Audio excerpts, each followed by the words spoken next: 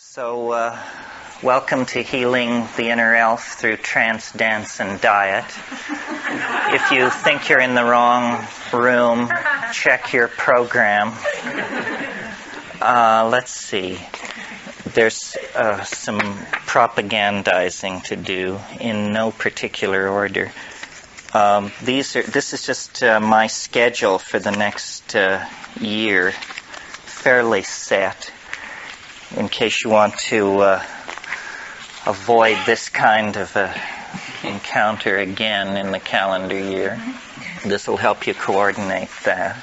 I think there's an event in there where it says it's one or two things, and it's not the Angels and Archetypes in LA, it's the other event in New York City.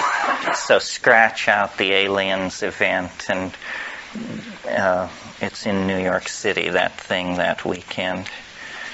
And then, finally, the desperate need to make a living overwhelmed my commitment to good taste, and so, like so many others, I will lead a trip to Egypt in December. Hey, listen, you too could be forced to these kinds of desperate measures. And the only way to make it bearable is to insulate oneself with one's friends so that you don't have to have anything to do with the other people on these tours. So, we can suffer together, folks, if you want to pony up several $1,000s. I don't think they'll invite me back if they have anyone here listening to my pitch. Okay, maybe and the optional cruise up the Nile, I'll be there too. So it's 2 weeks of incredible fun. There'll be a come as you were party on the third night of the cruise.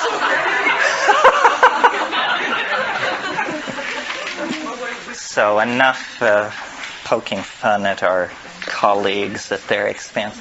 Finally, there is a book out. Those of you if you've ever wanted to buy a Terence McKenna book and have been frustrated because you didn't want to grow psychedelic mushrooms in your kitchen, which was the only other book around, you can now purchase this book. However, only in the Esalen bookstore, because it can't legally be sold till the 17th of February. So the Esalen bookstore made a special deal with Bantam and got a couple of cases of it for this weekend. So you could actually be the first person on your block. The title is Food of the Gods, not Why Eve Was Right, which is what I wanted, but you learn your place in the hierarchy of being when you work with Bantam books. But seriously, this is my best shot at making a rational argument, sort of, based on archaeology, history, and so forth, for the importance of psychedelics in culture and in the present situation, and for a need to rethink cultural and legal attitudes toward these things. So that's in the mix. And that's, I think I'll save the rest of this paper for tomorrow morning. What happened to the Harper's book that is going to be released the first? Aha. Not in the stores yet. Fans of internecine publishing struggles. What happened was the two publishers decided, some faster than others, that it would be better if the Bantam book came out first. So the Bantam book is out. And the question refers to a second book called The Archaic Revival, which will be out in May, and which will in no way duplicate this. They're completely different books, but there was a little jostling toward the finish line, and Harper's decided to let Bantam go first. After 20 years of being ignored, it was nice to see that these people were paying attention. So anyway,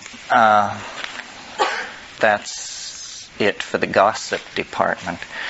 Welcome to Esalen, those of you who've never been here before.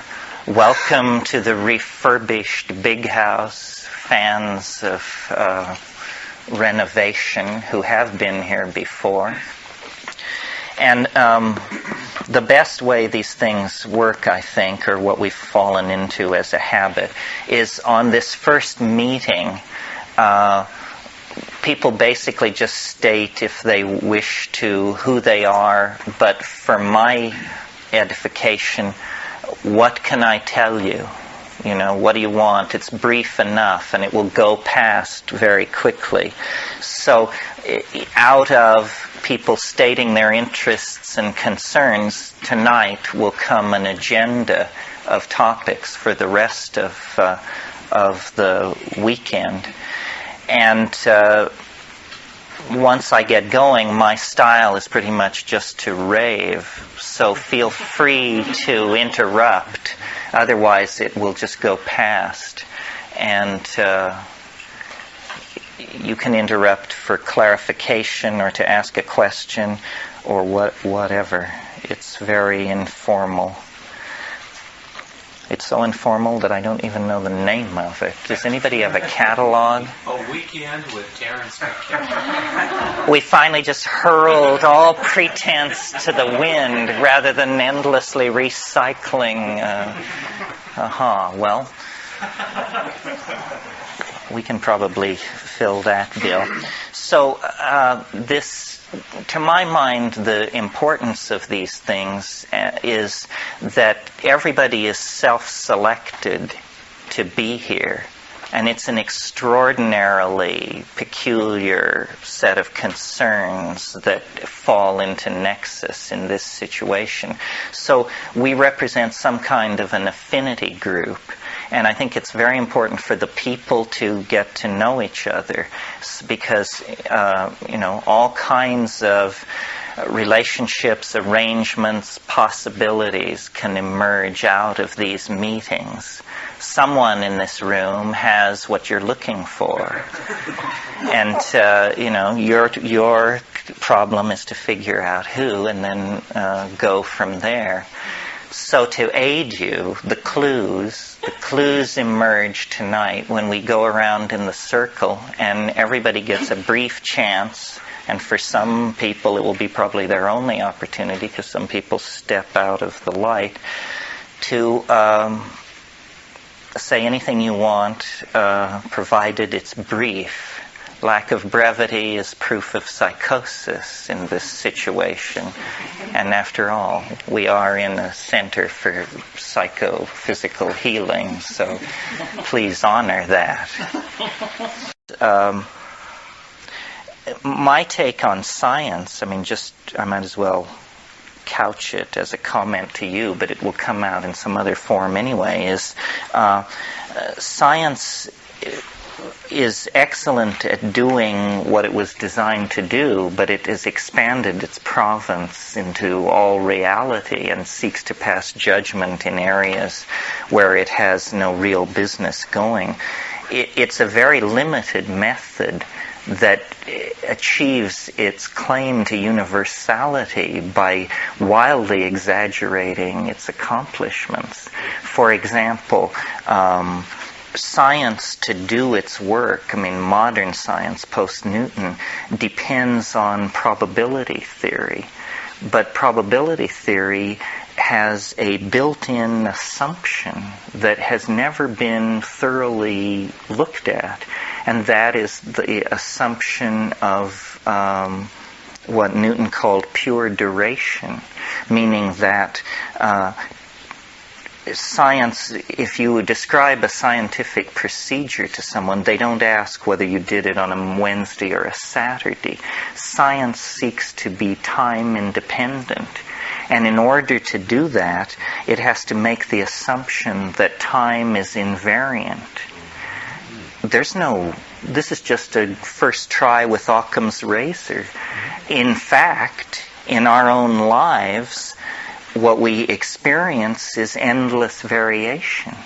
In other words, it may be that the hydrogen bond, when it breaks, always breaks the same way.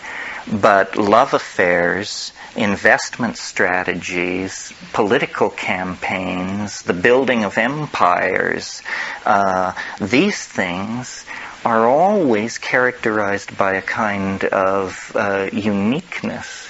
And science, by invading these domains with probabilistic conceptions, gives us the science of statistics, polling, and hands to us mythical entities like the citizen or the average white male, or, these are just absurd abstractions that are generated by a particular kind of worldview that is not really examining its first premises. So I would propose a modified definition of science that would then let it do its work in peace, which is science is the study of those phenomena which are time independent, but that in many realms of nature, a new theory to replace probability theory and flat duration is necessary. The power of probability is simply based on its success in these very, very limited domains. And now there's no way back from that. Modern science is thoroughgoingly probabilistic. If you were to try and remake, they're always raving about the new paradigm in science, and it's always usually some tiny diddling of what they've already got. If you were to really try and remake science, then you would have to replace the assumption of invariability in time with a mathematical statement about its variability. And we'll talk more about that tomorrow, because there is room for that. Science is not reason. Reason is a different domain. And I think anything which is unreasonable, ultimately unreasonable, is just patently absurd. That's why I don't feel great affinity with most of the marching hordes of the New Age, because, the fact of the matter is they don't possess any razors for separating the nuts from the berries. But nevertheless, our intellectual choices are not between the channelers of Lazarus and the American scientific establishment. There's a vast set of possibilities in between there and beyond those poles of discourse that can be worked out. Every society that's always existed has had the built-in assumption that they only needed to find out 5% more about reality, and then it would all fall into place, and that they had the right tools for doing that. And but we look back then with this great sense of superiority on the naivete of the ancient Egyptians, the ancient Greeks, the Maya, the 17th century English, everybody. We look back on their naivete. But in fact, our own cultural enterprise is obviously fraught with a peculiar illogic and childishness and naivete. We're a culture that, robs our children to create a potlatch culture in the present. And this would look fairly pathological from any cultural perspective outside our own. The thing, this is a segue, but it makes sense. The thing that I think psychedelics do that addresses this problem and many, many problems, or choke points in our ideological effort to understand what's going on, is the contribution that they make is that they dissolve boundaries. And culture, the word virtual reality was used as we went around the circle. Culture is the sanctioned virtual reality. And it is put in place by the machinery of local language, you see. And so then you're born into this circumstance, and you're told, you are a male child, you are a citizen of the United States, you are a Christian, you are a Jew, you will go to college, you will do this. And you never question. It's called the social contract. It hasn't gone unnoticed by Western philosophers. It's gone unnoticed by those of us who are its foremost victims. They try to tell you that you're in a social contract. But when you ask to see your signature on the document, they tell you that you were born into this contract. Well, what the hell kind of contract is that? It means that you were born into a kind of enslavement to a linguistically empowered paradigm of virtual reality within which you will walk around your entire life, congratulating yourself on its accomplishments and ignoring its contradictions and weaknesses. So what psychedelics do, and why they are in all times and all places such social dynamite, is they dissolve the cultural machinery. Doesn't matter. Head-shrinking Amazon native, Hasidic Jew, Chinese merchant in Singapore, whoever it is, the psychedelic dissolves their cultural construct and puts them in touch with the fact of being in organism. Being an organism is like what you get when you take off your real clothing. Not this clothing, but the clothing of language, programming, and assumption. Then you find yourself within the context of organism, outside the context of culture. And for the reason this is not a mass movement is many people hear that and they say, I know what that is. That's called being nuts. I don't want that. That sounds absolutely terrifying. Well, these are people for whom that cultural machinery is necessary armoring in an almost Reichian sense. Necessary armoring. They cannot face the world without culture because they are in fact defined by culture. Now, who are these people? These are the people, and we each to some degree imbibe in this category. These are the people whose values are set by the engines of commerce and propaganda. These are the people who dress as they are told to dress, spend as they are told to spend, believe as they are told to believe. But within every human being, there is a kind of, at least the possibility of a revulsion against this kind of anesthesia of uniqueness. Because that's what it is. You can put your uniqueness to sleep. And then, you dress Gucci and you invest with these people and you drive this car and you're correct.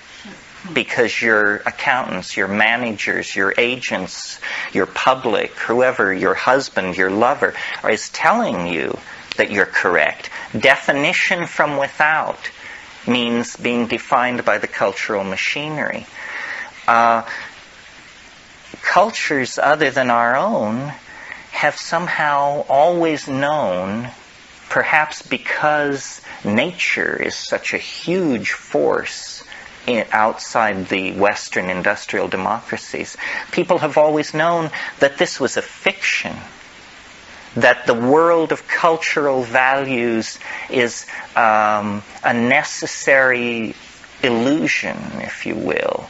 And so they create a class of people called shamans, or seers, or magicians, or trance-ecstatics, or what have you. And these people are deputized by the cultural machinery to go beyond it. To go beyond it and to return with truth. not culturally sanctioned truth, but just truth, the felt experience of being in organism that I'm talking about. And by this process, cultures conduct their evolution, if you're an evolutionary thinker, or their random walk through time, if you're more of a phenomenologist. But whatever they're doing, we're not doing that, because the mechanisms that we have used to close off access to the beyond culture dimension have in our hands grown so strong that we have, in a sense, succeeded to the point where we've put ourselves out of business. And the people to blame for this are these wily Greeks. Because while everybody else was carving horned masks and painting themselves with cross-hatching and stuff like that, the Greeks got the idea, we'll do it differently. We will portray the surface of the naked human body in marble. What this means is that the eye rises to the surface of reality and looks around for the first time from the point of view that we would call naive realism. But what a cultural journey it took to reach naive realism, because you had to sever yourself endlessly from the intuition of a symbolic, magical, spirit-haunted universe.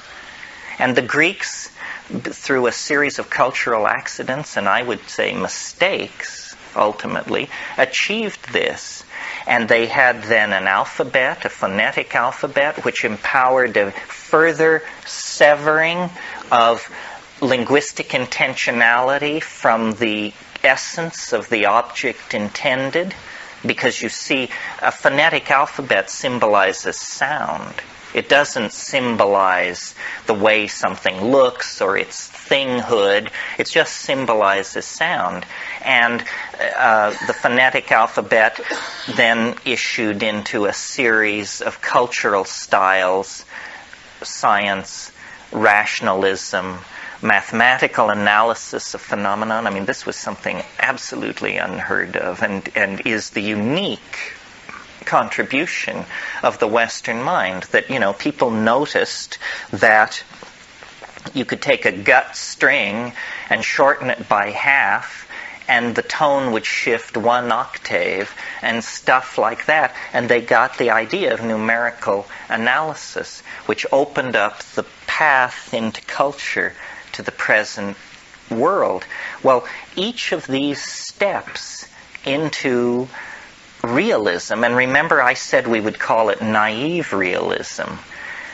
Now that word takes on a different meaning from the context of the 20th century. It was naive. It was horribly naive. In fact, we were led down the primrose path by such simplistic notions, because what was suppressed was the invisible, messy world of the spirit and the human unconscious.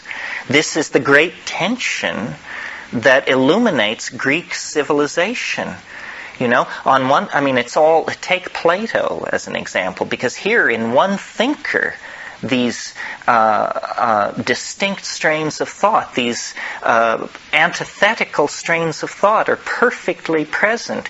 You have, an overarching realism, a drive to categorize and to arrange in rational relationships, and you have a thoroughgoing mysticism with roots back into the Minoan religion of Crete and back into Egypt and Africa.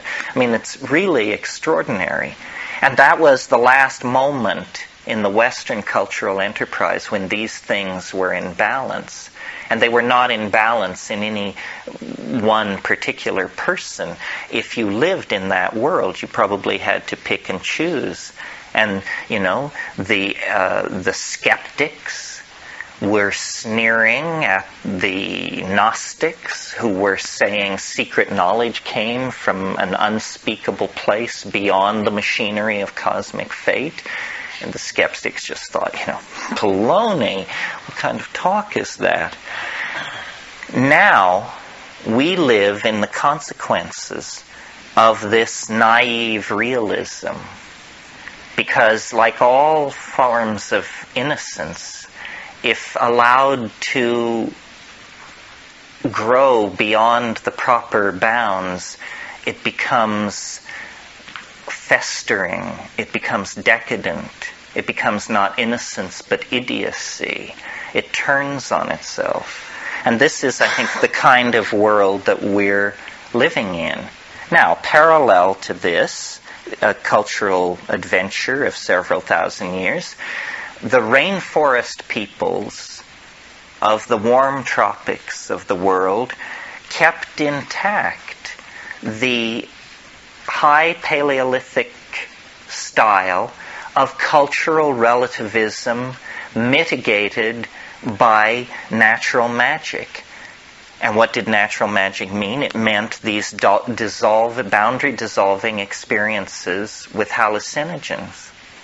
Now, it isn't simply, I don't want to make it sound reductionist, it isn't simply that culture builds up structure and psychedelics dissolve structure and then conduct you into some shimmering existential realm of transcultural being. It isn't that. It's that in that shimmering transcultural realm of being, you discover new modalities, new rules. There's something there when you dissolve all the boundaries that you can.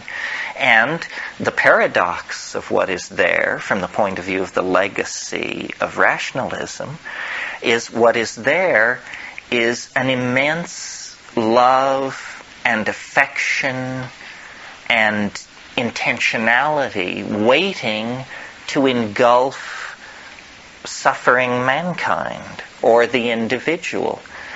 This is what I call the mind behind nature, what people call Gaia, the mind of the planet, the organized intellechy that somehow is the mothering force that encloses the whole of planetary life. This is a real thing.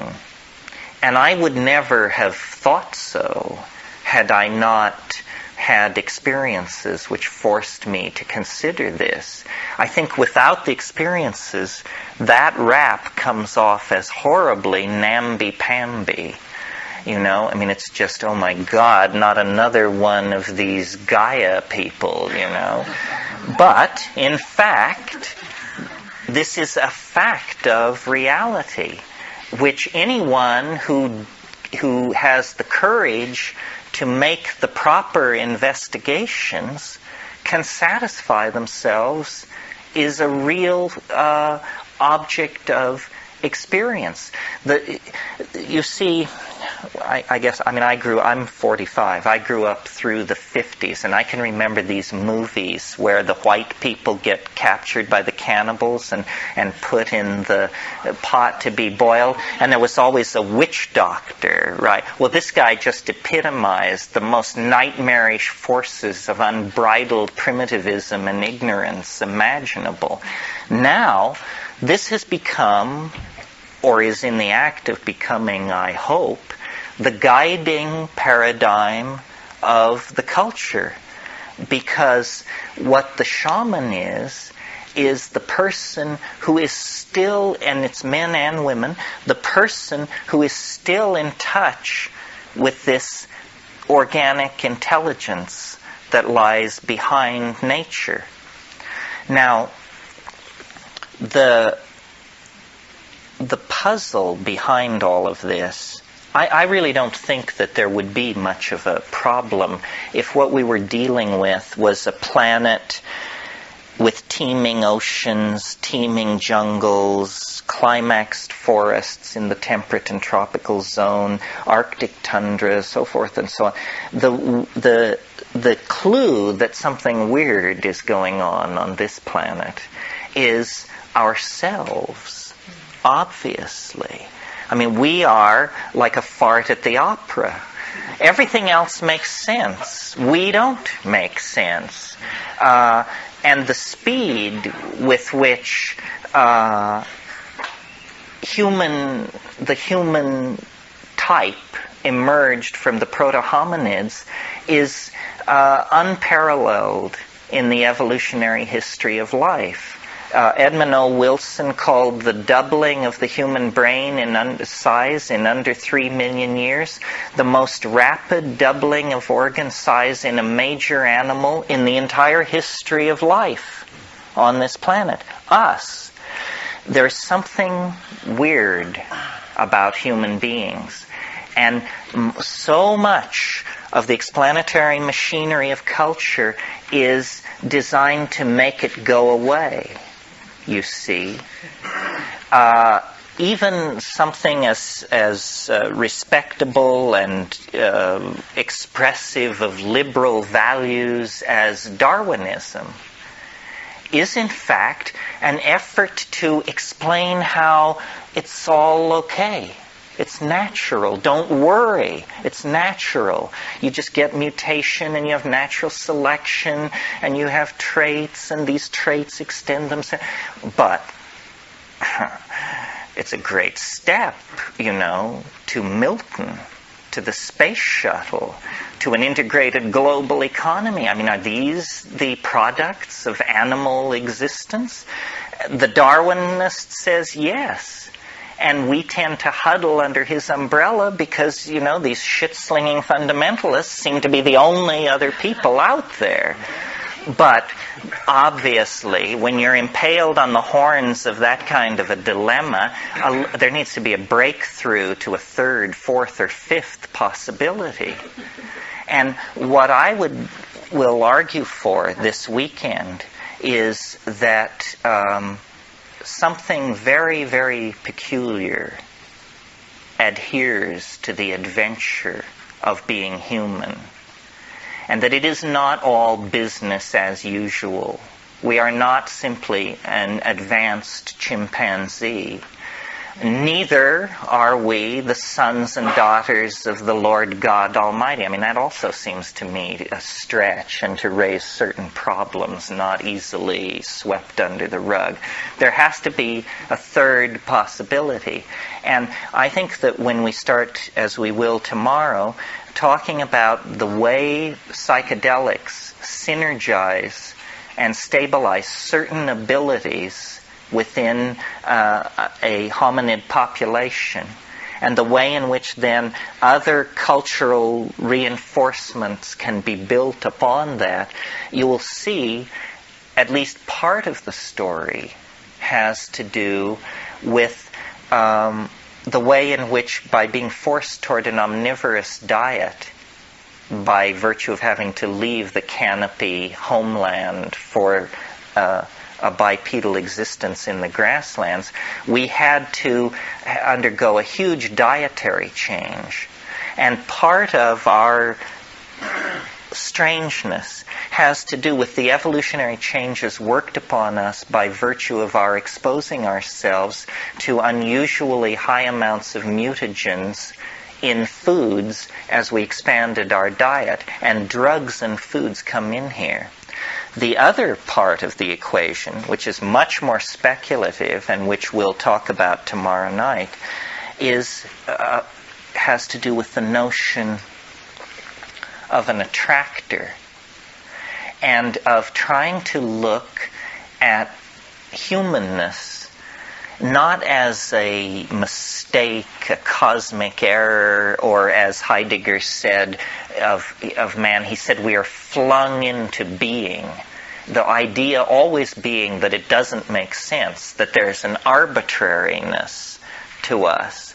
But I think that there's a way of analyzing process that will show that we are not only part of what is going on, an embedded part of what is going on, but that we actually represent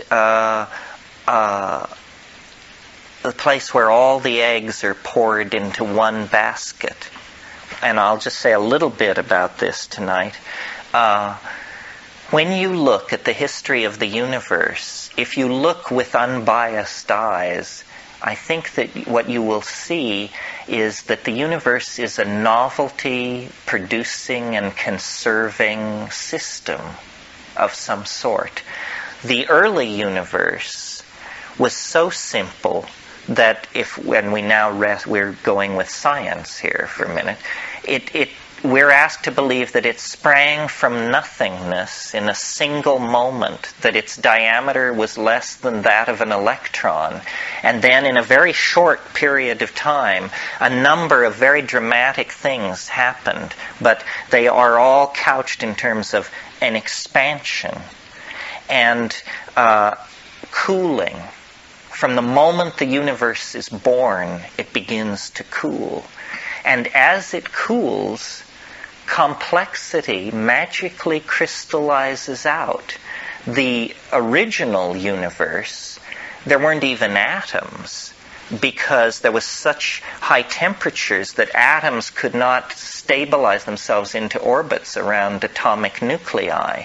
So there was what's called a plasma, just a soup of naked electrons. And then gradually, as the universe cooled, the simplest of all atomic systems was able to form, the hydrogen atom. And these hydrogen atoms were produced in staggering amounts, and they began to clump together. And this is tricky, but not our problem. This is a problem for science. They don't know why they clumped, because it should have all been smooth, right down to today. But it isn't. So in this clumping process, of course, great temperatures and pressures were created at the centers of these masses of hydrogen, and a novel process, therefore, could spring into existence, the process of fusion. And fusion of hydrogen in early stars cooked out heavier elements, iron, sulfur, and especially carbon. Well, after that, then you get all those molecular or atomic species, and then they can aggregate into molecular species. And then, because of the presence of 4-valent carbon, very complex molecules called polymers, which are chain molecules, can form. Some of them acquire the quality of being able to replicate. Some of them acquire the ability to enclose themselves in a membrane, and so forth and so on. And in short, the march is on toward you and I here this evening. But what's interesting to note is that each successive stage in this process happens more rapidly than the process which preceded it. So that the early universe, 10 billion years goes on, and it's all in about this star formation cookout thing. And then, planetary formation. Then once you get, and then 1 billion years they wait for primitive prokaryotic life. And then, once it happens, the eukaryotes follow fast, and after them, the ciliated protozoas, and, it's just a moment to Madonna. Both of them. Okay, now, what science says about this process is that what we're seeing is an illusion, or that it doesn't matter. They're saying it is not a law of the universe that novelty be conserved, and that each new level of novelty proceed more quickly than the one which was its parent. And so by chopping it off like that, human history is denied any relevance in the natural order. It is not part of the natural order. And even though we think we're a secular society, our assumptions about history are straight out of Genesis. We do not think of history as a branch of biology, and which it obviously is.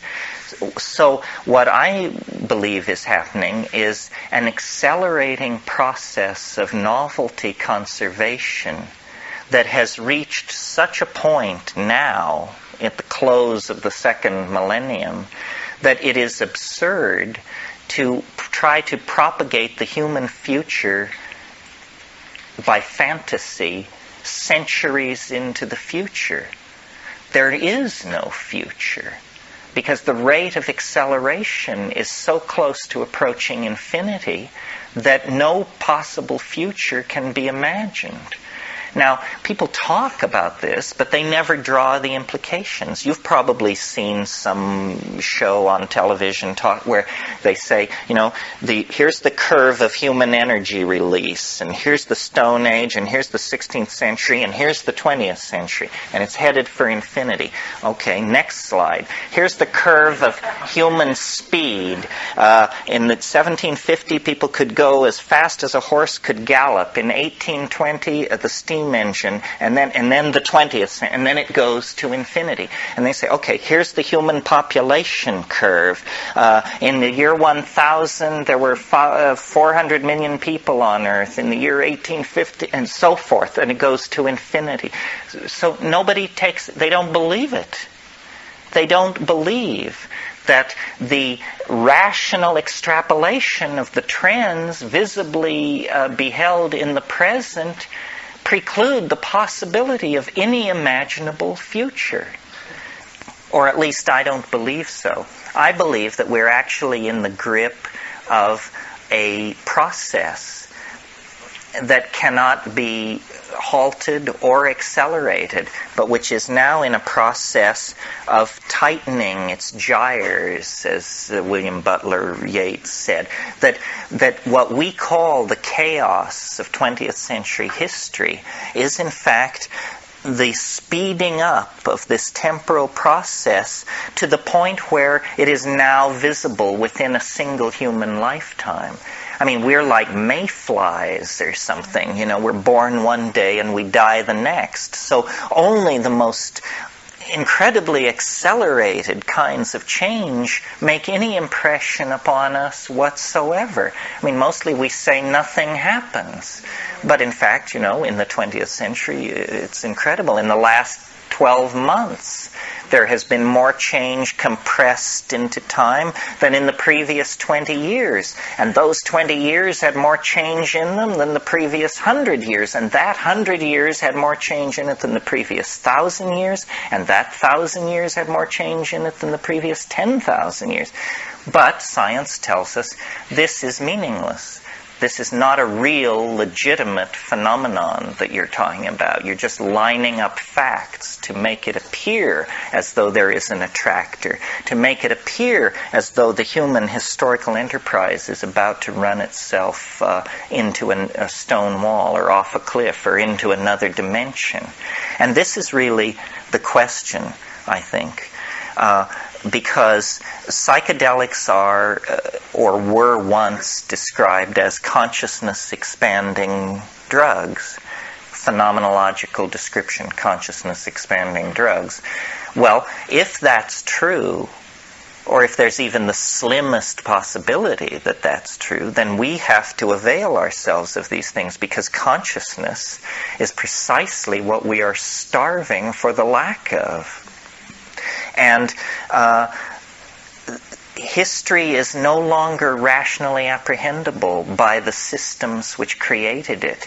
I mean, everybody who's running around gloating over what happened to Marxist-Leninism should understand that Marxist-Leninism is traceable right back to the social contract theory of Rousseau, and that Western liberalism is traceable to the same root. And the crisis of Marxism is they just died first, that's all. But all these ideologies are on the brink of a coronary thrombosis, and we're going to have to catch the falling bodies when it hits. I mean, do you think that mercantile capitalism, which extracts the environmental reserves at an ever-accelerating rate, has any future whatsoever on this planet? I mean, they're just looting the last few $100 billion worth of stuff before they announce that everybody's going to have to go on a diet that will drop your jaw, So we've come to the end of our rope. So then what do we have to do about it? Well, what we have to do is we have to look back in time and find cultural models that served in the past. And, many of you who've been here before have heard me talk about what I call the Archaic Revival, an effort to jerk 20th century culture 180 degrees and send it right back to the value systems of the High Paleolithic, because that's the last moment that intelligence, language, religion coexisted with nature on this planet in a less than fatal arrangement. From the moment that agriculture was invented, the die was cast. Because first of all, agriculture is a strategy for dumping a huge database, the database of the hunter-gatherer, and replacing it with a database that is important for only 5 or 6 species of plant. You then give up nomadism, which begins to concentrate your impact on the land into one place. You then plant these crops, and you have such success producing food that now moving anywhere is unthinkable. Plus, the big project after the fall harvest festival is now we have to build a wall to keep the starving people from stealing our surplus. So immediately there's us successful people and those people who weren't successful and who have different cultural values and who didn't produce a food surplus. So, we've decided we're going to sharpen sticks and kill all of them. So then you have warfare, thicker walls, retreat into cities, standing armies, defense of territory, class structure emerge, the notion of wealth as an abstraction, because wealth in an Aboriginal society is a sharpened stone, not your portfolio with your investments neatly listed, you see. So this is, just a pass over these themes. I know a lot of people came hundreds of miles and drove a long way today, and I tend to whip you with this stuff.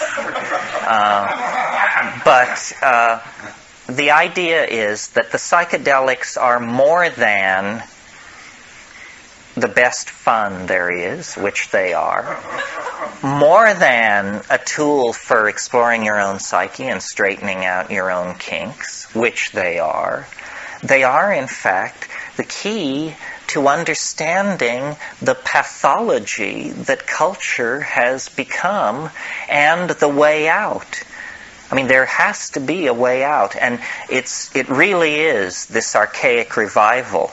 I mean, and if you're resisting it, think of it this way. If we don't organize the archaic revival, it will be handed to us on a platter in the form of failed agriculture because the ozone hole is screwed up, infrastructures falling apart, financial systems falling apart, the rise of fundamentalist religion.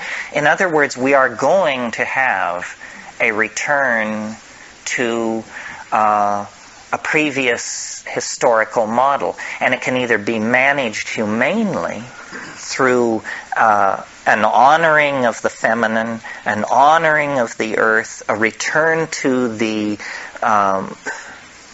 techniques of ecstasy that characterized the high Paleolithic shamanism, or it can be handed to us in the form of shortages, famines, disease, internecine warfare, nuclear proliferation, toxic dumping, so forth and so on. But one way or another, this whole edifice put in place by the Renaissance and jacked up to high speed by the European Enlightenment and delivered into this hellish climax by mathematical analysis and the rise of global technology. I mean, remember, each of us has never seen these changes within a lifetime, and yet within the past 200 years, the world has gotten tremendously more pathological, tremendously more ill. The size of cities, the power to extract natural resources, to mine Siberia and the mountains of Chile and the interior of the Amazon and Borneo, and these unimaginable technological infrastructures have been put in place to sustain a dying patient. I mean, that's what we have here. We're on respirators. We're getting intravenous feeding. They are monitoring everything because it's not healthy. It can only be sustained through the most extraordinary and heroic means. We're taking bone marrow from the children of the future in order to keep a corpse alive. And people don't find their voice. They don't seem to know how to call a halt. You know, I mean, I listen to the politicos who aspire to leadership, and, you know, they have the same problem with the vision thing as the maximum leader of the present moment. So these are the things that we'll talk about this weekend, and you must steer me, or I will harangue. And it's not a pretty sight, I must tell you. Are there legal ramifications, or do you have, legal ramifications to this plant collection in Hawaii? Are some of the plants regulated? Well, this is sort of a touchy area. There's nothing that is out and out, drag them away kicking and screaming illegal, like coca or something like that. It sounds like it would irritate the authorities nonetheless. It may potentially be some kind of irritant to them. You would have to be a field botanist of great skill and sophistication to find anything that was a problem. There are plants that have never been, that are in some nebulous dimension illegal, but there's never been a test case of it, you see.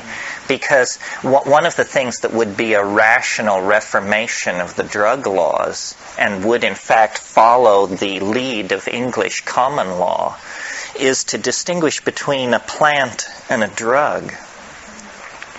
In fact, at one point I advocated what I called the Vegetable Drug Act, which would just be simply to state that plants are not drugs.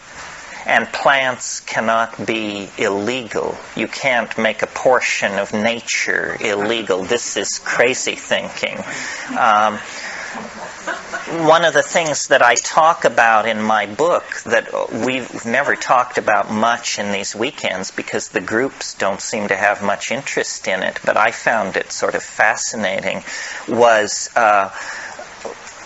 for example, in the case of opium, most of us grow up with a completely demonized vision of the morphine family. I mean, this is the lowest of the low, and if somebody gets mixed up in junk, it's just considered, slow suicide and so forth. And it is certainly true that heroin addiction is fairly destructive and doesn't do your relationships any good and that sort of thing. But it was very interesting to me in the process of writing this book to discover that opium, which has been known and used by human beings for at least 4,000 years, possibly longer, nobody ever suggested that opium was addictive until the 17th century, when the English physician John Playfair noted for the first time that exposure to opium created a craving for more opium. It had been used for 3,000 years without anybody ever noticing that it was addicting. And one of the tendencies that this book traces fairly clearly is the tendency to refine and strengthen drugs until they become social problems. We don't seem to rest until we push them to the most virulent, most destructive form. A good example of this that you're all familiar with is coca and cocaine and crack, because coca is if you go into a coca-using area of the Amazon or the Andes, the villagers, the people you meet, they are very well aware of the cocaine problem in the United States and the DEA and all this. And the first thing they want to tell you is, coca is not a drug, it's a food. And Tim Plowman, God rest his soul, a good friend of many of us, who died a few years ago, a great field botanist, he did studies of the nutritional value of coca and discovered that, in fact, in a coca-using population, up to 30% of the vitamins and minerals in the diet are coming from coca. And it is not a social problem. It does not lead to antisocial behavior or child abandonment or violence or anything like that. It is, in fact, largely, it makes life possible in the jungle because it gives you the energy that you must have. The jungle is an extremely encroaching place. And if the only tool you have to hold back the jungle is a self-sharpened machete, in the absence of coca, you would toss in the towel after a couple of weeks of struggling with this. In the presence of coca, you can settle down to a lifetime. It's a short life. You'll be dead between 35 and 40. But a lifetime of struggling with the jungle. You see, one misconception that it's probably important to clear up that people have about the jungle is when they see the climaxed tropical rainforest, they assume that this tremendous richness of vegetation must signal a tremendous availability of food, fruits and things. This is not at all the case. It's very easy to starve to death in a tropical jungle. And the reason for this, especially an old tropical jungle like the Amazon, the reason for this is because evolutionary competition is so keen among species that there is no luxury to produce rich, juicy fruits loaded with sugars and stuff like that. I mean, often in the Amazon, people will show you what they're eating as a treat, something they found along the trail. And when you bear down on what it is, it's often a fruit or something like that that has just a millimeter thin film of slightly sweet pulp or something like that around it. It's not a place where it's easy to get a food supply together. So a drug like coca, which suppresses appetite, this is its second important consequence, is in great demand. And the suppression of appetite, the providing of energy, it's made for this very, very harsh environment. The other thing is there are other psychoactive compounds in coca, other so-called canes, and they mitigate the property of the cocaine. Western science got a hold of this and quickly turned it into cocaine, which is, very hard on the major muscles of the heart, highly addictive, and, a fairly pernicious drug, although it's the monkey doing it that you usually have to wonder about. And then, in our perverse way, we go to crack cocaine, which is an even more virulent form, more easily delivered. And the evolution of drug delivery systems is an interesting aspect of the whole drug problem. Hypodermic syringes were invented in the 19th century, just in time for the invention of morphine. And following on the heels of those two inventions were two great wars the American Civil War and the Franco-Prussian War in Europe happening at roughly the same time. Out of those two wars emerged the first population of hard drug addicts in Western culture. There had never been anything like that before. At the close of the Civil War, morphine addiction was called the soldier's disease because there had been so much indiscriminate use of morphine on the battlefields of the Civil War. I am answering your question about agriculture, but stick with me here. So then this is, to my mind, the partnership paradise of prehistory in which the feminine was honored, men and women existed in equilibrium, child-caring was shared, men, because of the strong upper body and different physical characteristics, were assigned the hunting, and also because women had babies clinging to them all the time and were not so mobile. So there was an early division of labor. And I think, although I wouldn't argue this to the death, but it seems reasonable to me, that women are probably the inventors of language. And for this we can both thank them and, wonder about the consequences of it. Now, why would women be the inventors of language? It's because hunting is a fairly generalized concept where great emphasis is placed on stoic waiting and physical strength. You need to be able to keep your mouth shut for hours and hours at a time, sitting stock still, waiting, and then when the moment comes, just wail on whatever it is that's running by. The position of the... description of hunting,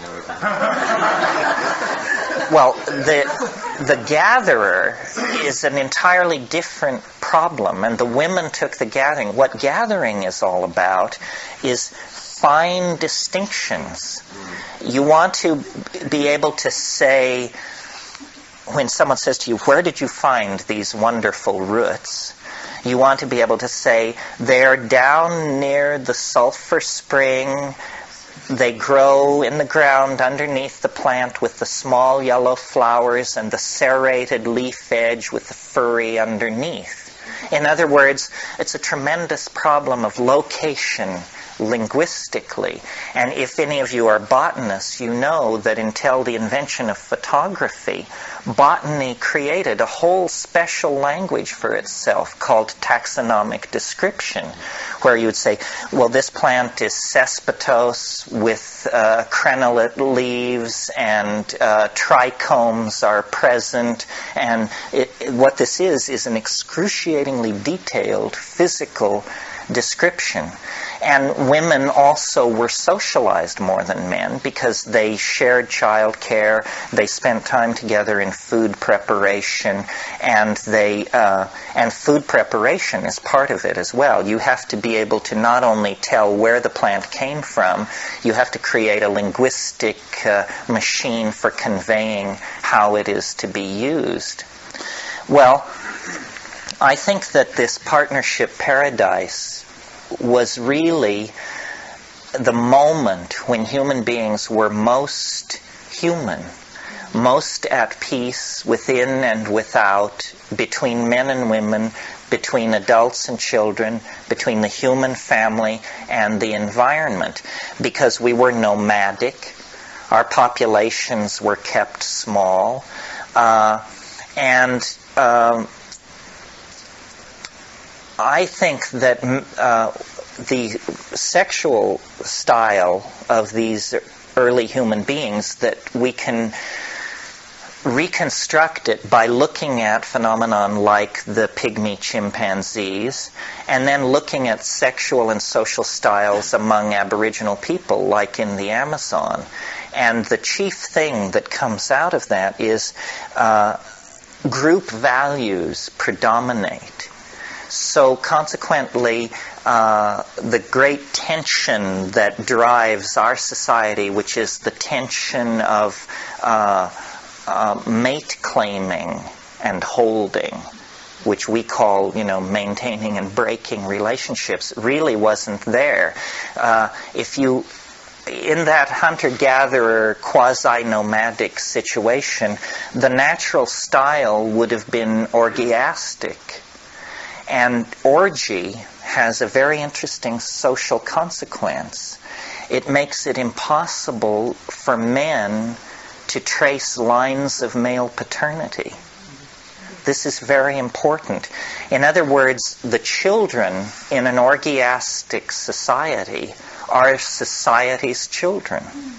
Women know who their children are because they see them come out of their bodies, and unless they put them down and forget where they put them, they will always be able to go back to their children. Because the sex act and the fact of birth are separated by 9 months, it took a long, long time for the role of the specific male to dawn on these societies. Once male paternity becomes an issue, there's tremendous tension, because the orgiastic style is appealing on one level to everybody, I think.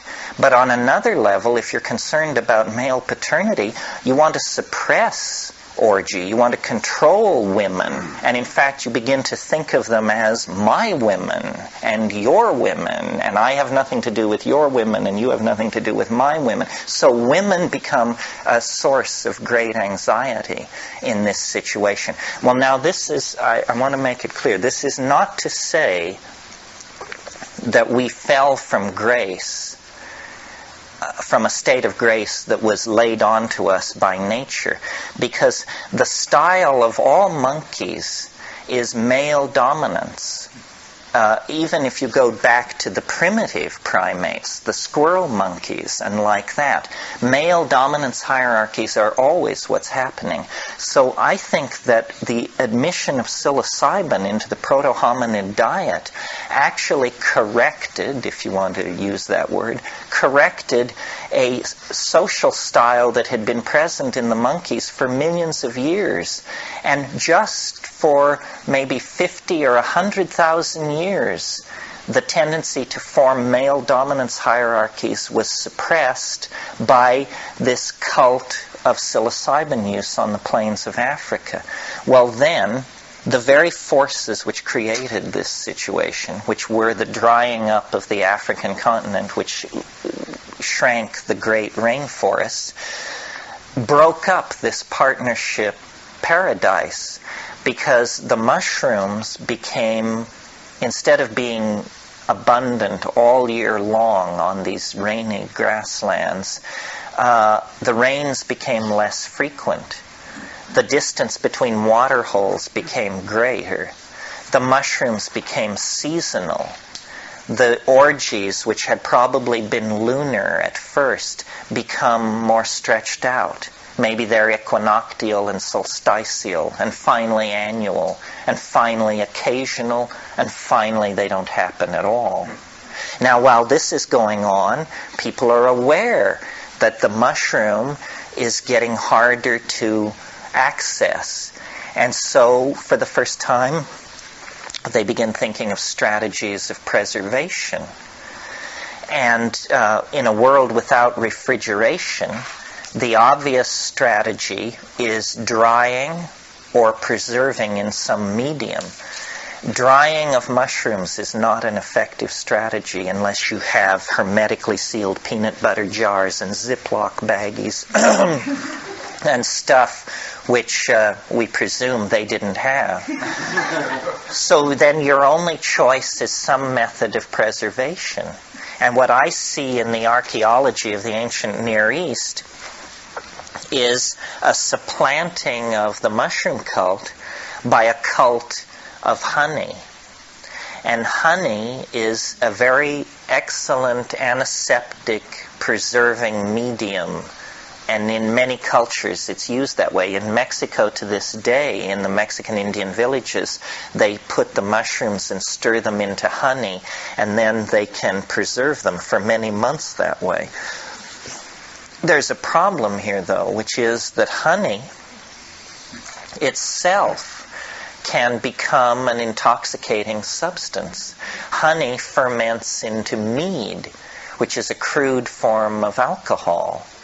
Well, alcohol could hardly be more different than psilocybin in terms of the social values that it promotes. Alcohol promotes an inflated sense of ego, an inflated sense of one's linguistic skill, and a lowering of sensitivity to social cueing. You see this in any singles bar, The guys become boorish. They hit on the women because now finally they have the courage to hit on the women. And the whole thing gives rise to the fairly unhappy cultural situation of which we're the heirs. I mean, most women, I don't know how true it is of the women in this room under 30, but most women, their early sexual imprinting goes on in an ambiance of alcohol use and abuse. And that's then lifelong because, it steels one's nerves for love and battle. This is what was, or love or battle. This is what was always said about alcohol. So the women who were the gatherers of this hunting and gathering equation, essentially they were too smart. They outsmarted themselves. They had this enormous database on wild plants and plants that could be gathered in the environment. And they were nomads. And what nomadism means in this African context is that you follow the great herds of cattle around on a yearly cycle as they move from waterhole to waterhole. And you camp for a few weeks, and then you move on, following the herds. The problem with this is, in the discard of these camps, in the middens of these camps, there would inevitably be seeds discarded as waste. Well, at a certain point, women noticed that the middens, the dumps of last year's camp, was a great place to find food because it seemed to concentrate in those places. And it was because the seeds were being discarded there. So at some point, a Lady Einstein of the High Paleolithic put it together. And it's interesting, this has to do with the conquest of the temporal dimension in terms of cause and effect. In other words, at the same time that the guys were figuring out, if you have sex with this woman, then 9 months later there will be a child, the women were figuring out, if we throw food away here and bury it, 12 months later there will be food growing on this very spot. Well, at that point, this huge database of information on plants that could be gathered was dumped. And the women said, we don't have to do that anymore. Let's just take what we know about emmer wheat, rye, oats, and a couple of other cereal grains, and we will grow those, and we don't have to gather anymore. Or gathering can decline in importance tremendously. But in order to care for the emmer wheat and the rye and the oats, the sedentary lifestyle displaced the nomadic lifestyle. And I talked a little bit last night about the consequences of the invention of agriculture. The first consequence was surplus, something the human race had never dealt with before, because in the hunter-gatherer situation, once you've gathered enough, you stop working. Agriculture is a process where you sort of push a button, and lo and behold, here comes abundance. More abundance than you know what to do with. So you have a new problem. The problem is not getting enough food.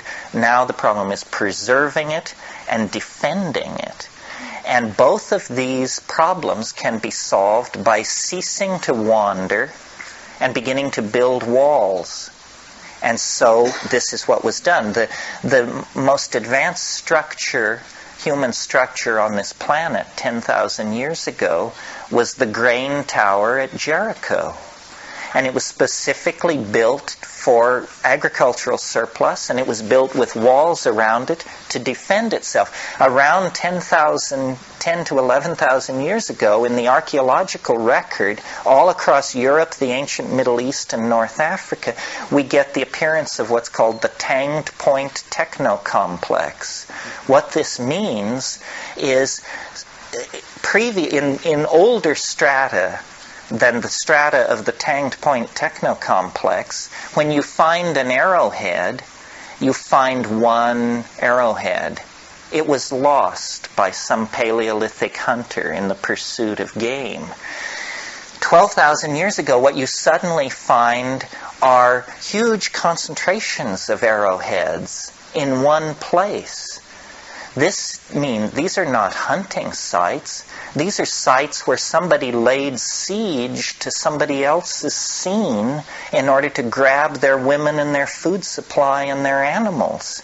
In other words, warfare is the natural consequence of agriculture. And the cultural pattern that we see in the ancient Middle East is a pattern of walled cities, kingship, suppression of women, slavery, and bronze-tipped warfare.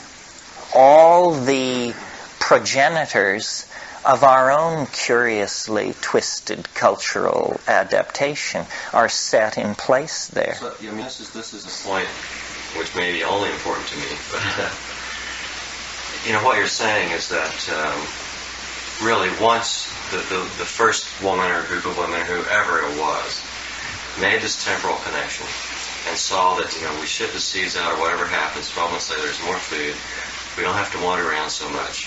Once that happened, the die was cast, for McDonald's and the military-industrial complex, in effect.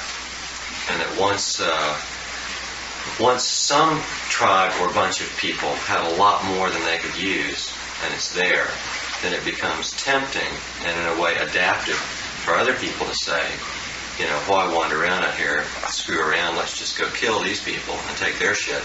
Right. And that's a lot easier. Right. Now, and also what you're saying is that nobody noticed that this was fucked up at the time. Right. Well, it happened over a very long period. And the other thing that I'm saying is... Go ahead. No, I mean, to me that seems to be an important point. In other words, there was a major maladaptive cultural development that happened over a lot of time. At the time, nobody else was noticing that this was bad. And it was driven by weather, see. It was driven by the fact that things were just getting drier and people were trying to find a solution to the drying problem. Nobody thought to say, if we don't store up all this stuff, these other people won't be trying to kill us. Right. Nobody could conceive of how to return to the nomadic style.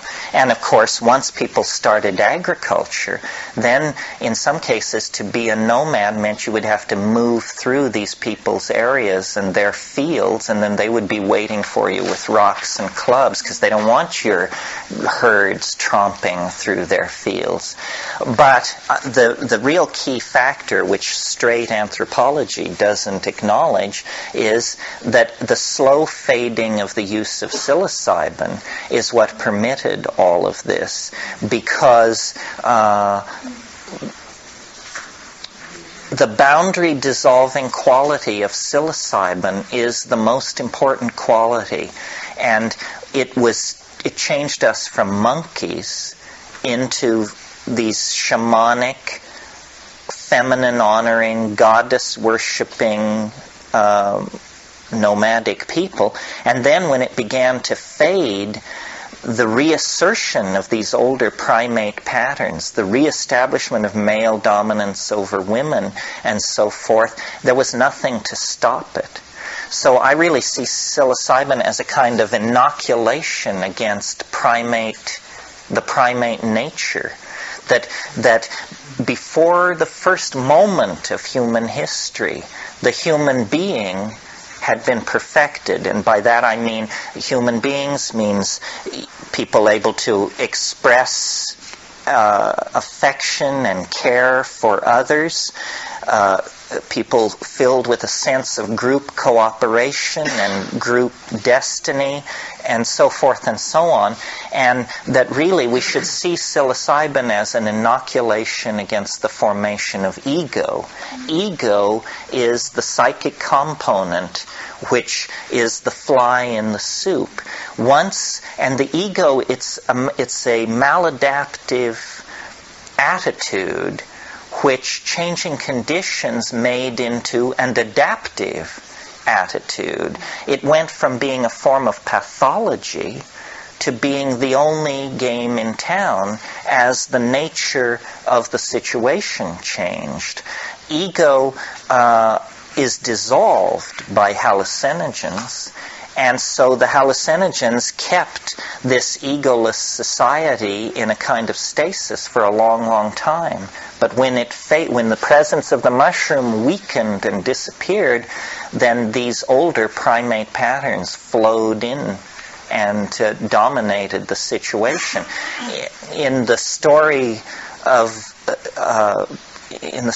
Adam and Eve in Genesis, you essentially get this message, except it's told from a dominator point of view. I mean, a careful reading of Genesis will show this is the story of history's first drug bust. And it's a woman who's in trouble. What she does is she eats a forbidden fruit. It's forbidden to her by a male, by Yahweh. And she also corrupts her roommate. And if you read in the older recensions, like the Q document it's very clear. It says that their eyes were opened. The issue is not that this is a poisonous plant. At one point in the story, Yahweh, walking in the garden, mumbles to himself, if they eat of the fruit of the tree of life, they will become as we are. The issue was one of a striving for equality on the part of the human beings and a suppression of that desire for equality by this gardener, this keeper of the garden, whoever this guy was. And so then in the story, they're tossed out of Eden. And it says an angel was set at the eastern gate of Eden with a flaming sword so that they could never make their way back in to Eden.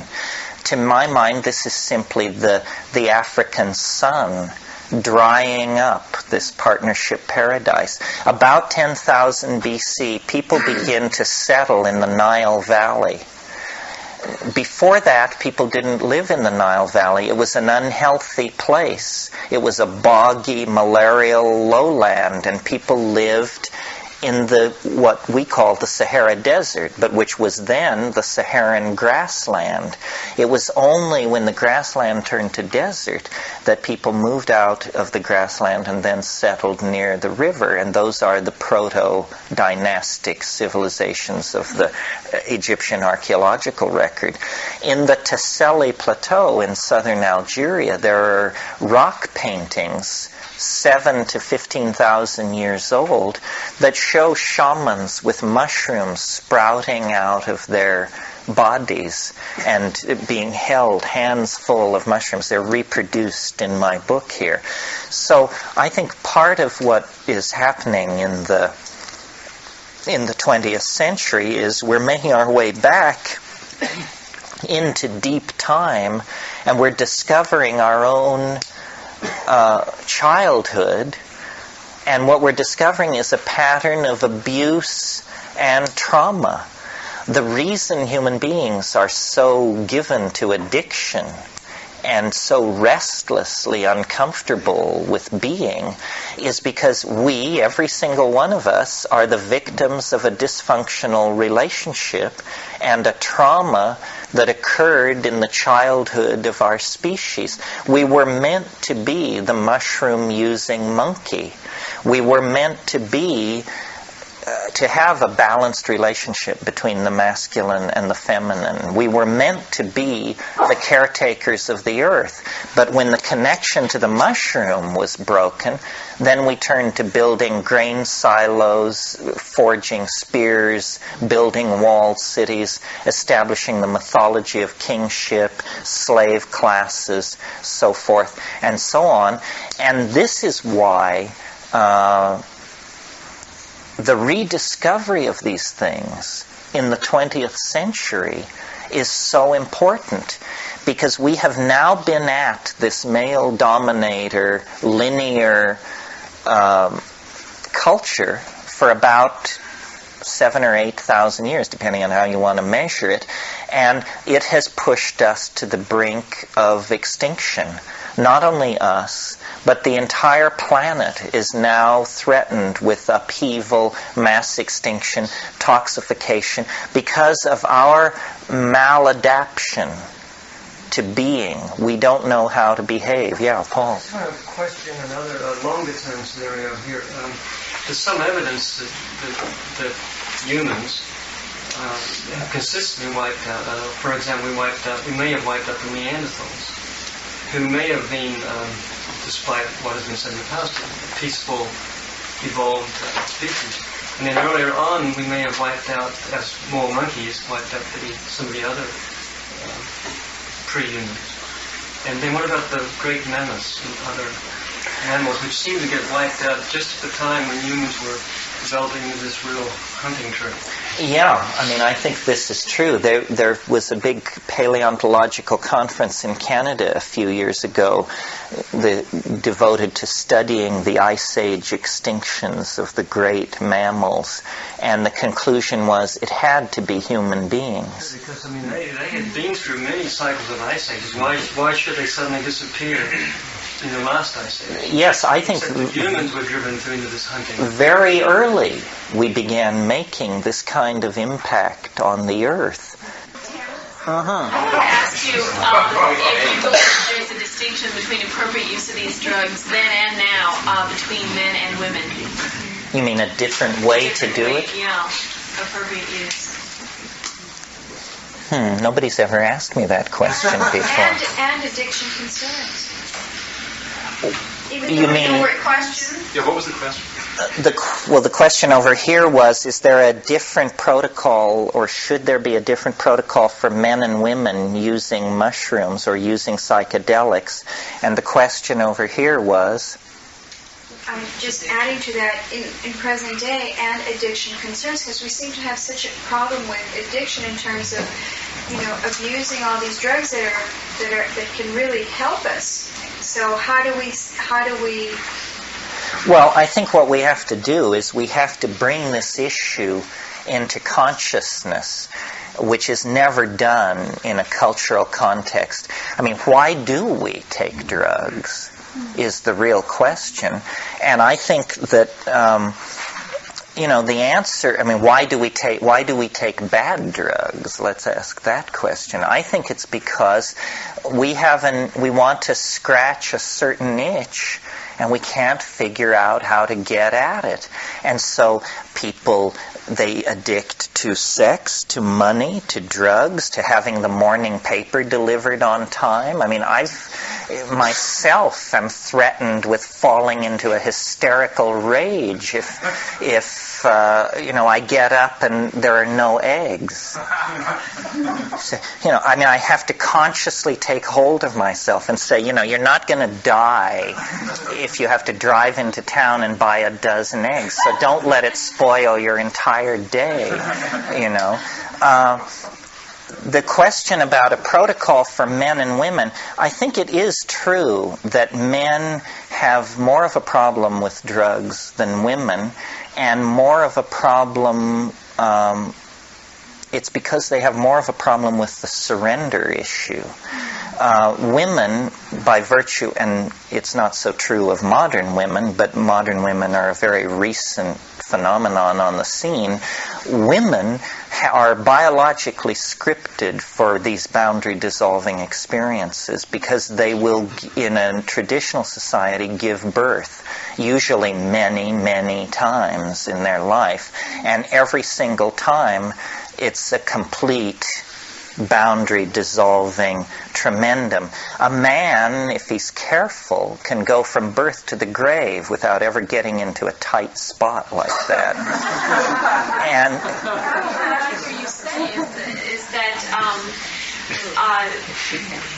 these drugs help to balance this male-dominating tendency for quite a while, and certainly now, in its resurgence, it seems to be a real wonderful way to explore a much greater harmony.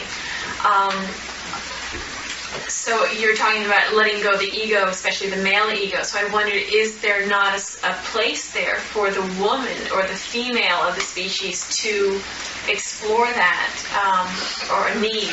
No need, no obligation, No, there's a need, because you see, nothing on earth is as much like a man as a woman. We tend to forget this. And ego is not now a male problem. We are all completely infected by ego, because it's a tradition. I mean, even the rhetoric of feminism in some cases is a rhetoric of ego strengthening. They say, be assertive, don't take this stuff anymore, stand up for what you are. Well, that's all very good, except that it isn't the feminine that you are always standing up for. Sometimes it's just sheer assertiveness, which is an ego kind of thing. I think that women have a slight jump on men, but at this late stage in the game, everybody has to do work on this problem, because we have made ego such a cultural value. Now, the reason men may have stronger egos generally than women goes back, I think, to that hunting-gathering dichotomy again. Women, when they went gathering, would go 2 or 3 women with their babies on their backs, and while they were gathering, in all primitive societies you always hear about the chatter of the women. Women do chatter. As the masters of language, they exist in a sea of this kind of communication. Guys don't talk to each other. It's very rare. And if in your life you were repeatedly, over and over again, told, okay, you stay here on this point and you watch all day long, and we will drive the game by at evening, and then you make the kill. I've been in that situation because I was forced through these male initiations in the meathead society I grew up in. And if you're a 10-year-old, 14-year-old kid, and they set you up on what they call a point, a hunting point, they give you a gun and they set you up on a point and they say, wait here 5 hours. The major struggle is to not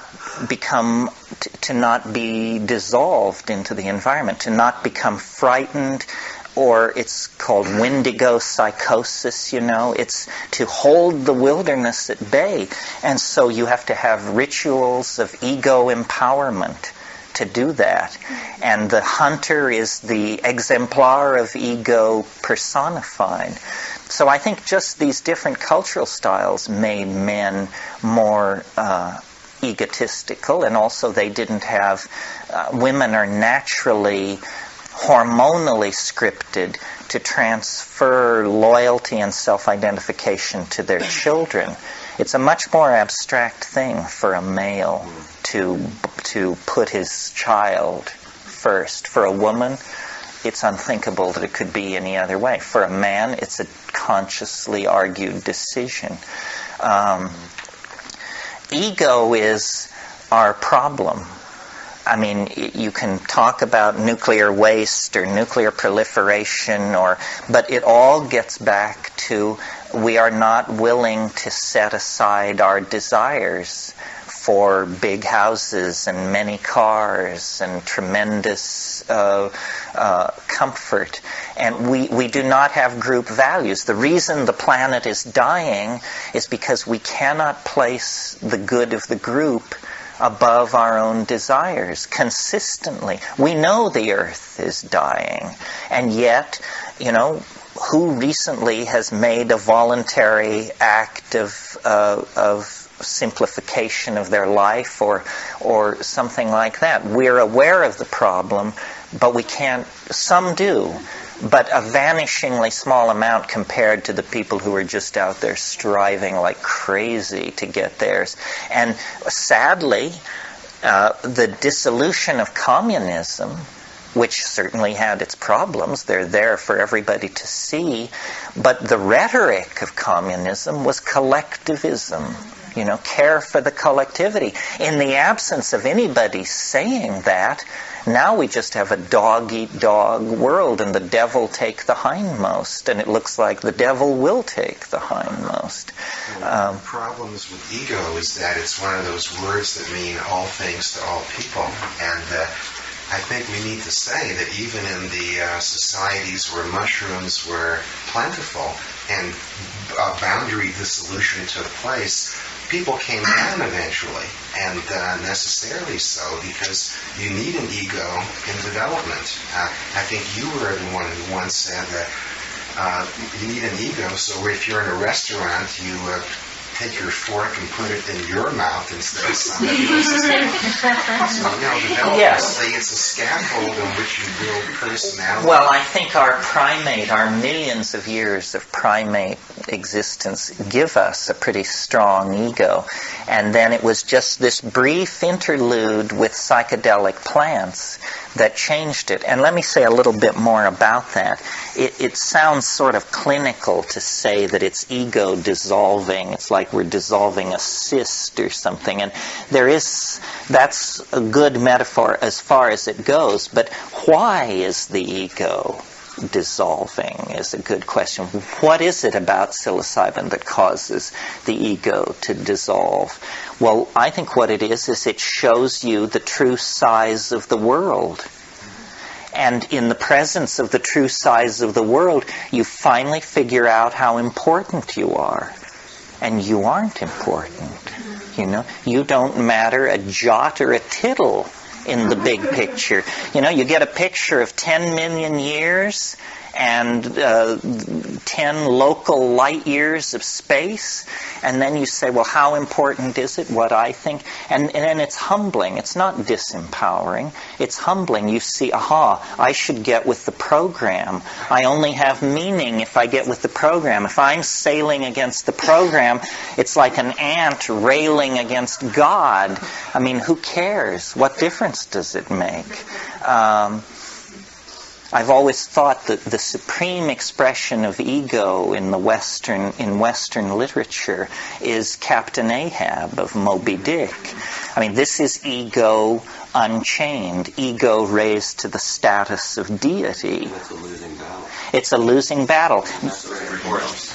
But at one point, I think in chapter 53, the quarterdeck, the first mate, Starbuck, who represents Christian right reason, says, they're talking about Moby Dick, and he takes the animal rights position, and he says to Ahab, Captain, to seek revenge on a dumb brute seems blasphemy.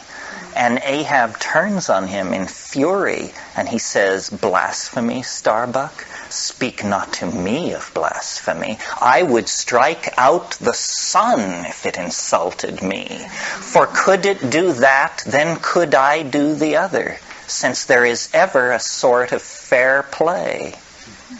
The ego believes that it's on a level playing field with God Almighty. What could be more egotistical than that, So, psychedelics, whatever they do for us in our personal lives, as a societal force, they dissolve the ego. And what is it that they dissolve it into? Why is it so wonderful to dissolve the ego? this now comes to the sort of, we've been talking evolution and so forth, and it all makes sense, and I don't think it frightens anybody because it's all happening on safe ground. But in fact, what lies behind all this, what you find when you dissolve the ego, is this mind, this intelligence, which seems to be distributed through nature, and which, if you're really alienated, you will call the alien, because you don't know what else to call it. If you're a woman in touch with what that means, you will call it Gaia. If you're an aspiring shaman, you will call it the spirit helpers. But the big news is that the rise of the ego has suppressed a portion of reality, which is that nature is an animate and minded thing of some sort. And this breaks the rule. I mean, it's okay to say it's animate. You have the Gaia hypothesis, and that everybody congratulates themselves on what a leap forward that is, and it is. But it's quite another step to realize that it is not that the earth is alive. It's that the earth is intelligent. The earth is some kind of mind. And before we throw up our hands and say, well, how could that be? How could a planet have a mind? Is it any less peculiar that a monkey could have a mind? You know? How do monkeys have minds? That's the miracle. A planet is a very large system, probably able to pull many tricks out of the bag. It's our portion of mind that is so puzzling. And what shamanism is about, psychedelic shamanism, is connecting back into this Gaian mind. And I confess, you can't take the measure of a thing like this to say, is it a god or a goddess? Is it an extraterrestrial that has somehow lodged in the ecosystem of this planet and permeates it somehow as a distributed mind? We can't know what it is, but its presence has something to do with our presence here. What stabilizes shamanic and aboriginal societies, and what stabilized those Paleolithic societies, was this direct pipeline to the mind of the goddess. And it told human beings how to behave, what to do, how to live. Isn't this what what Castaneda is claiming for psychedelics? They show you the right way to live. And in the absence of this connection, you can't figure it out. You know, I mean, you can sort of figure it out, but we have lost touch with our mentor.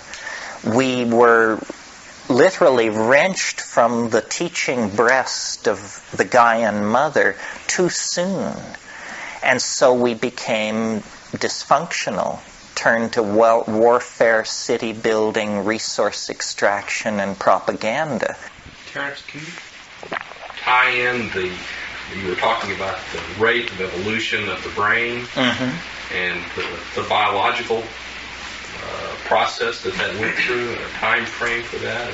And do you think that the shape of the brain or the predominance of different parts of it, or different stages, have anything to do with this idea of ego or shared experience through an evolving brain? The mushroom that sounded like you were talking about was the triggering, was a catalyst for it. Well, I think what the mushroom is the catalyst for is language. You see, I mean, language is a very mysterious activity. In all of nature, if you were to look for the thumbprint of God, this is the best candidate. Language represents a fundamental break with all other forms of natural organization. And, you know, there may be people here who are fond of the mumblings of dolphins or the there is communication in the natural world, but it's a long way from the brightest dolphin who ever lived to Paradise Lost or Hamlet. I mean, we are creatures of language on a level that is not met anywhere else. And our language flows out into three-dimensional space. You see, culture is the condensation of language. This building is an idea that we have then wrought in stone and wood. Esalen is an idea.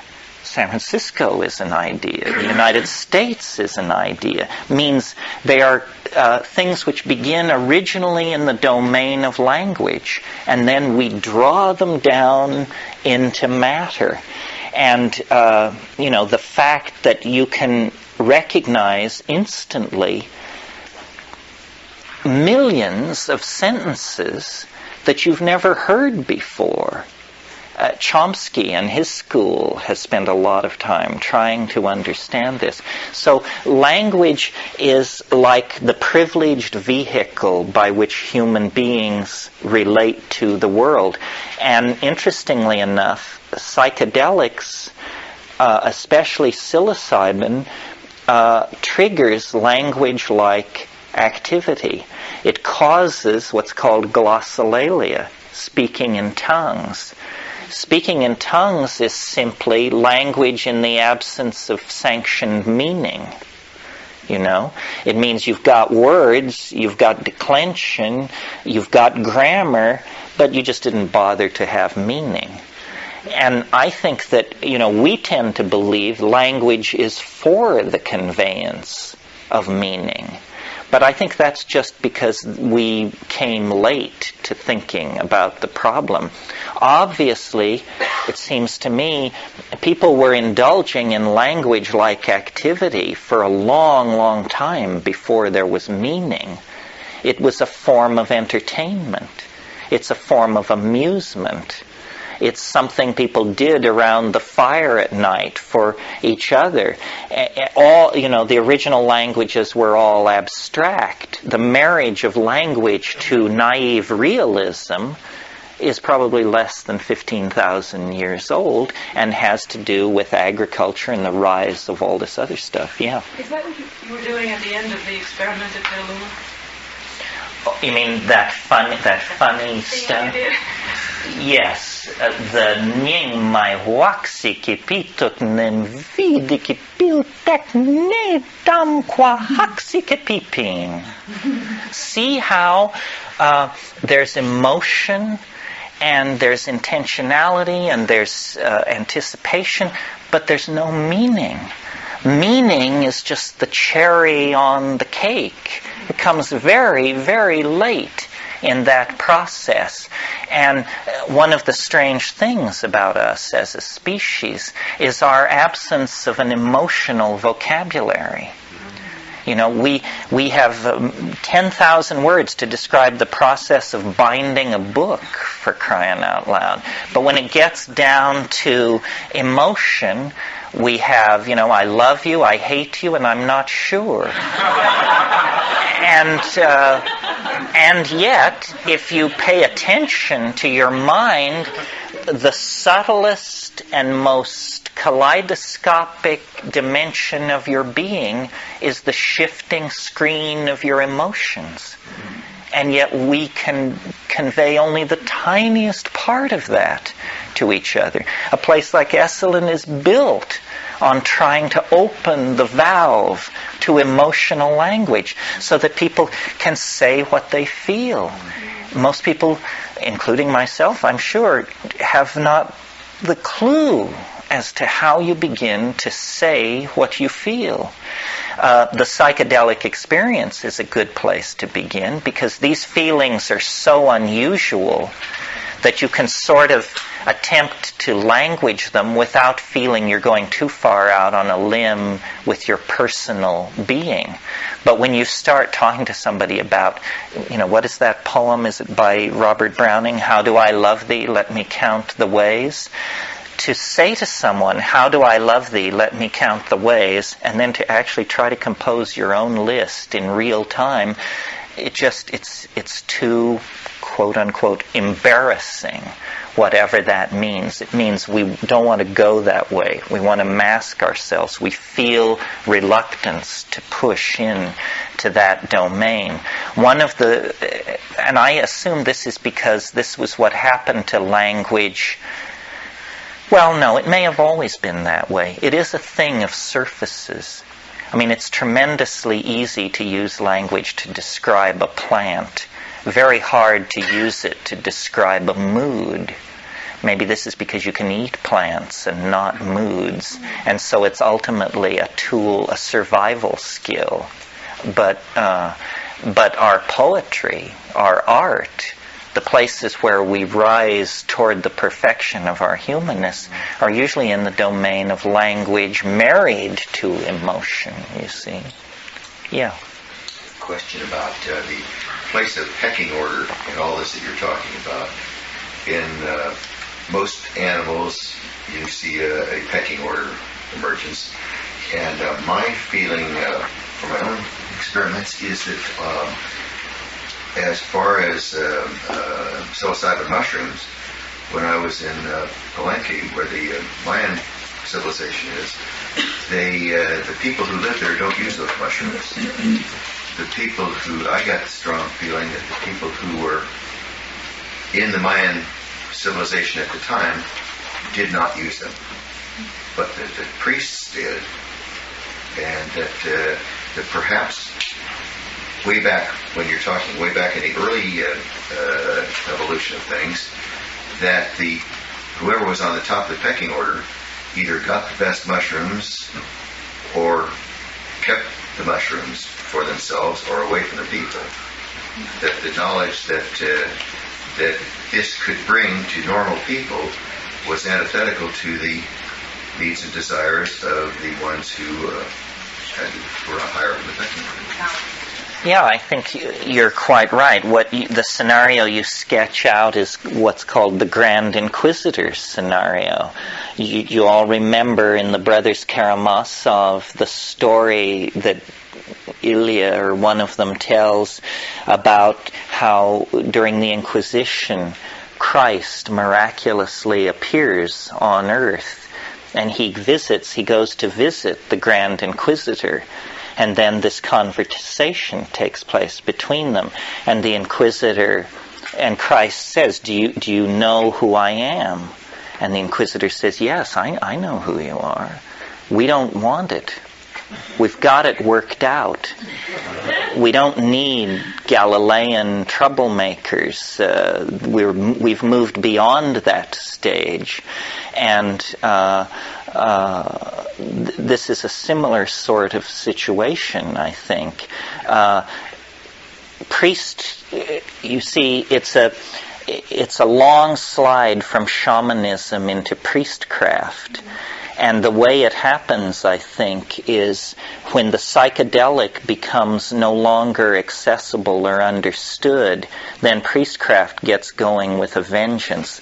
There's always a tendency or a tension in religion between the irrational force of revelation and the desire to institutionally organize. Early Christianity was victim of this. For the first 120 years after the crucifixion, Christians were useless to anybody because they just stood around waiting for the end of the world.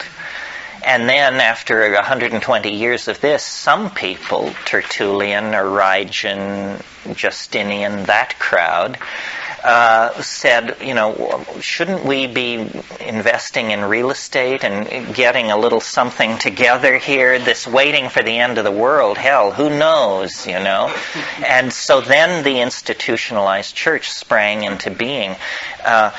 Another place in cultural history where this happened is in the mystery that surrounds Soma. Soma was some kind of psychedelic plant Nobody knows for sure what it was, but the whole of the Rig Veda, which is the earliest stratum of the Hindu literature, the whole of the Rig Veda is hymns to Soma. These incredibly extravagant praise for this intoxicant of some sort, which the people were using. Well, if it was so wonderful, how could it ever be lost? How could you ever lose? It would be like our civilization losing the secret of how to make Coca-Cola. It's almost impossible to imagine an upheaval so thoroughgoing that we would forget how to make Coca-Cola. And so then we would collect Coke bottles and say, this represents the vanished sacrament, if only we knew. The only way you can lose a secret with that kind of cultural import is if, prior to the loss of it, knowledge of it has been restricted. What they want. It's the same with pups and most any kind of animal. So why would it be different for humans? That I think that the humans who got a little bit on top decided that this was not a good thing for others to have. Well, what I'm saying is it would only be true in the case of humans if they were using psilocybin. In other words, in the absence of psilocybin, human beings will behave like kittens, calves, and pups, but that psilocybin actually erodes the ego. And this is what's put against a lot of psychedelics. They say, well, the guy won't, these stoners, they don't punch the time clock. And when you threaten to fire them, it seems to have no effect on them. I don't know how you reach these people. Well, the way you reach them is you appeal to something other than the ego. The modern industrial civilization has very skillfully promoted certain drugs and suppressed others. A perfect example is caffeine. Caffeine, I hate to tell you this, caffeine is a fairly dangerous drug. It isn't dangerous in that a cup of coffee will kill you, but a lifestyle built around caffeine is you're not going to live to be 100 years old. Or even 70, unless you are statistically in the improbable group. Why is caffeine not only tolerated, but exalted? Because, boy, you can spin those widgets onto their winkles just endlessly without a thought on your mind. It is the perfect drug for modern industrial manufacturing. Why do you think caffeine, a dangerous, health-destroying, destructive drug that has to be brought from the ends of the earth, is enshrined in every labor contract in the Western world as a right? The coffee break. If somebody tried to take away the coffee break, the masses would rise in righteous fury and pull them down. We don't have a beer break. We don't have a pot break. I mean, if you suggested, well, we don't want a coffee break. We want to be able to smoke a joint at 11 in the morning. It would say, well, you're just some kind of, you're a social degenerate, a troublemaker, a mad dog, a criminal. It would be, and yet the health benefit ratio of those two drugs, there's no comparison. Obviously, pot would be the better choice. The problem is then you're going to be standing there dreaming rather than spinning the widgets onto the nuts, right? Coca leaves? Sure. Coca leaves would be very good. I suspect in the future we may see the legalization of coca as a sop to the mentality that wishes to see cocaine. Andy Weil, who's a good friend of mine, we don't agree on everything, but a few years ago he had great enthusiasm for a coca chewing gum. And I never got on the bandwagon because I didn't see that we needed another high-focus industrial stimulant on the market. But coca would be great, and certainly in the Amazon, if you're a patron, you encourage your workers to chew coca. I mean, they're worthless without coca. Give them coca and put a machete in their hands and they will just flail for hours at the bush. Another example that's interesting that shows how blinded and unaware we are of how drugs have shaped our society. We all know that slavery ended in the United States in the Civil War. And most people, if you question them, think that slavery existed before the Civil War in many places back into ancient times. This is not true at all. Slavery died in Western civilization with the collapse of the Roman Empire. During the Dark Ages and the medieval period, if you owned a slave, you owned one slave.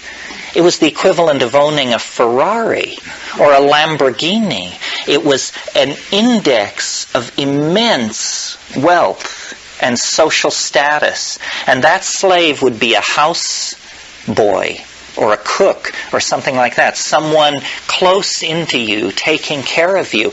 It was inconceivable to use slave labor in the production of an agricultural product until Europe acquired an insatiable desire for sugar. And now let's think about sugar for a moment.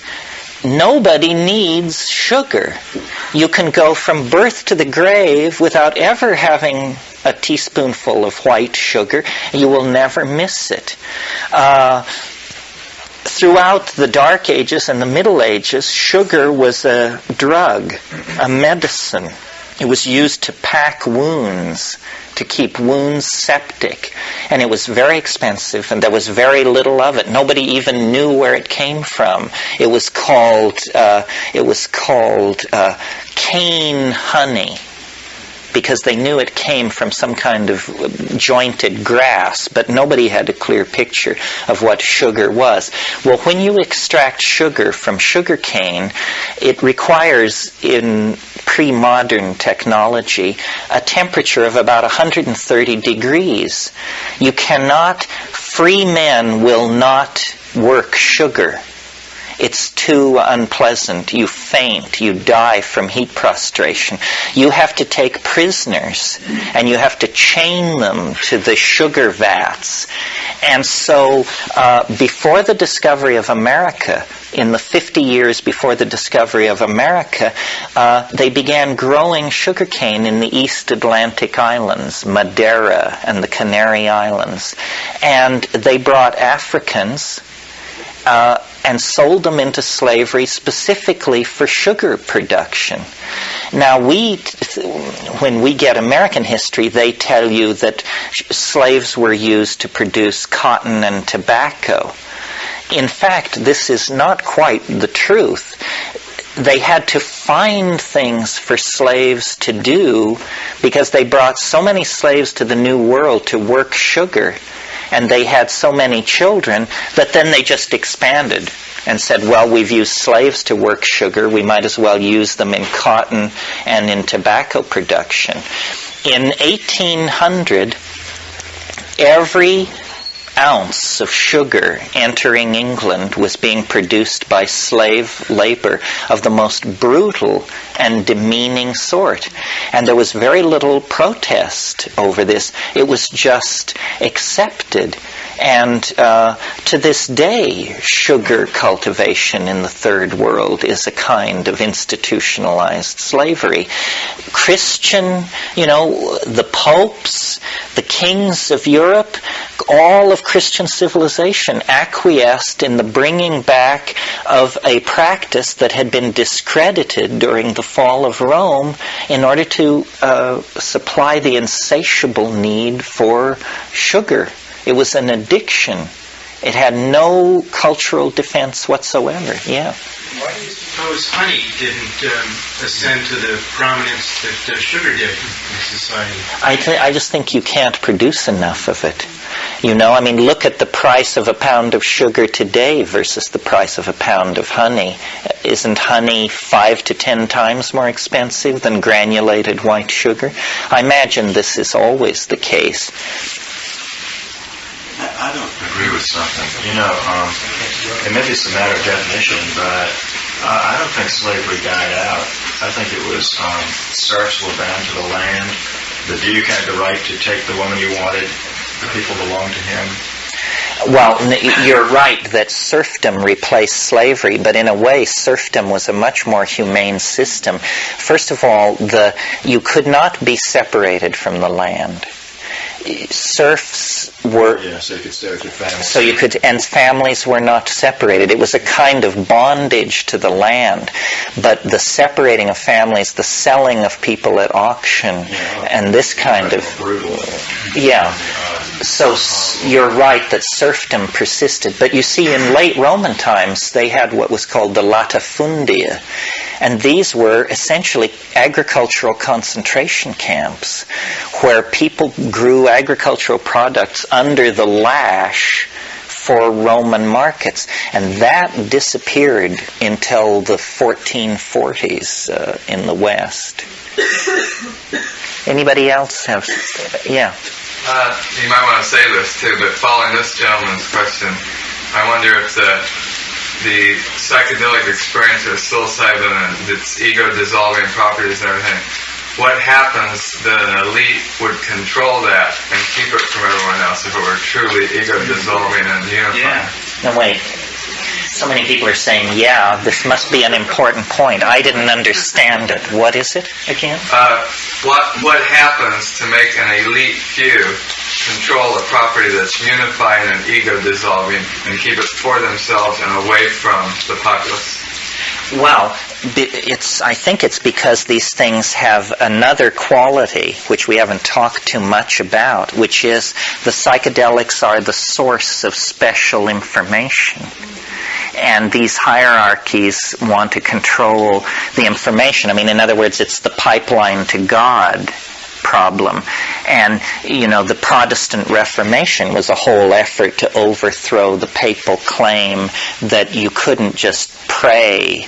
You had to have theologians interpret scripture and dogma, and they would gently guide you toward the right understanding, but that you weren't supposed to have a direct relationship to spirit. You were supposed to leave that to experts. So I think that's another issue that the psychedelics empower with gnosis, true information. And every society is based on a lie of some sort.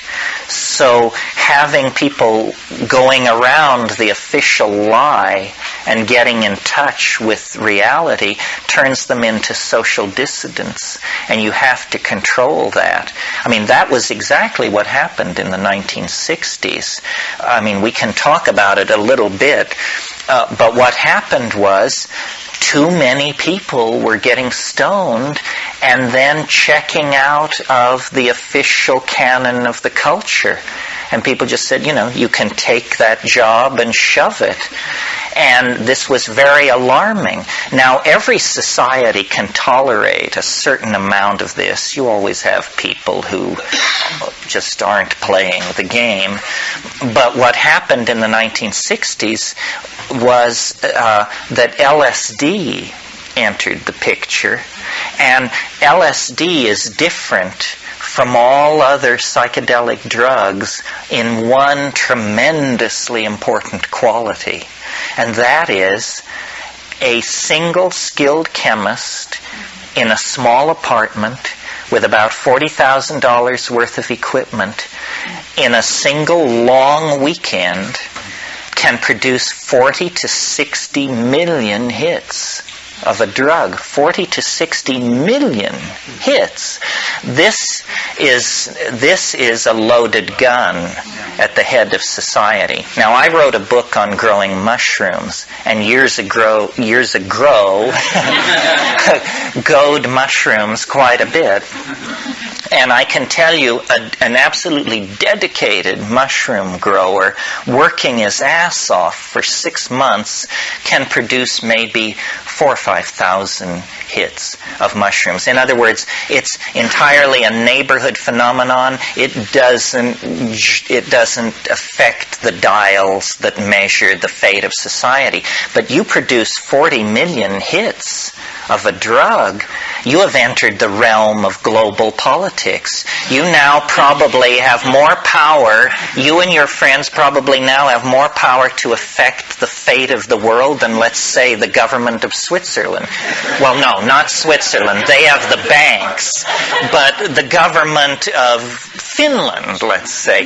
You have just shoved Finland out of the way and taken your place in the hierarchy. So no government would put up with that for a moment. It's analogous to splitting the atoms. I mean, yeah, they don't allow you to assemble nuclear warheads in your basement, and they're not going to allow you to manufacture LSD in your basement either for the same reason. In a way, it sounds like the LSD then could be, well, LSD related to psilocybin is like cocaine related to coca in a way.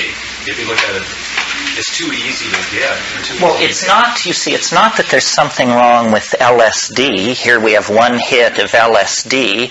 There's nothing wrong with it compared to one hit of psilocybin. The problem is that you can it's just like agriculture. Overproduction. It changes you from a tripper into somebody who thinks they should buy machine guns because you now have $5 million shoved under your mattress, and everybody knows you wouldn't dare take LSD in a situation like that. The presence of so much LSD has turned you into a defensive paranoid.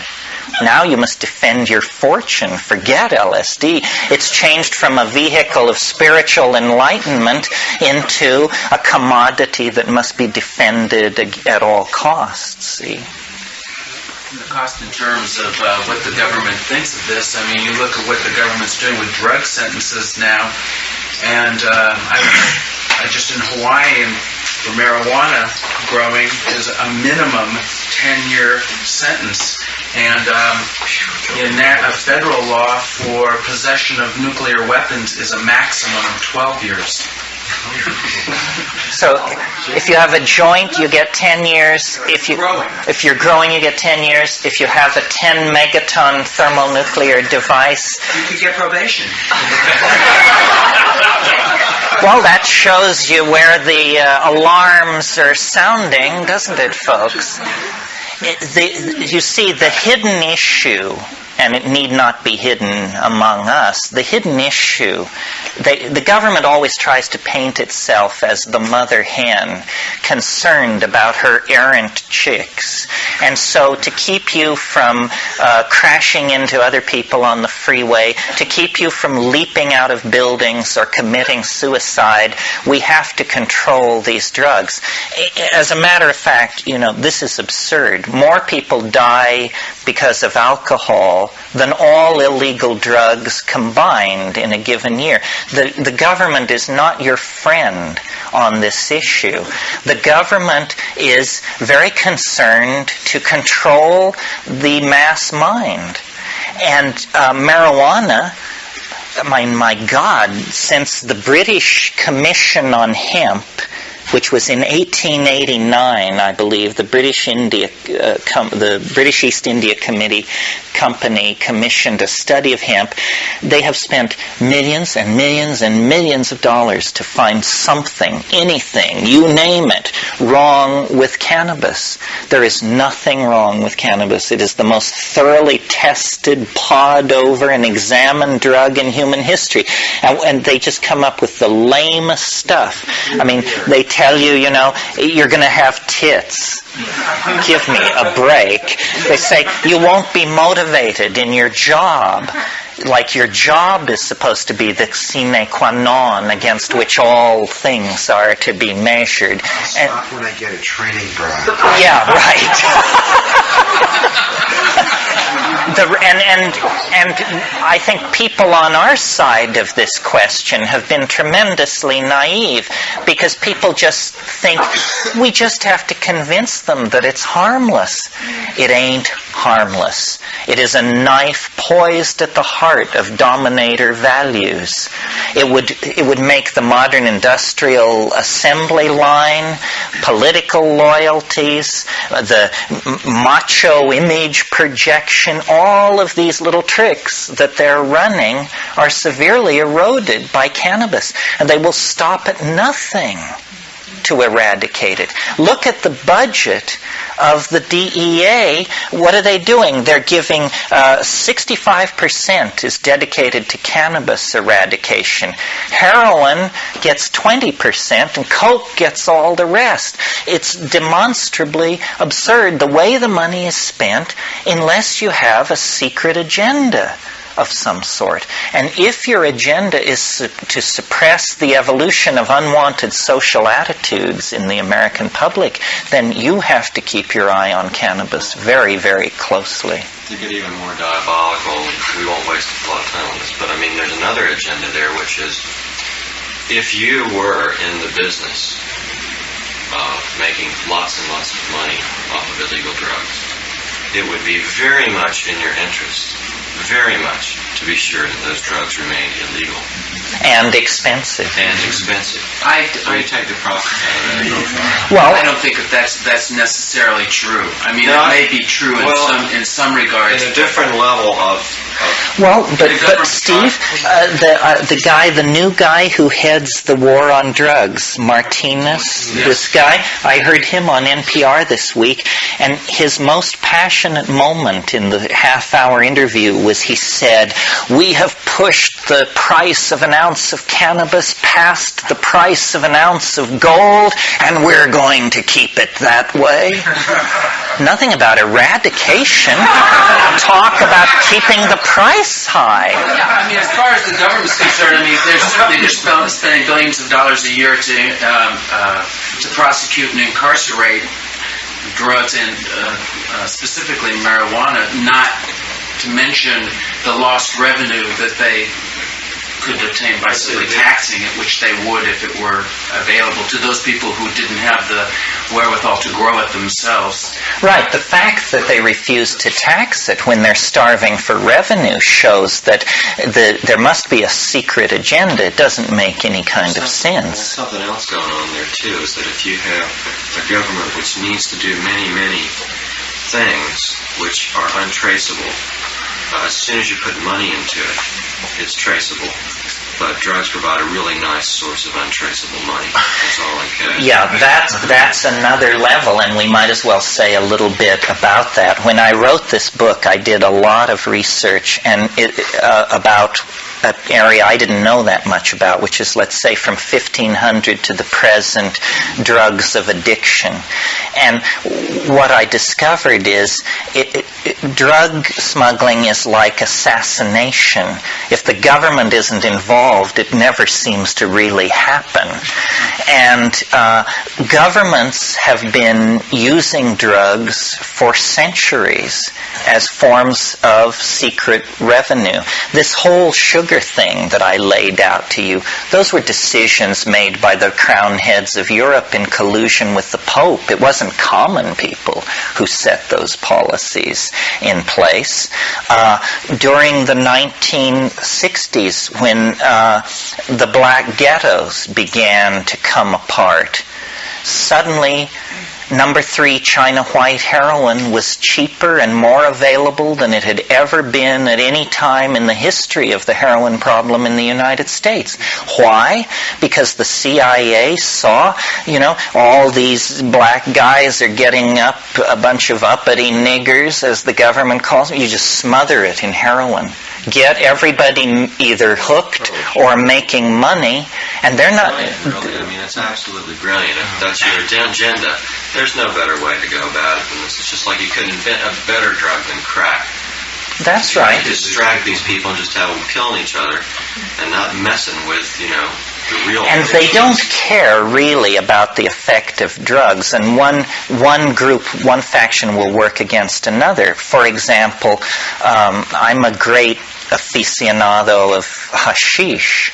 And hashish became very hard to get in the United States in the late 70s. But as soon as the Russians invaded Afghanistan, suddenly there was massive amounts of excellent Afghani hashish at prices that nobody had seen for 15 years. The reason was the CIA knows that hashish it's not really a problem, but what they wanted is they wanted an income for the mujahideen, and they had to pay for all these weapons. So they just started bringing this in wholesale, and it wasn't even a smuggling operation. I mean, I received reports from people who said, smuggling? They're not smuggling. They're unloading it on Pier 39 with the Stevedore Union Local 1030 is taking off, 500-pound blocks of hashish by the tens of thousands. And the day the Afghan war ended, they staged an enormous series of interlocking busts on their own infrastructure, and they closed it down and they pulled it to pieces. When Khomeini kicked out the Shah, the Iranian heroin business then fell under the control of the mullahs, and at that point, suddenly, cocaine emerges as a major problem in the United States because we just switched our supply lines. We could no longer depend on Iranian heroin because we couldn't depend on these screwy Islamic fundamentalists, so we just turned toward all of these company assets in Honduras and Ecuador and Colombia. Very, very cynical. It's only been 120 years since the so-called Opium Wars. Very few people know what the Opium Wars, what was the issue in the Opium Wars. Well, it turns out the British government wanted to deal opium in China, and the Chinese emperor told them to get lost. And they flipped. And they sent naval units, and they laid siege to several Chinese cities, and they forced the Chinese imperial court to agree that they could deal as much opium as they wanted on the wharves of Shanghai and Chusan. Why did the English suddenly decide that they had to go into the opium business? They're stealth. That's stealth. Every drug problem can usually be traced to a previous drug problem. The British East India Company spent a huge amount of time building up a world tea trade. And the Chinese were very smart. They sold tea in the ports of China to the English, but for 250 years they would never let the English see how the tea was grown or what it was exactly. What the English bought were baled tea, and it was all of Europe was addicted to a drug that nobody knew exactly where it came from or what it was.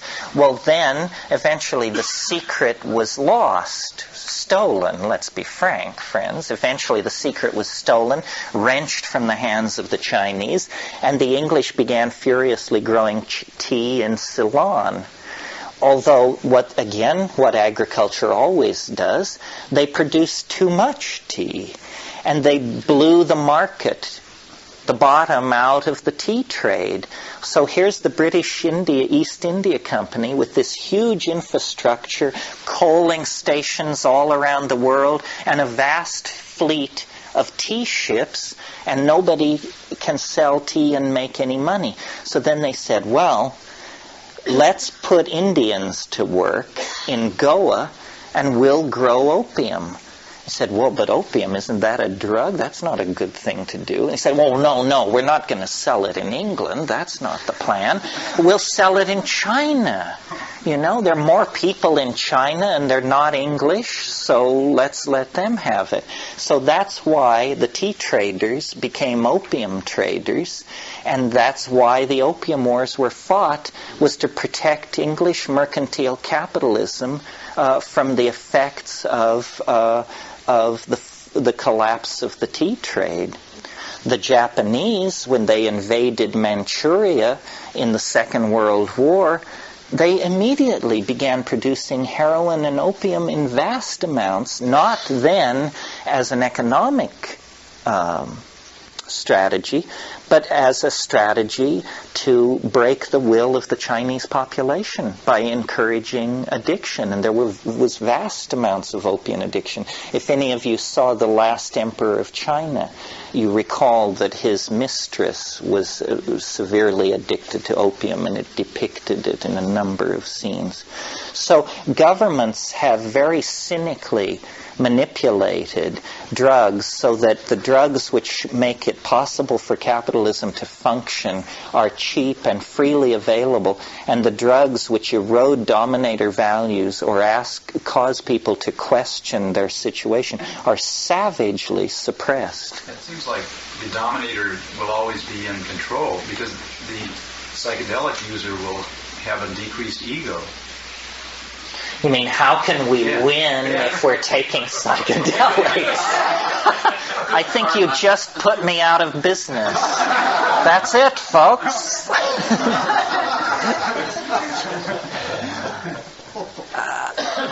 I'm slightly caught out on that. I think that what we have to say is that we must win by example. You know, the I Ching says you must never confront evil directly because then it learns how to defend itself. The hippies were certainly no threat to the government as a military force, but as an example, as a model for others to follow, I think they scared them to death. They were probably very happy to see them all turn into weathermen and begin hurling Molotov cocktails. That they understood. The existing apparatus of conflict. Right, they could relate to that. But flowers in the barrels of their guns spelled ruin and defeat, and they knew it. There was an article in the Chronicle the other day about nonviolent warfare. The idea of, what drugs or gases or whatever that'll just temporarily disable people to prevent physical aggression in war. And so I think that's a step forward in a way. I think it's a step forward, although it was hatched by the military-industrial complex in a desperate effort to keep the money flowing. They're so frantic they're willing to cut a deal at this point. A kinder, gentler warfare is what we're talking about here. Yeah.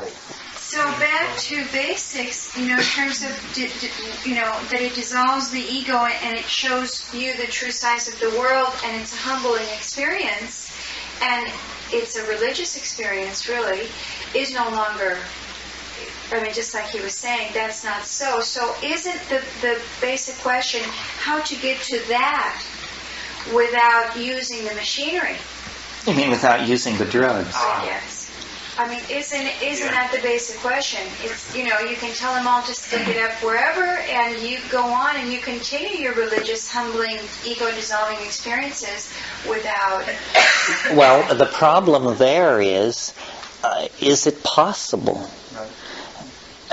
Is it possible to attain these states any way other than with drugs? And this is usually comes around at some point in these weekends as a bone of contention, because we live in a society that offers an endless smorgasbord of non-pharmacological forms of spiritual advancement. There's first of all the orthodox forms of religiosity. You can study the Torah, you can study Christian theology, or you can be a holotropic breather, or you can, it's endless, this stuff. I am very lumpen. And this is where I feel myself to be the most crude among us, because none of this stuff works for me. And in my darker moments, I even say it doesn't work for anybody. But I always get a person, there's always somebody who assures me that it happens for them naturally.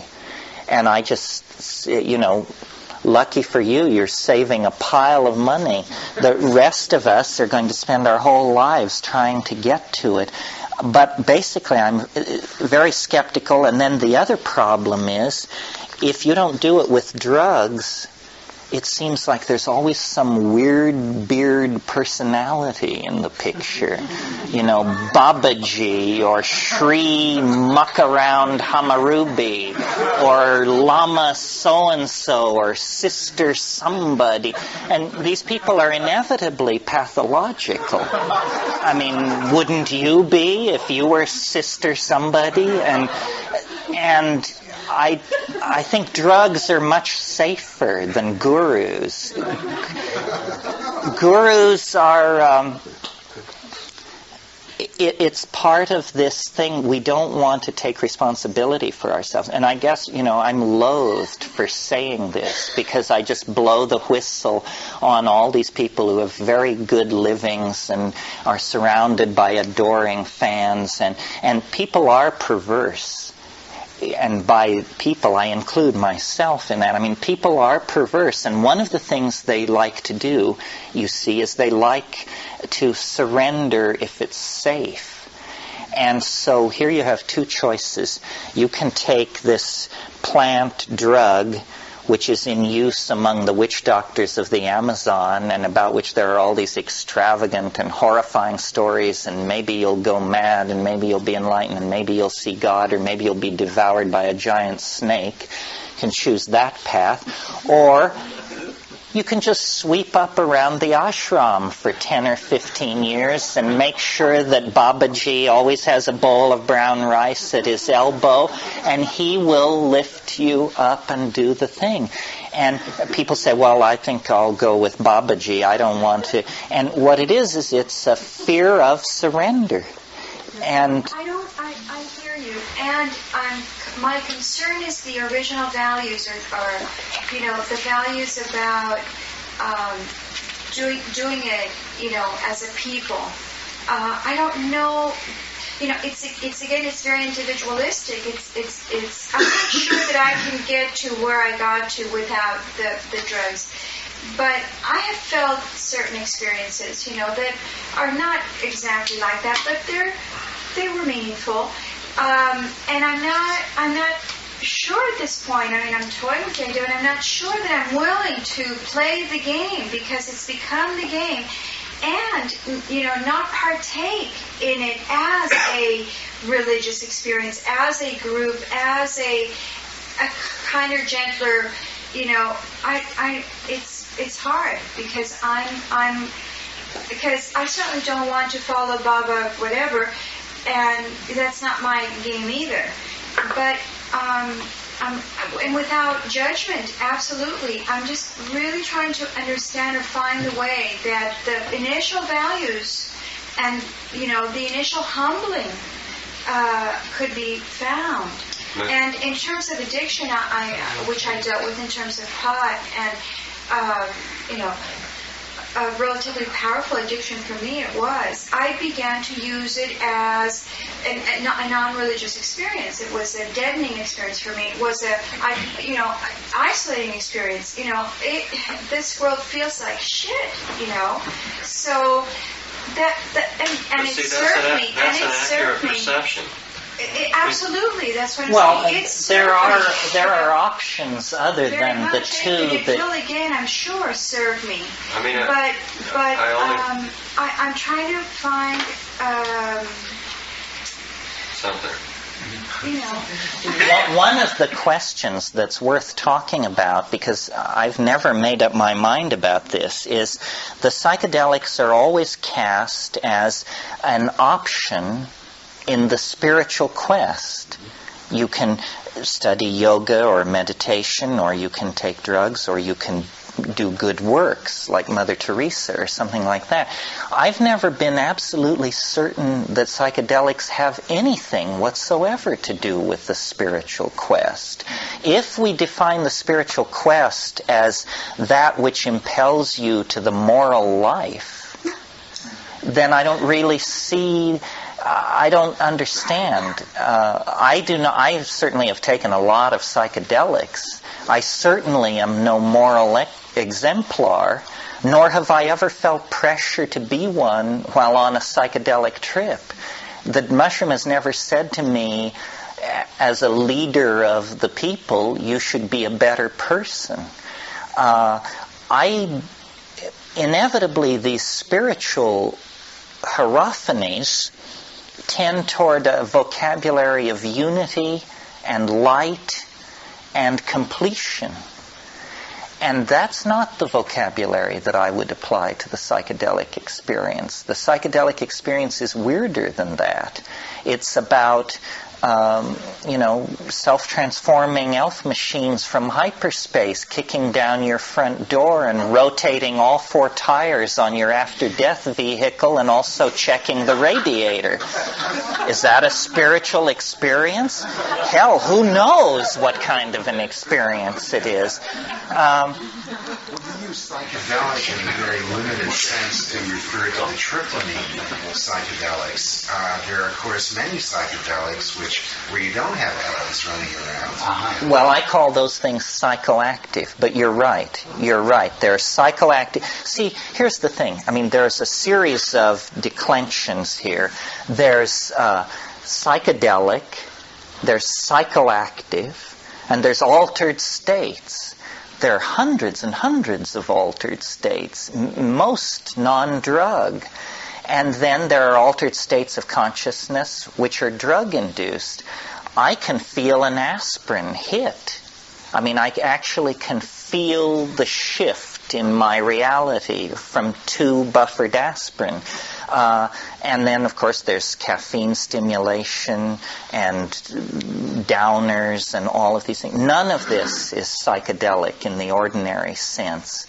And the psychedelic experience for me is this very narrowly defined thing where you see visions. Hallucinations aren't even sufficient, because there are all kinds of hallucinations, moving grids of color and little swimming things, and then you get the mice dancing in rows and the little candies floating by, and this, you can't build a pyramid out of that kind of stuff. But the real vision is a very mysterious thing, impossible by rationalist standards. And we all are rationalist enough that even in confrontation with it, we know that it's miraculous. So a thing worth thinking about and worth talking about this weekend is whether or not the psychedelics are in fact part of what is ordinarily thought of as the spiritual quest or the quest for religious understanding. There are people who take psychedelics who don't have an iota of spirituality in them. If you're interested, there's a very interesting book called Shamanism, Colonialism, and the Wild Man by Michael Taussig. Michael Taussig, I dare say, would be very uncomfortable in this room. He would dismiss us all as fruits and flakes because he's a Marxist labor organizer. There is no vertical gain in this guy's worldview. And yet, he's taken more ayahuasca probably than anybody in this room and been loaded, thoroughly loaded. So it's very interesting to read his book and garner his conclusions. He sees it in an entirely different way. I think it is a way to access insight, but it doesn't seem to support the Neoplatonic hierarchy of ascending light and space that is the assumption of Western religion. There's no white light at the end of the tunnel in psilocybin. Instead, there's the alien edition of the Encyclopedia Britannica. Maybe that's a spiritually enlightening thing to encounter, or maybe not. There is heresy. Yeah. LSD fits. LSD is more classically psychoanalytic, number one, and number two, supportive of the metaphors of Western religiosity. It does move you toward the dissolving whiteness, the oneness with the unspeakable of Meister Eckhart and that crowd. Except in the Harvard experiments, originally with Leary and Alport, they used psilocybin with these Well, but they put them in a chapel on Good Friday. Well, so the set and setting then highly determined the trip. Yeah. Good man, over here. A couple times during the morning, and actually once last night, the subject of the topic of addiction came up, and I've heard a number of people say psychedelics can be addictive. I believe that maybe that could possibly be true. I don't know it to be true, but could be possibly true in lighter doses. But in a strong psychedelic, full-blown experience, I don't see how it possibly could be addictive. And moving down that same line of thought, if that's the case, then aren't we really kind of using the wrong word if we're not making a distinction between drugs and psychedelics? Well, you have to make a distinction between physiological and psychological addiction. Most addictions are psychological. Addiction to eggs in the morning, addiction to having your newspaper on time, and addiction to, the controversial one, I think, is cannabis. Is it or is it not addicting? And I've had occasion to fiddle with this in the course of my life, and I think the answer is fairly complicated. I think the answer is yes, sometimes, or no, but sometimes yes. A year or so ago, I was in therapy and had a lot of problems with my relationship and so forth. And I was in therapy with this woman who I really respected a lot, and she seemed very bright. But strangely enough, she knew almost nothing about drugs. And it was a weird thing for me to have a therapist like that. And she kept coming back to this thing about cannabis. And she'd say, well, now, how many times a day do you get stoned? I say, well, 10 or a dozen. Say, well, and how many years have you been doing this? Say, 25. She said, well, you must be completely lost in this. And it became an issue in the therapy. So finally I said to her, I'll quit. I'll just quit. Because the therapy, I quit. I said because I am convinced this isn't a problem, and it will be useful for you to see that someone with this kind of a history of cannabis use doesn't have a problem quitting. And I did quit, and I had absolutely no problem with it, which amazed me. I had been whistling past the graveyard when I made these brave statements. It was no problem whatsoever. But at other times in my life, when I've tried to quit, it's been a real tussle of some sort. And I think that the setting has a great deal to do. I think we're now fairly addicted to the concept of addiction. As the evolution of drug attitudes has progressed, let's take heroin, for example. In the 19th century, the user of opiates was called the drug fiend. You were a fiend. This means the concept that is being evoked here is of demonic possession. A junkie has a monkey on his back. That's another fiend image. You're possessed. You can't stop yourself. In the 20th century, addiction is viewed as a disease. And once you view addiction as a disease, you've totally released yourself from responsibility to do anything about it.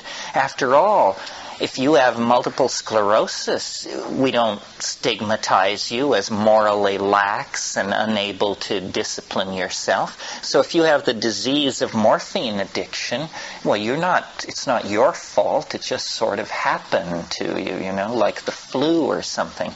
Well, I think this makes it almost impossible to begin any kind of rational program of cure, because you just say, doctor, fix me. There's something wrong with me.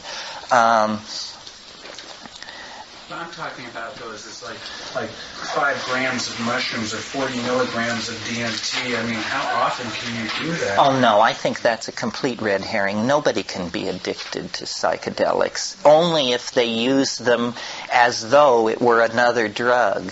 In other words, it's possible to take mini doses of LSD, and what you are is you're a speedhead. You know, this is not what LSD does. This is what methamphetamine does. All psychedelics in low doses appear to be the same drug.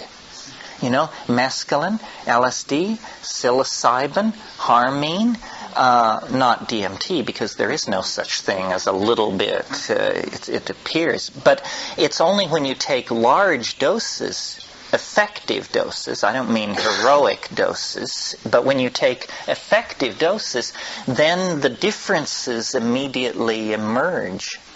I don't know. I think addiction is a disempowering concept. I notice there seems to be a backlash building.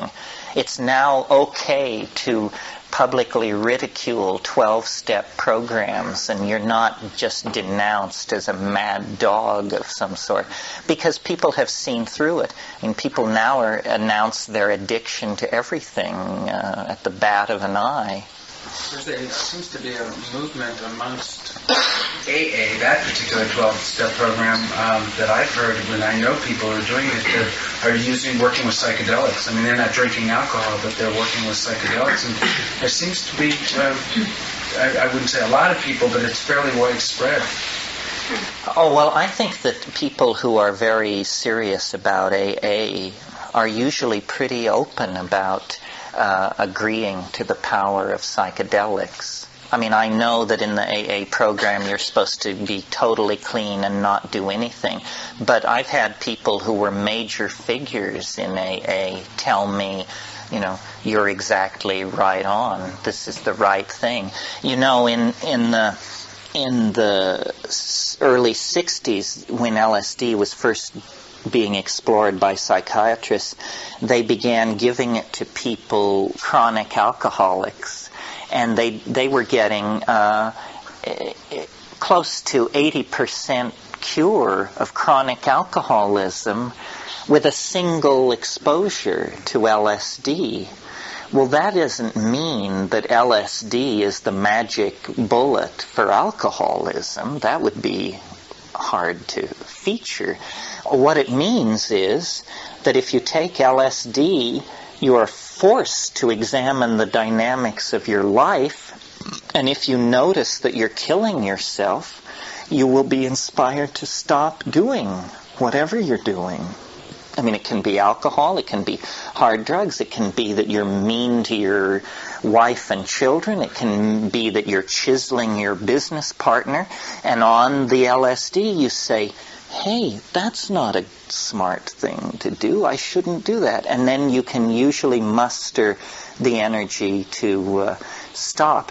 No, the paradox of our society and its cockamamie attitude toward drugs, the most dangerous drugs we legalize.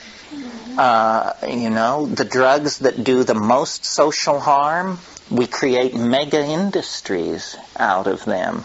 And then we demonize everybody else's drugs. And this is a situation that has been exacerbated since the middle of the 19th century. You see, we forget that all of this information about drugs has arrived in Western civilization only in the last 100 to 120 years. In the same revolution in thinking that brings Darwin's theory of evolution and an awareness of let's call it the relativism of culture. Suddenly we realize that there are Shinto and Zen and shamanism and Hinduism and all of these things. Also brought the arrival in Western culture of the information about extremely exotic drug habits or drug usages that were very localized until very recently. I mean, ayahuasca is a good example. In our lifetime, ayahuasca has gone from being the subject of William Burroughs and Allen Ginsberg's book, The Yahé Letters, where they actually had to make the equivalent of a spiritual pilgrimage to South America to sort through this. It's gone from that to Brazilian missionaries of these ayahuasca religions setting up camp in Malibu and Boston and Berkeley and turning people on. Other drug, well, psilocybin, an even more dramatic example. In 1953, the use of psilocybin was restricted to certain Mazatecan Indian tribes in central Mexico, thanks to the promulgation of home methods of cultivation. Now it's a standard item on the psychedelic menu of most high-tech industrial cultures. So we haven't really had time to assimilate all this and make sense of it. Addiction is simply what's the word? A shibboleth? Is that the word? You know, it's a false boogeyman. I mean, our real addictions are to status, property, money, and power over others. I mean, if you got that under control, I think people's relationship to opiates would be a minor part of the agenda. But we love to demonize the exotic and to pat ourselves on the back. I mean, alcohol culture, cultures that tolerate and encourage alcohol are just besotted with alcohol. It touches every aspect of life. I mean, for instance, you know, there are certain subcultures that I think are more besotted than others. Academe is just a nightmare of alcoholic abuse and misbehavior and carrying on of the most bestial and depressing sort. And, you know, these are the carriers of the eggs. They're carrying the basket in which the eggs of culture have been hidden. So, did that get it? Did it get something? Find me one more time that about academia. That academic culture runs very heavily on alcohol. If you've ever been to faculty parties, and or you know, do you think you could advance to full professor in the English department at Cal and Stanford if you were a teetotaler? I don't think so. I think you would be suspect as a pariah, not one of the boys, not a team player, you know. So a lot of hard drinking goes on in those situations. That's also true of politics, too. Politics, incredible. You know, Washington, if you want to go to a hard drinking town, you know, these guys that stumble across the front page of our newspaper are just the ones who get caught. I mean, everybody is juicing it real strong inside the Beltway. So, yeah, having a belt inside the Beltway. Yeah, a couple of weeks ago, the CBS reporter Connie Chung, they were talking about when they brought up about somebody's mistress and all that, you know, one of the presidential candidates, and she said, if you had to eliminate everybody who had sexual problems or drinking problems in Washington, about 10% would qualify to run for anything. That's right. That's right. Yeah, I mean, we now are fixated on people's sexual peccadilloes in politics, but imagine if if getting sloppily drunk made you ineligible for high public office. I mean, don't forget, having one toke of marijuana 20 years in the past disqualifies you from the Supreme Court. You can't get near it. I mean, you're just a monster of vice.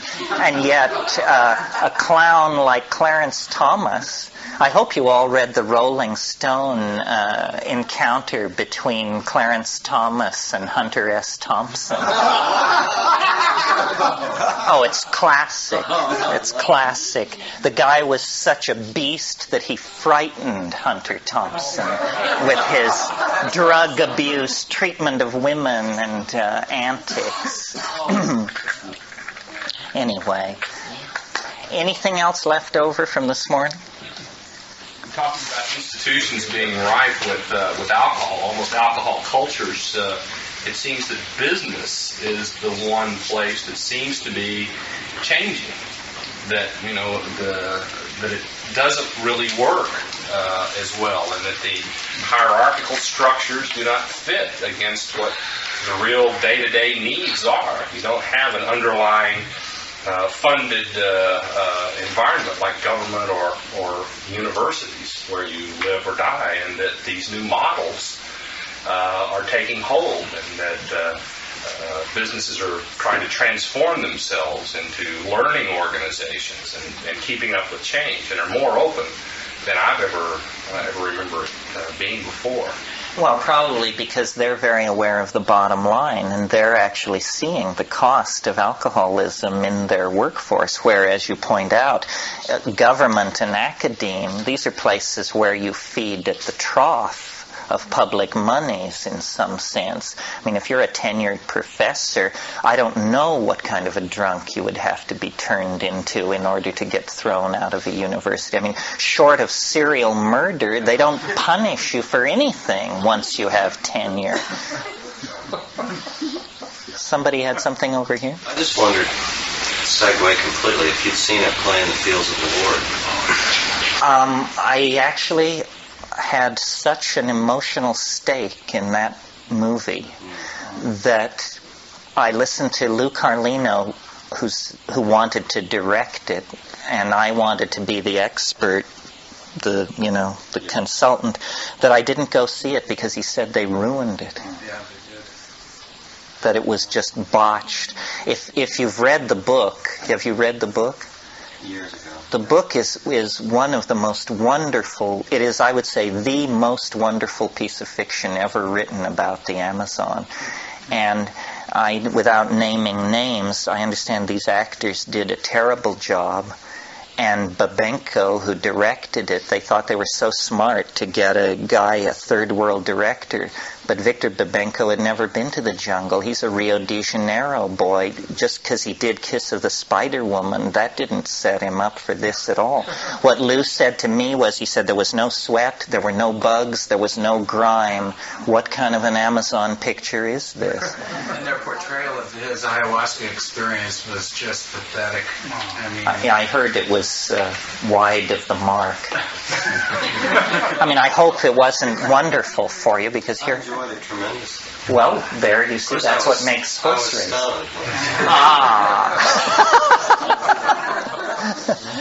don't know. You probably ought to go see it.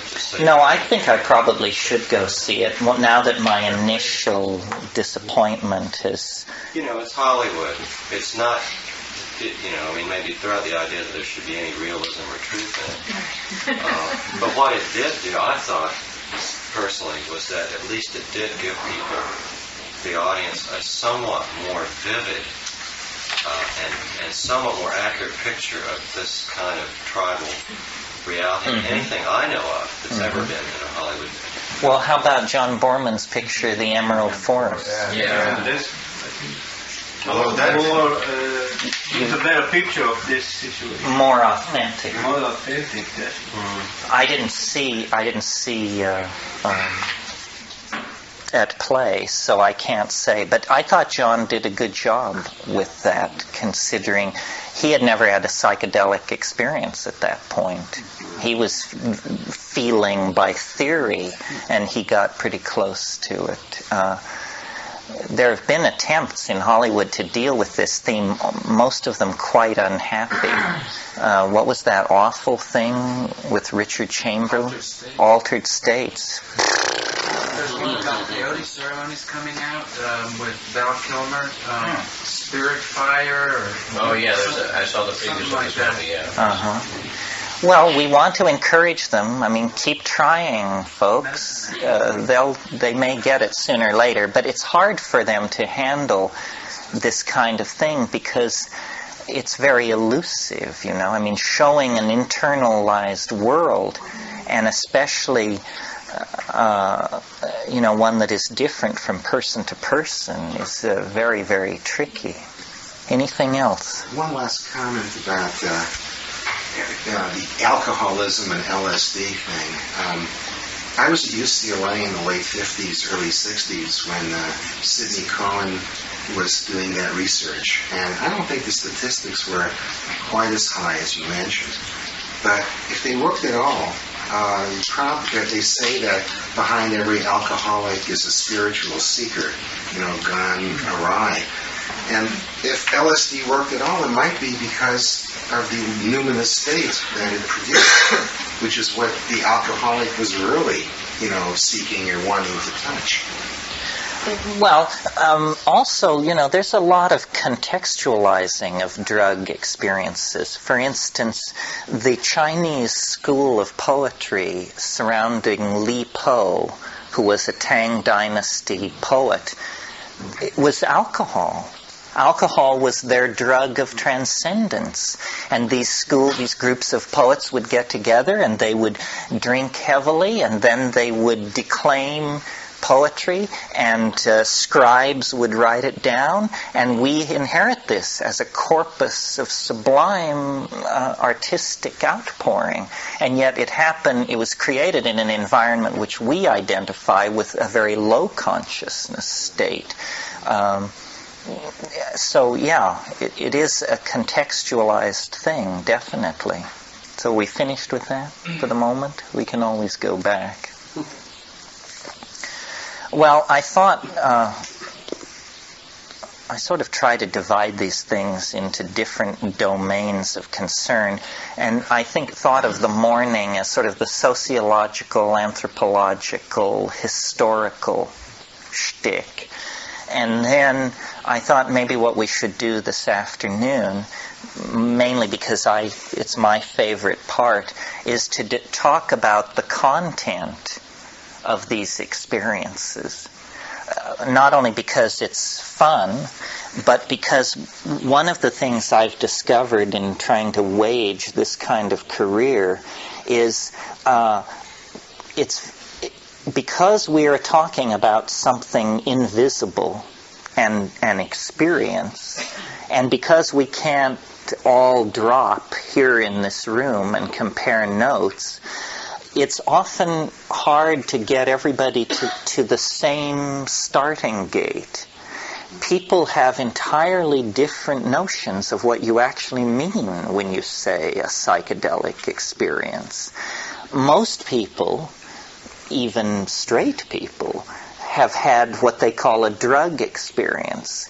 They either remember the time they drank a whole bottle of cough syrup, or the time that, they went in for minor surgery and were given an anesthetic, or the time they had root canal work. And everybody eventually, it's hard to live a life where you don't eventually get your mind altered. This does not set you up for the psychedelic experience. And because there's no consensus about this, it's worthwhile talking about the gradations and what is really possible. At the broadest level, you have what are called altered states. And altered states are any state different from the state you were just in. So if you have a double espresso, you enter an altered state. If you climb a mountain in 3 minutes, you have an altered state. If you dive into cold water, altered state. And there are thousands, an infinitude of these altered states. I mean, if states didn't alter, life would be pretty boring. The moment-to-moment experience of being is an experience of altering states. I'm horny, I'm sleepy, I'm pissed off. These are all altered states. Then as you close in through the concentric circle of this particular mandala, you come to,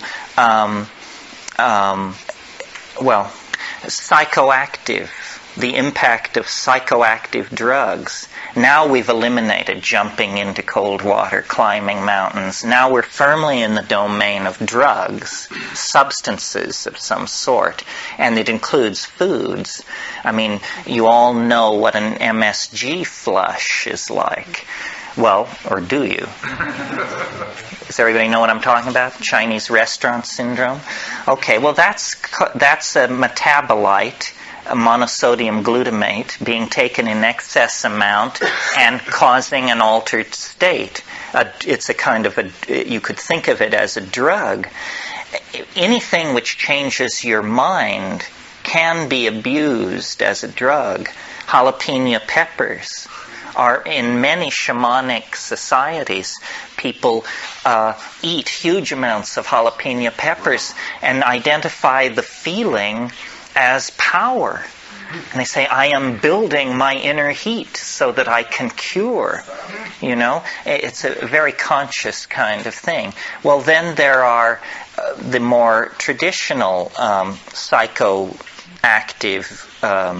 states of tranquility brought on by tranquilizers, Halcyon, Valium, there's a million of these things and they come and go, Prozac, or states of agitation,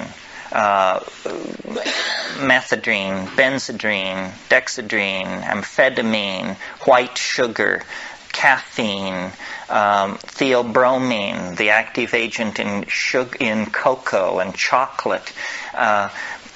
And each one of these things pushes you into a different state, which is largely emotive and rooted in the body. But when you get to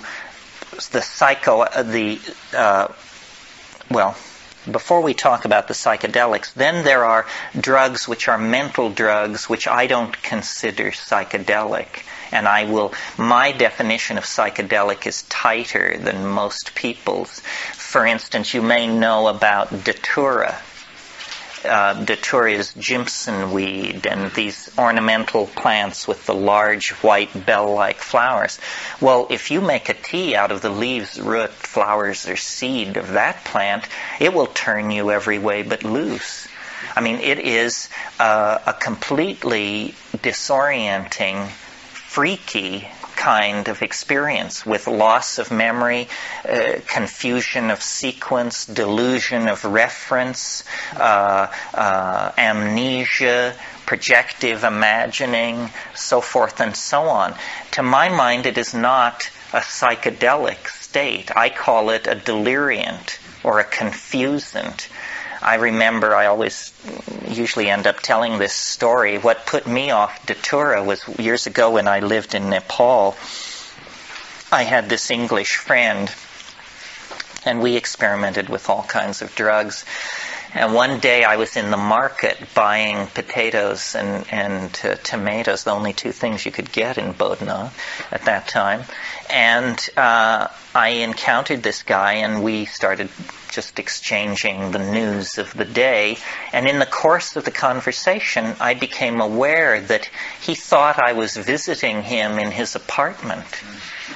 He was so lost in this stuff that he didn't know we were out in the street, in the market. He thought I had come by his rooms. Well, I just said, that's too stoned. Nobody needs to be that twisted around. I mean, you literally do not know what is happening. To my mind, the psychedelics can be chemically defined, with very few exceptions, as indoles.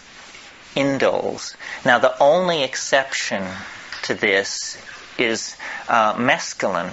Mescaline is not an indole. It's a phenylethylamine, or some people consider it a cyclicized amphetamine, which is a phenylethylamine. I am not fond of mescaline. It seems to me that to get to psychedelic levels with it, you have to take so much that you're fairly rattled. It's hard on you. And it's hard on you the next day. And many people who are great devotees of peyote, when you question them very closely, it isn't the quality of the visions. It's some more murky thing. It's that they like hanging out with Native Americans. They like drumming all night. They love ceremonies. They like going to the Southwest. But it's not the quality of the visions. Not that mescaline can't do that. It certainly can. If you read these early researchers like Heinrich Kluwer, S. Weir Mitchell, Havelock Ellis, I mean, these are wonderful descriptions of full-on psychedelic states. But they were using pure mescaline, and close to 1 gram a throw, which is a lot. Most people, when they take pure mescaline, if you actually measure the amount that they're taking well under what is clinically considered the effective dose. If you look in the Merck manual or the PDR, the clinically recommended dose of pure mescaline is 750 milligrams, 3/4 gram of alkaloid. Very few people actually take that. And this brings us to one of the issues around psychedelics. There are a lot of wannabe experts running around who didn't take enough. Because you have to take a lot, not a lot, but you have to take a frightening amount to get into what it's really about.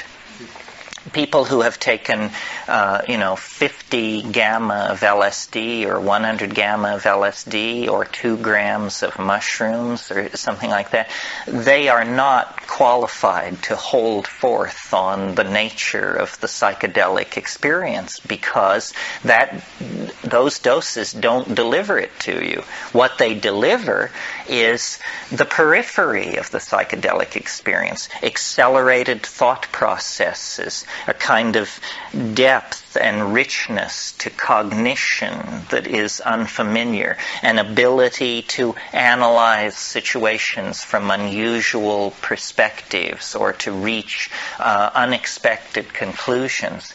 But I found this reluctance to come to grips with the full psychedelic experience, even among Amazonian shaman. I mean, people are reluctant to go the full distance.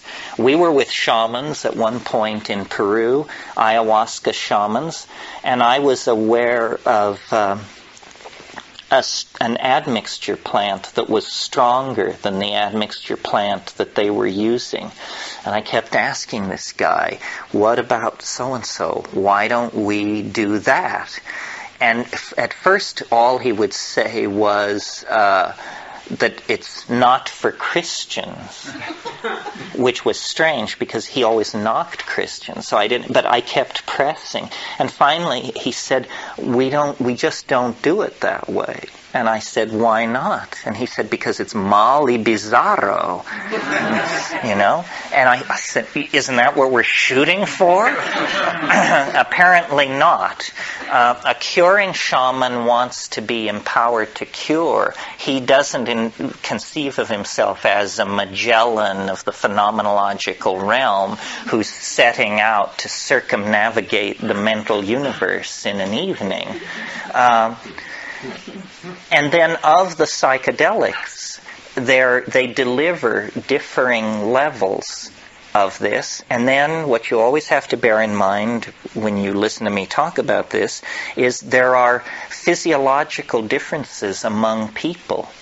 In the same way that person A can detect a compound X at 1 part in 10,000, but person B cannot detect the same compound unless it's there in, 1,000 parts in 10,000. We are genetically different in this area of drug receptors. And it's even possible, although it is also permissive of a kind of crypto-fascism, to believe that there are shamanic lines, families, races even, that are more or less inclined to this. The Irish are always singled out as special offenders in this area. The stereotype of the Irish is that they have a peculiarly intense relationship to intoxication and to little people in a nearby but invisible world. I don't put a lot of credence to this, but it's very hard for me to tell because I can only sample myself, and I happen to be Irish, although leavened with Sicilian genes to keep it from getting out of hand. So what you really have to do when you start exploring psychedelics is to try and figure out, what's the center of the mandala? What are people talking about? What is it when you arrive on the money? And to my mind, the compound that is most interesting for doing that is DMT. DMT is the most interesting in some ways of the psychedelics because more issues are raised by it than any other. Such issues as, I'll just run over some of them so you get a feeling for it. DMT is the strongest hallucinogen there is. If it's possible to get more loaded than that, I don't want to know about it. And I say so when I'm there. I say, my God, if you can get more loaded than this, keep it away from me. So that's it. It's the strongest. It's also the shortest acting. DMT, when smoked, in most people, is return you to normal in under 10 minutes. Under 10 minutes. Now, this is interesting because people who think there's nothing to this, who should actually invest the 10 minutes to find out what's, a 10-minute DMT trip is worth 20 years of academic pharmacology, art history, psychology, and all this other malarkey. Because then you just say, okay, I got it. Another very interesting thing about DMT is it occurs naturally in the human brain. Well, now what's going on here? He's saying the strongest drug, the fastest drug, is the most natural drug.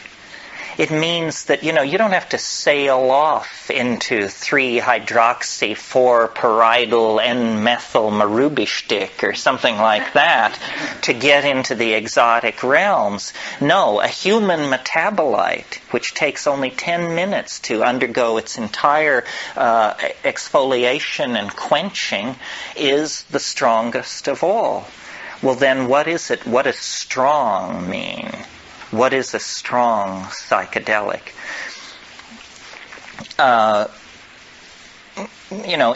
It's highly personal. Every psychedelic trip is. But what happens on DMT for a large number of people, we don't have any statistics, but it is a completely confounding experience. You may have had the expectation, you might think if you had never had a psychedelic experience that it sort of begins like the Bach B minor fugue and goes from there as you rise into the realms of light and union with the deity or something like that. That's not what happens on DMT. What happens on DMT I referred to this morning. A troop of elves smashes down your front door and rotates rotates and balances the wheels on the after-death vehicle, present you with the bill, and then depart.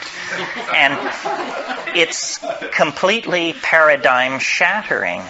I mean, union with the white light you could handle. An invasion of your apartment by jeweled self-dribbling basketballs from hyperspace that are speaking in demotic Greek is not something that you anticipated and could handle. Sometimes people say, is DMT dangerous? It sounds so crazy. Is it dangerous? The answer is only if you fear death by astonishment.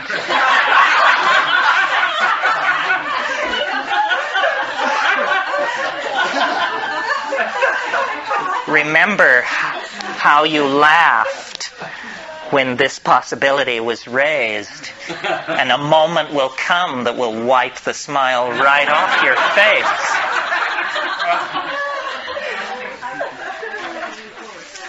And this death by astonishment thing, well, one thing about it, let me say a little bit more about it. One thing that endears DMT to me is, I like to say, it doesn't affect your mind. It doesn't seem to affect your mind. In other words, you don't change under the influence of DMT. You don't become a kinder, gentler person. You don't sink into, a line of drool from one corner of your mouth as you sit there twitching. You don't change. What happens is the world is completely replaced. Instantly, 100%, it's all gone. And what is put in its place, not one iota of what is put in its place was taken from this world. So it's a 100% reality channel switch.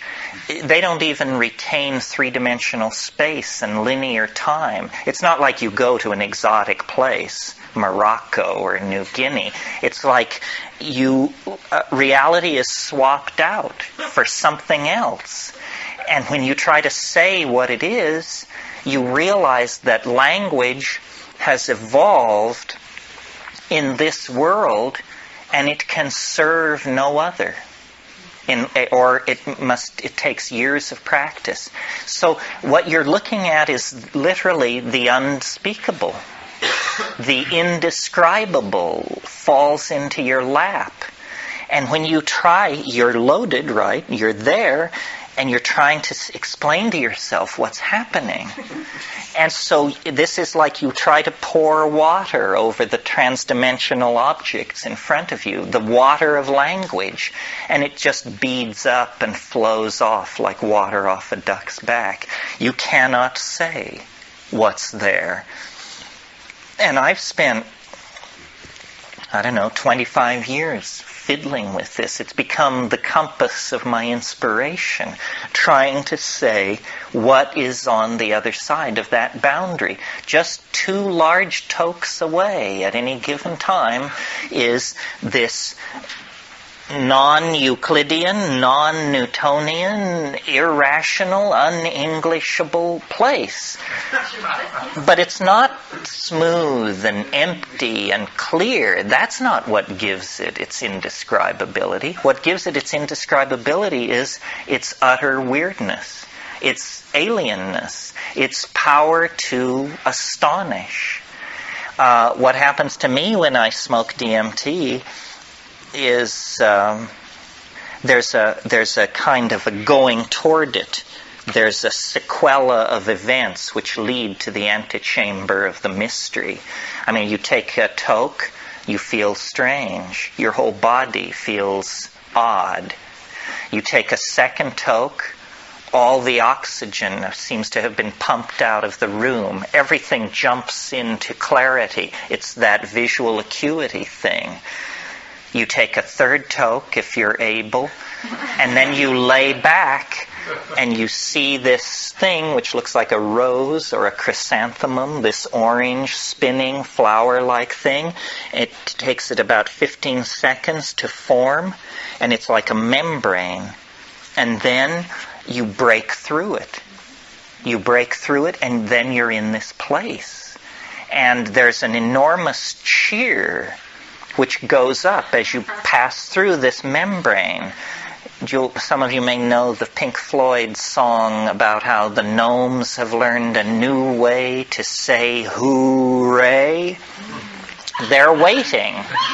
And you burst in to this place, and you're saying, geez, this stuff is really speedy. I mean, that's like describing a space shuttle launching as noisy.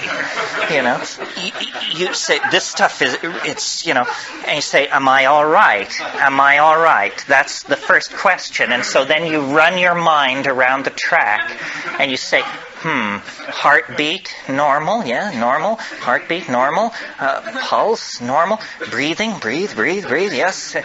But what's right here, and from here out is this thing, which no matter how much science fiction you've done, no matter how much William Burroughs you've read, no matter how much time you've spent in the company of the weird, the bizarre, the outre, and the peculiar, you weren't ready.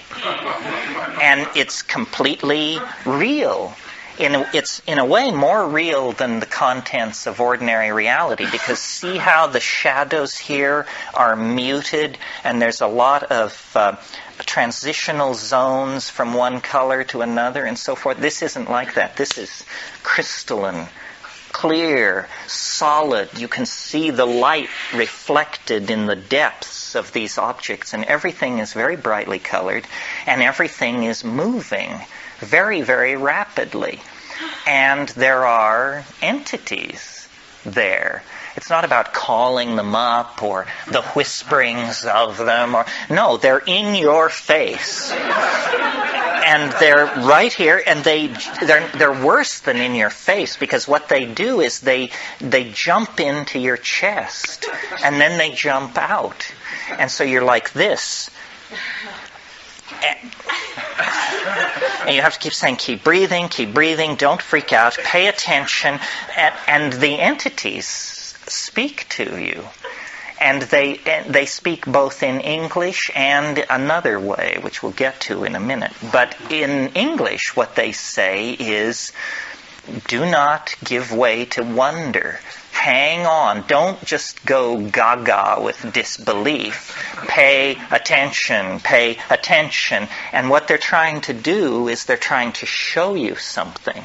They are very aware of the fleeting nature of this encounter. And they say, don't just spiral off into amazement and start raving about God and all that. Forget that.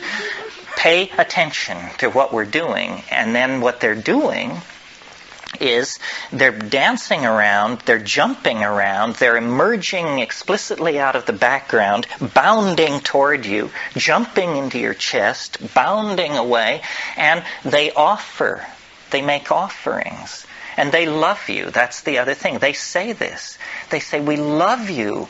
You come so rarely. And, here you are. Welcome. And then they make these offerings. And the offerings are objects of some sort. And now remember, you are not changed. You're exactly the person you were a few minutes before. So you're not exalted or depressed. You're just trying to make sense of this. And the objects which they offer are like Fabergé eggs, or exquisitely tooled and enameled pieces of machinery, but they don't have rigid outlines. These objects are themselves somehow alive and transforming and changing. So when these creatures, I call them tykes, when these tykes offer you these objects, you grok it, you look at it, and immediately, because you are yourself, you have this realization, my God, if I could get this thing back into my world, history would never be the same. A single one of these objects is somehow, you can tell by looking at it, this would confound my world beyond hope of recovery. It cannot exist. What I'm being shown is a tiny area where miracles are being transformed. And the creatures, the tykes, are singing.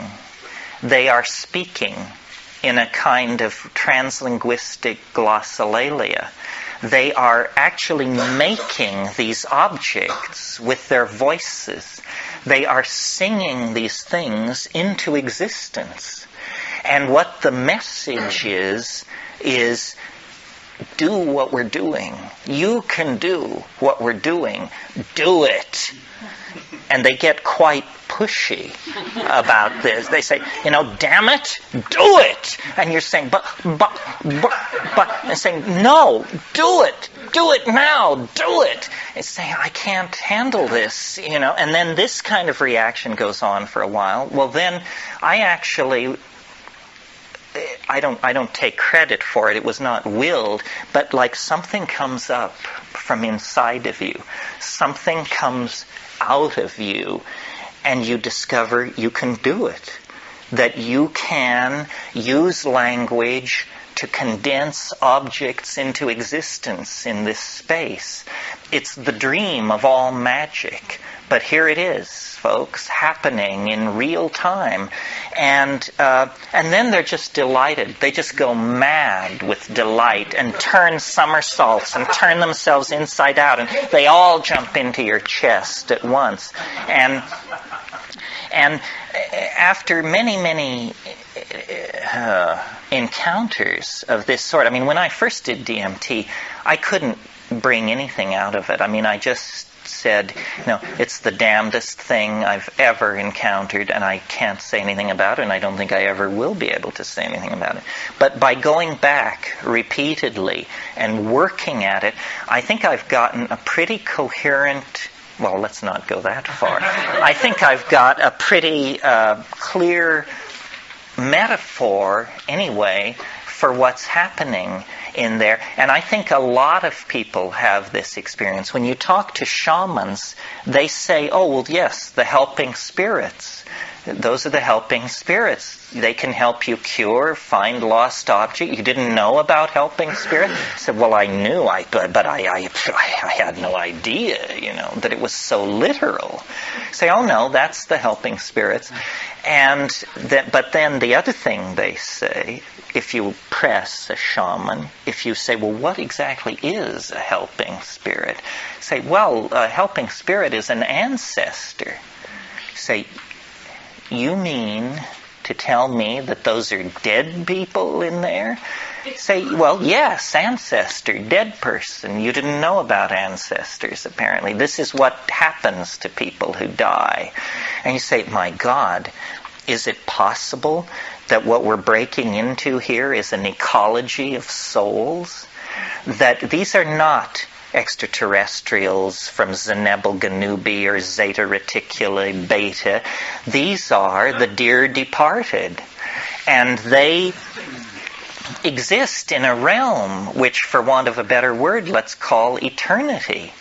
And somehow this drug, or whatever it is allowing me to see across the veil. This is the lifting. You want to talk about boundary dissolution. It's one thing to get tight to your partner. It's quite another to get tight to the dear departed of centuries past. That's a serious boundary dissolution when that happens. What these creatures want, according to them, is they want us to transform our language somehow. And I don't know what this means. At this point in the weekend and in my life, we all are on the cutting edge, and nobody is ahead of anybody else. Clearly, we need to transform our language because our culture is created by our language, and our culture is toxic, murderous, and on a downhill bummer.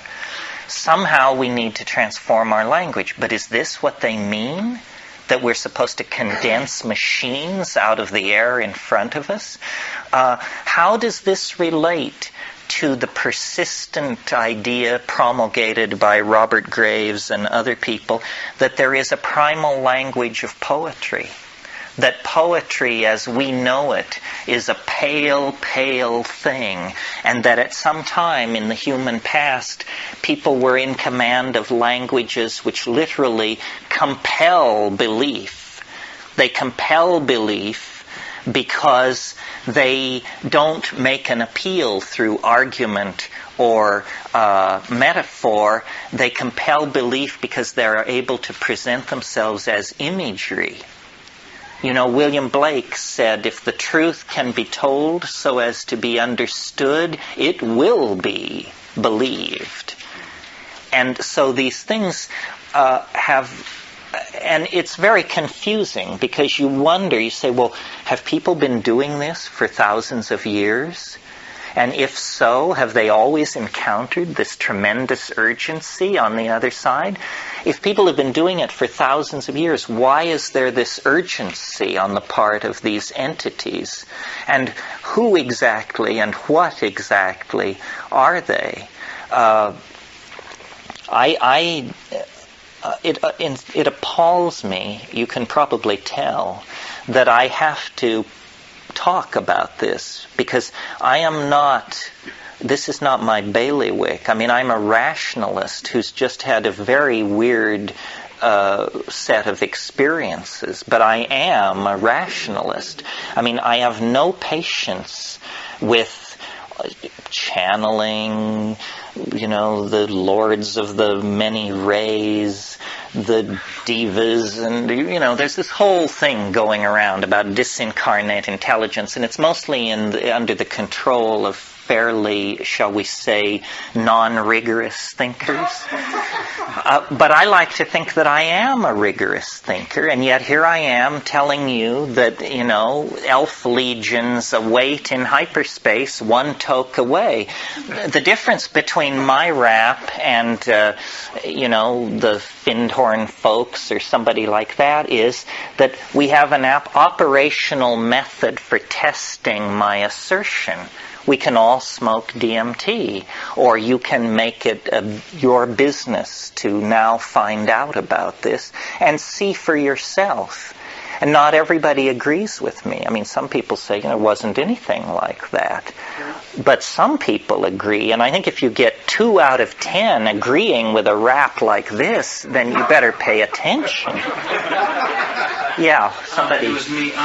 You said that no amount of meditation or anything else prepares you for it. And, I've certainly smoked a fair amount of DMT, and I've maybe not 50 times, but probably approaching that, and I'm still not prepared for it. Each time it seems like, all the times before haven't prepared me for what I get into. Is there a point where you found that you are prepared? No, you're never prepared because, in fact, and I mentioned this last night, something goes on in the DMT flash that I don't think anyone can bring back. There is, at the core of the experience, something is revealed that is so appalling that nobody can bring it back into ordinary reality. And that's why it's hard to understand, because I've done it a number of times, and every time I approach it, it scares me shitless. I cannot approach it any other way.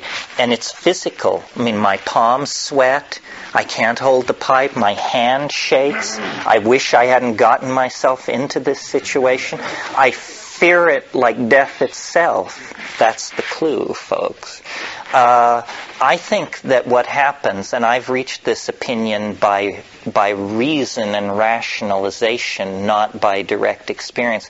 I think that what happens at the center of the mandala of that experience is that you do understand that these are souls. You have some kind of experience which converts you to this view beyond a shadow of a doubt. I'm not saying you meet your dead grandmother, but it's something like that. And that experience is simultaneously so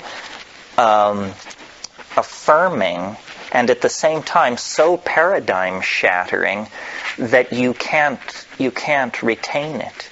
You return to this world with a story of jeweled self-transforming basketballs and Fabergé eggs and a lesson in hyper language.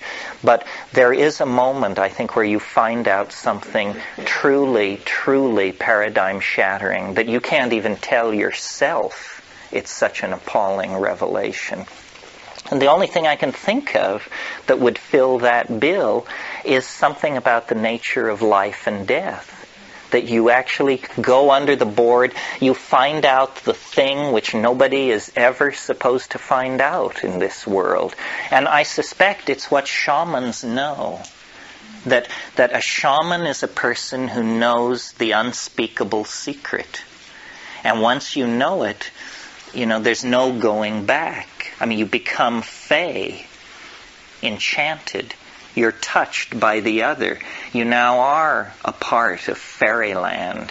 And this gives you, I don't know what it gives you, charisma, magical power, healing, the possibility to heal. But it also sets you apart from your fellows because they don't know from it. They don't know. I mean, science can't survive in that environment for half a minute. The entire construct of Western reason disappears into that dimension like hurling an ice cube into a blast furnace. It just can't survive that encounter. If flying saucers were to land on the south lawn of the White House tomorrow, it wouldn't change the fact that DMT is the weirdest thing in the universe. Yeah. What? I haven't done DMT yet.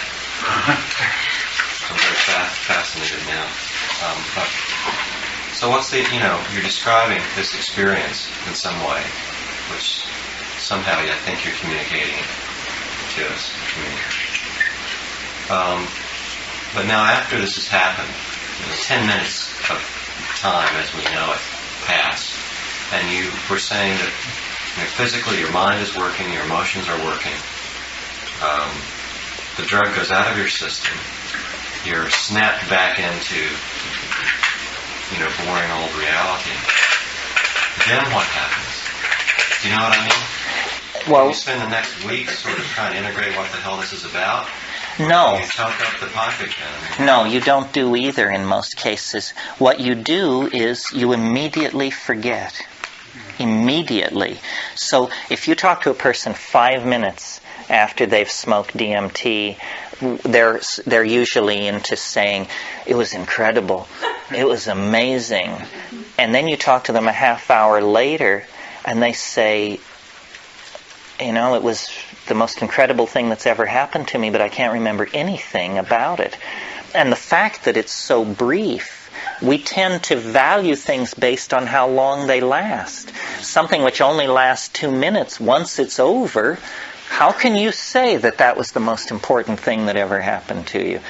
I mean, it is utterly irrelevant. It made no statement about your life, what you should do with your future, who you are, where you're going, or anything like that. It was just as though reality was rent. And you looked into an alien dimension. And then the rent was sealed, and everything goes back to being fine and dandy, thank you. It takes a lot of effort to stay focused on this dimension. I mean... So I'm sorry, so let's say you do that, and then the amnesia happens, and you just cannot integrate anything about that vision into your personality or your mind. It's like it happens. And it stops happening, and you can't absorb it.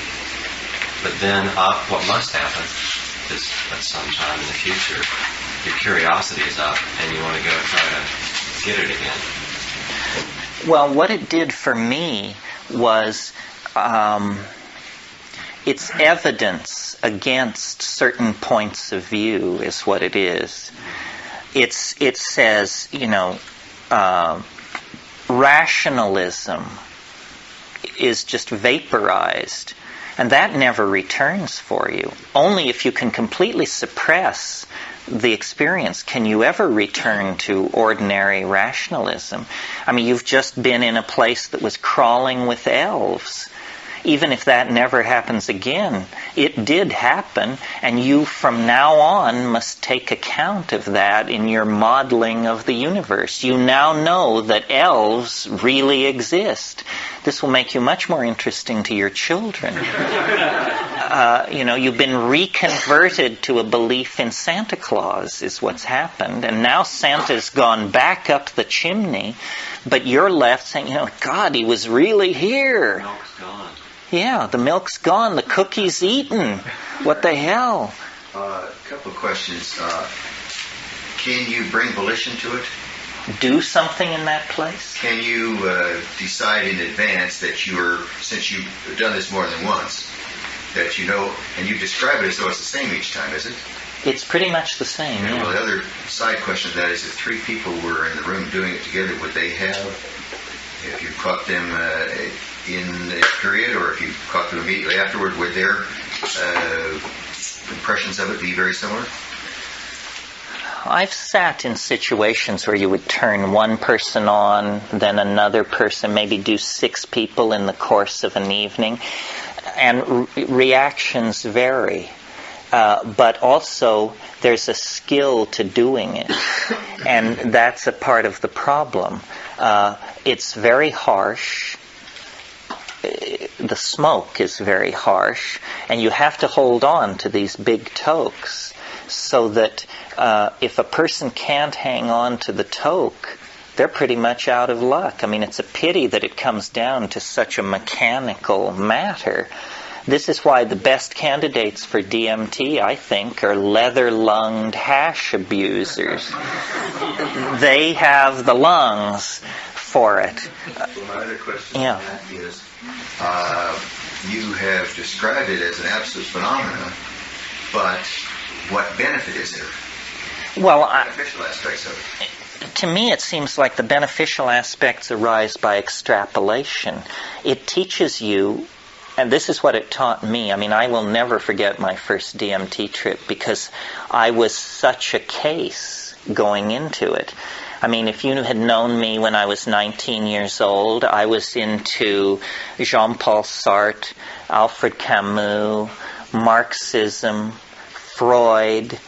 I was a jerk. And I came down from it, and I said, I can't believe it. That was all I could say for about 20 minutes. I was like in shock. I said, I can't believe it. I can't believe it. Jesus, I can't believe it.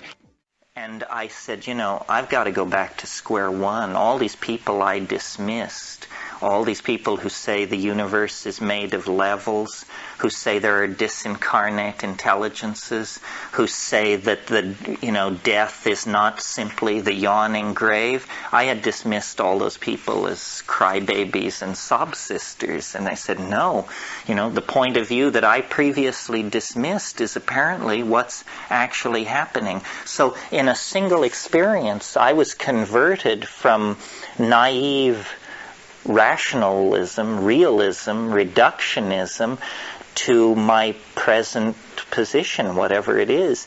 Really, all I've done is worked out the implications of the personal implications for me of the DMT flash, and I've also tried to create linguistic models of it. So the worth of it is that it shows you beyond a shadow of a doubt that the world is made of magic. That's what the world is made of. Not natural law, not interlocking cause and effect, not any of these things that are normally assumed. The world is magic, not a little bit, 100%. Every atom from one end of this cosmos to the other is magic, magic, magic. Certain concerns just die in the first 30 seconds of the DMT flash and can never be brought back, to my mind. I've seen people who I considered what I call fragile. Some people are not good candidates for the psychedelic experience because they've been damaged by life in some way. And so for them, boundaries shouldn't be dissolved because their whole challenge is to keep boundaries in place. And I remember one case particularly, a woman who was a friend of mine. I really liked her, but I thought of her as fragile and to not somebody you wanted to lean on in a crisis. She smoked DMT, thrashed, moaned, rolled her eyes back, gave all the exterior symptoms of really having grabbed on. After about 10 minutes, she sat up and said, "It didn't work. Nothing happened." I said, "Nothing happened. Well, you want to try again?" "No way. Never, ever again." So it did work. But the personality was somehow able to seal itself off from the implications, because the implications quite literally would have destroyed that person. It was a truth they weren't ready for. And I suppose it's wonderful that DMT saves you from that. I felt in danger of dying from astonishment when I did it. And I do every time I do it. I mean, I don't know how they keep the lid on this stuff. I mean, I think that this is the secret that wants to be told. I think that we are, in a sense, here involved in some kind of, I mean, I don't want to lay this trip on too heavy, but in a sense we're involved in a little cosmic drama here. Fate has chosen you to hear about this. If you've never heard of it before, you're hearing about it now. Now, you don't have to do anything with the fact that you're hearing about it, but you have been told at this point. If you now go forward and live in your, mundane stock portfolio BMW existence, it's because you're making a choice. Because you heard from Terence McKenna that there was an entirely other possibility. You don't have to avail yourself of it. But I think it's a moment of great import in a person's life when they are told about DMT, because it's what everyone thinks is impossible. That's actually what it is. I have a question. Would that be possible that with DMT the mind gives away to the inner self, that you are seeing these things with your soul, or that you become your soul in a DMT trip? Well, what I don't understand is why are the things you see so alien? I mean, you would think that we have 15,000 years of poetry, painting, song, story. How come there's no tradition of this? How come our folkways and our art and our drama are so utterly empty of an awareness of this? I mean, this is, to my mind, actually probably the central fact of being, or at least it's as important as sexuality. To go from birth to the grave without ever encountering DMT is, to my mind, like going from birth to the grave without ever having a sexual experience. It means you skated through life. You never got it. You never figured out what it was for. And that unnerves me, because I think what life is for is to figure it out. Life is some kind of an opportunity. Yeah. Okay, Terence. How and from whom do you buy this stuff? Well, they haven't made it easy for you. They've made it illegal. So that's really the question, is where do you get it? I can't solve all your problems for you, but that's what you need to know. Is there any place that is legal? Any country? Oh, it's legal in most countries. See, there isn't enough of it around. It's never been a social problem. They just made it illegal in the 1960s because they made everything illegal. I mean, if somebody is proposing to the DEA that a drug be made illegal, how do you decide if a drug should be made illegal if you're of their mindset? Well, the first thing you do is you look at emergency room admissions over the past 10 years. You say, well, how many people have been dragged into emergency rooms either raving or dying on this drug?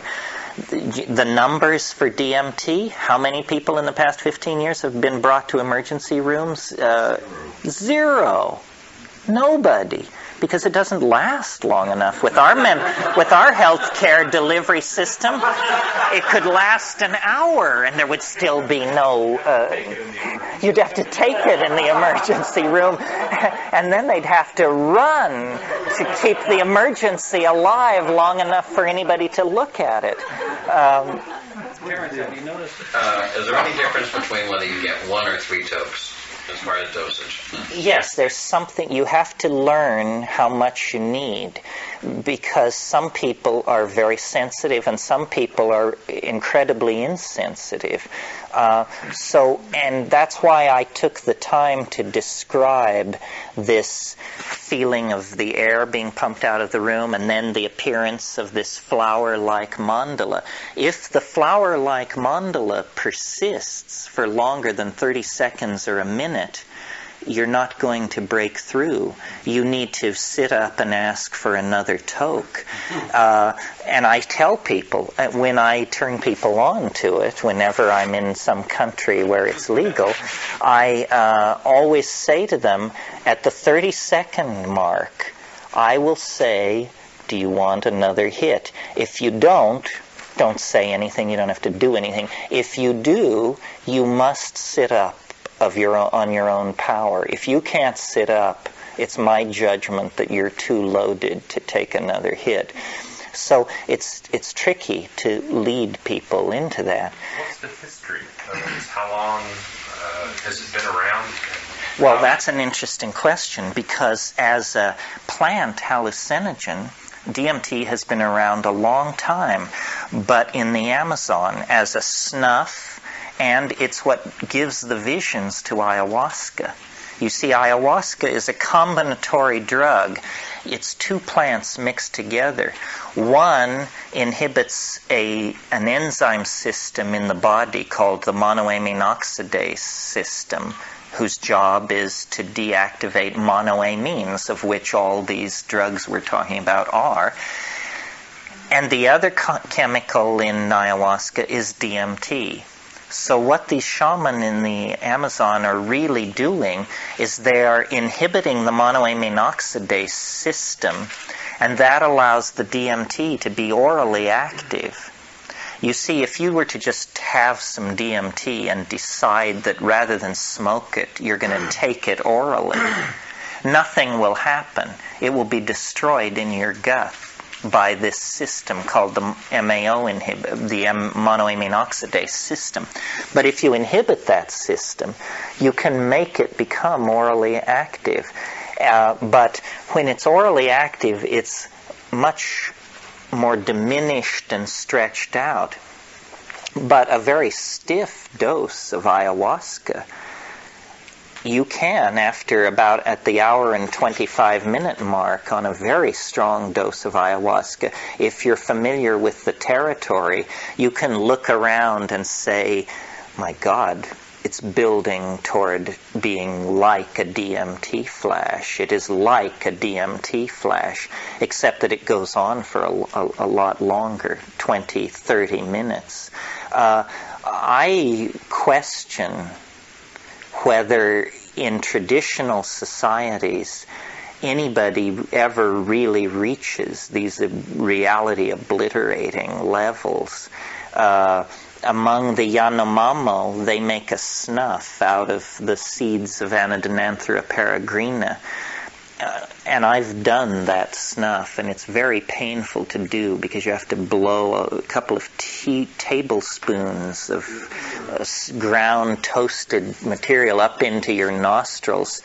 You can't self-administer it. You have to have a friend blow the blower, and then you scream, fall back, salivate, and by the time you've gotten your act together, he's got it loaded again for the other nostril.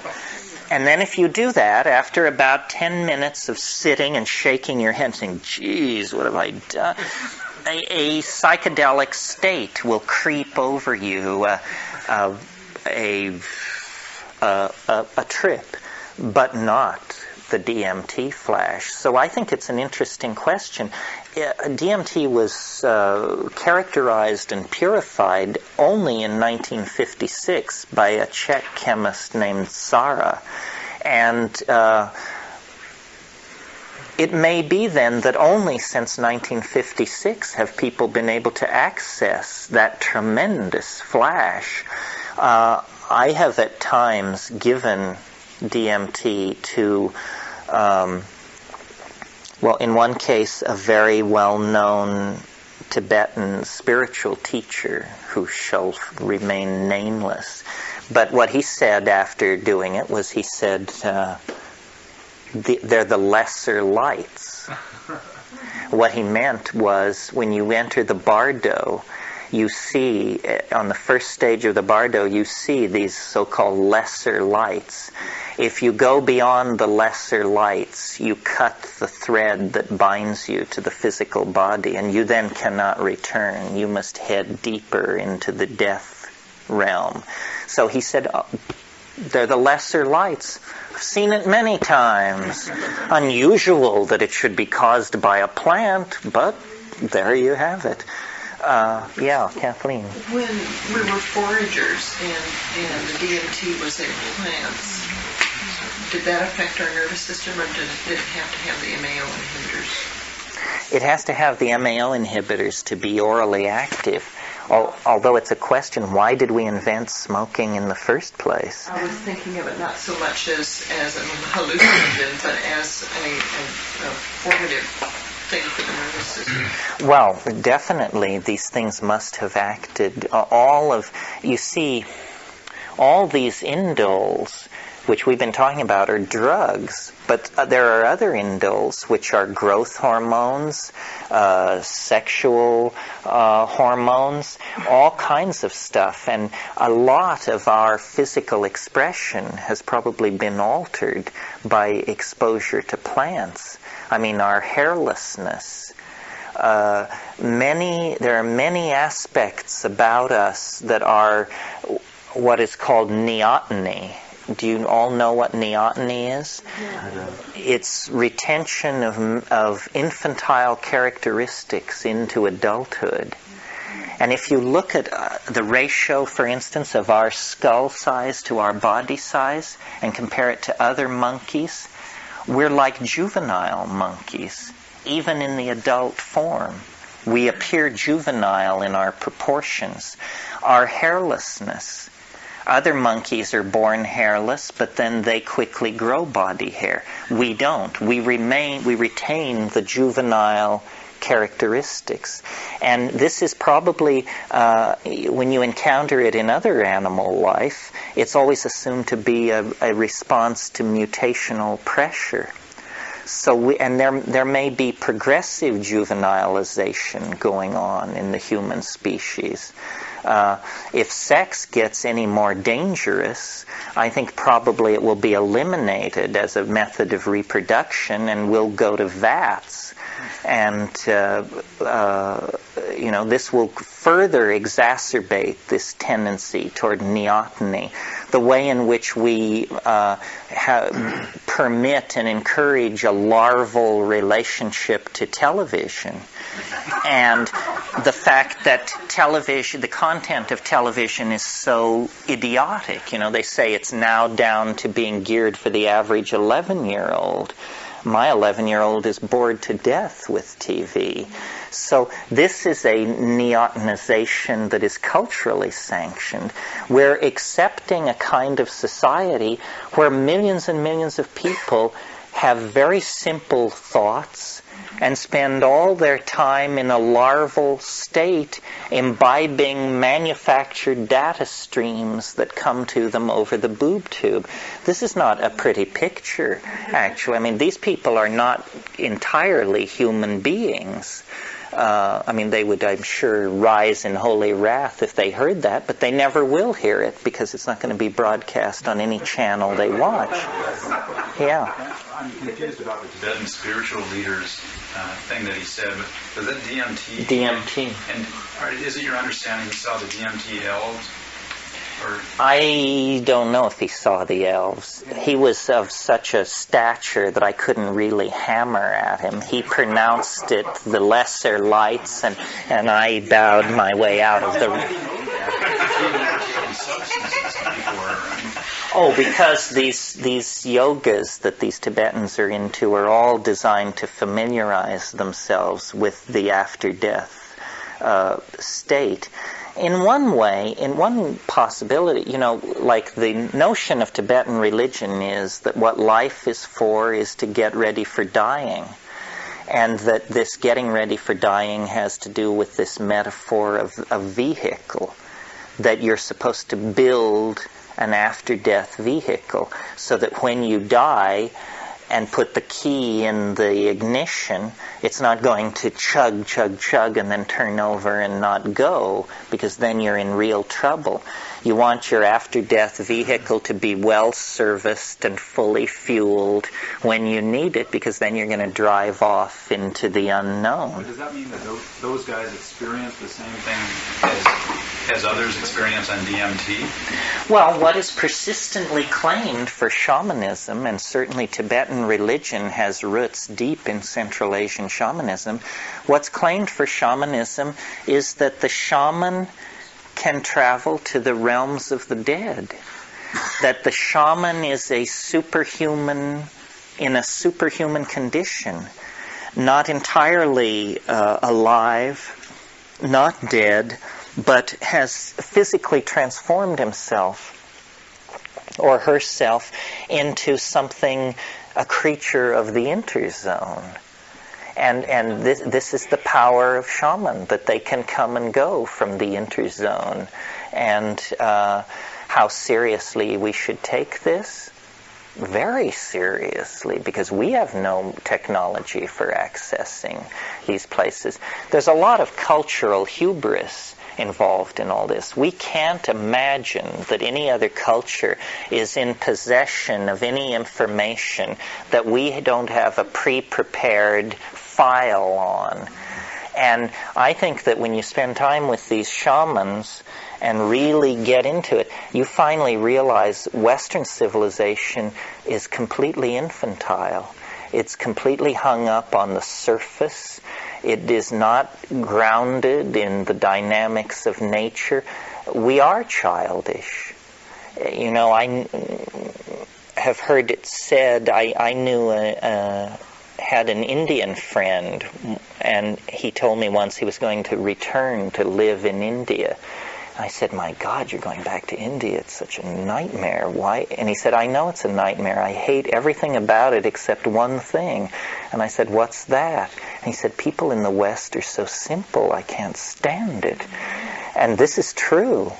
I mean, if you don't think so, go buy hash in the markets of Bombay, and you will discover you are such a child. You don't know what's going on. You're so easily manipulated and led, so eager to be friendly. You take everyone at face value. Someone smiles at you, you think they're your friend. The line I love, which you hear occasionally in India and in other third world countries, is, I am your friend. I am not like all the others.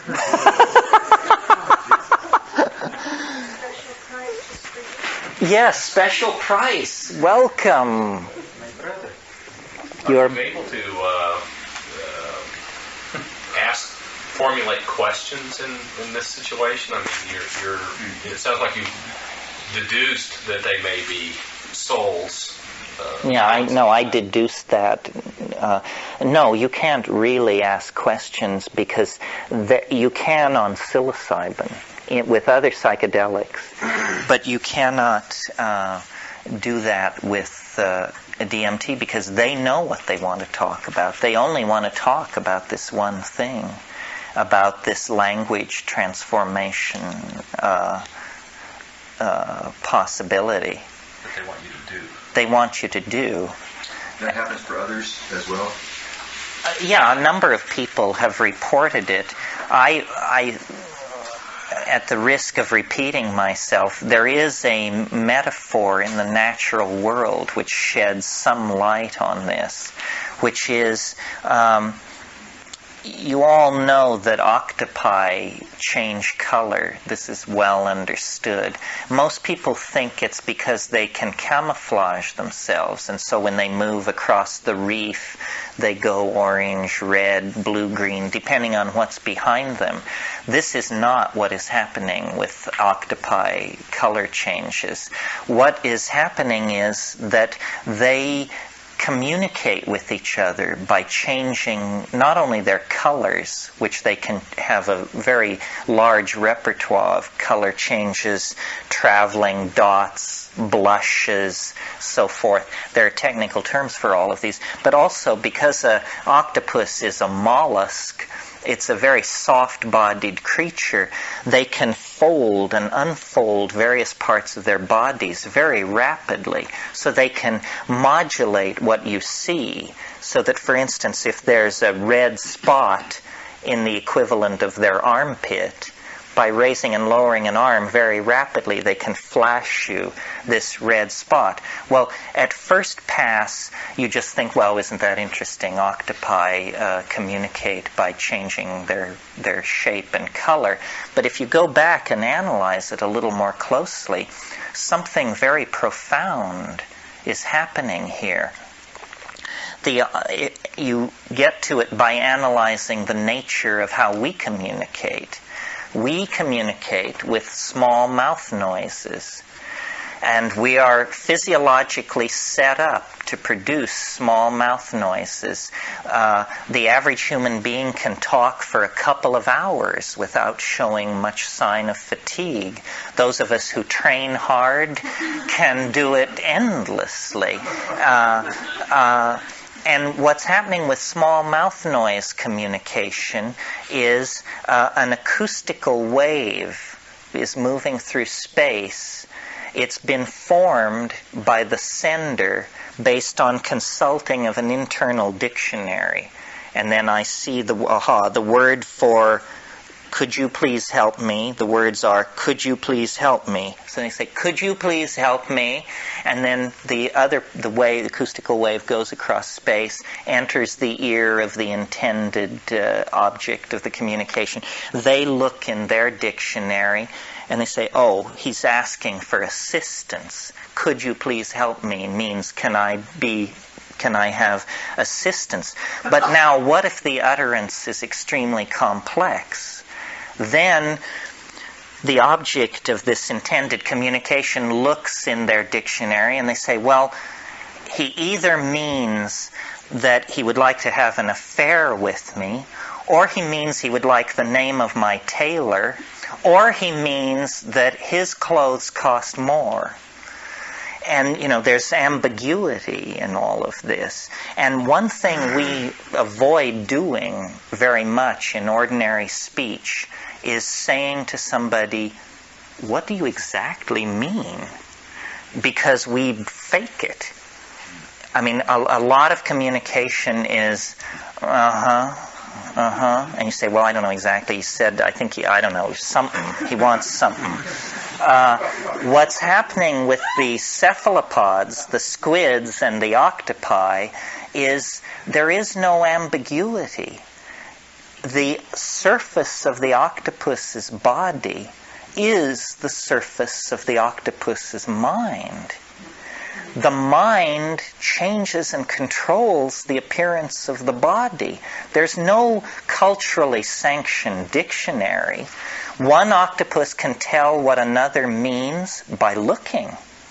And the meaning is biologically and genetically scripted, not culturally scripted. An octopus from thousands of miles away from where another octopus originated, if they are the same species, can understand instantly what is intended. So in a way, the octopus has involved a very complex linguistic system where the surface of the creature is its mind. Yeah. You know the book by John Steinbeck, Sweet Thursday? Mm-mm. You should read that book. The main character, Doc, has a laboratory where he studies octopus, and he studies them in order to see if he can induce apoplexy. Apoplexy encephalopoidia. Sounds good. You know, there are to show you how important this kind of communication is to octopi. The octopi evolved in the intertidal or in the circulittoral zone, meaning in shallow waters off of continents, in reef environments. But, you know, there's a lot of life in reef environments. It's as intense as a rainforest. So there's a lot of evolutionary pressure on a reef environment. And one strategy, if you're under a lot of evolutionary pressure, is to just go somewhere else, go where there isn't pressure.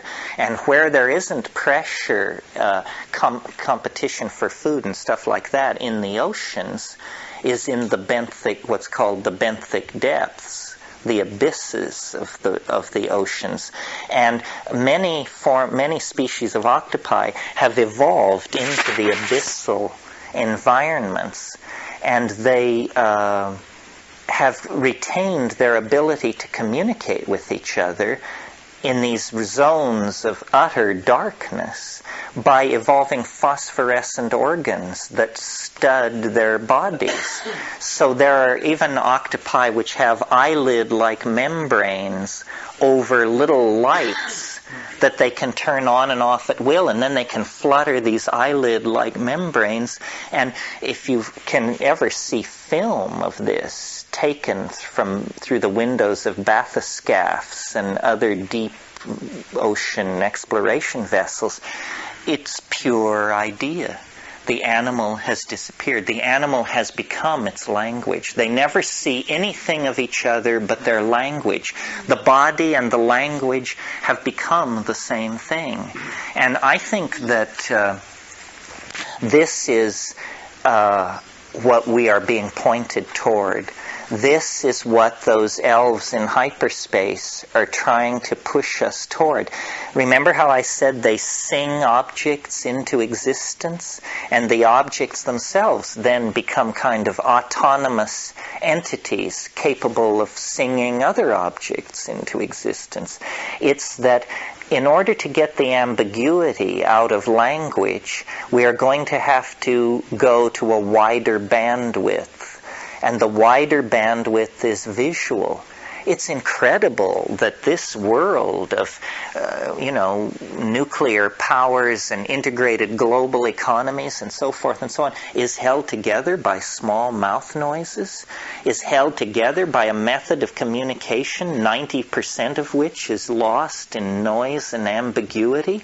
We barely can communicate with each other, and yet we have seized the tiller of planetary existence and propose to set the agenda for every life form on this planet, from virus to grizzly bear.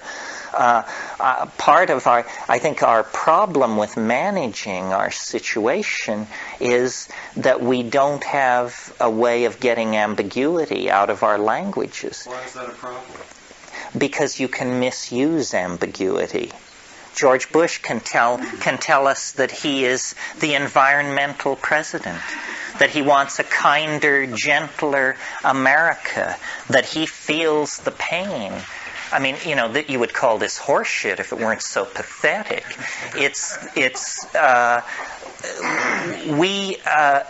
Somebody once said language was invented to lie. small mouth noise language was certainly invented to lie because it doesn't existentially map back onto the surface of appearances. This whole, fantasy or hope of telepathy lies behind a lot of psychedelic imagery. Well, telepathy, when most people think about telepathy, they think of that they will be able to hear what you think. If they could hear what you think, then there wouldn't be ambiguity. But in fact, there would be as much ambiguity as there is in spoken language, because people speak as much crap to themselves as they do to other people. The only way you can transcend the ambiguity of language is if you turn it into something beheld. And I think that culture is the program within the monkey species that is an attempt to make language visible. And that's why virtual reality, which we haven't talked about too much, but which somebody mentioned as we went around last night, virtual reality holds great promise. Because at the operational level, what virtual reality is it's a way of showing somebody the inside of your mind, showing somebody. And notice that when we talk about language, our notions of clarity, there it is, our notions of clear speaking are all visual metaphors.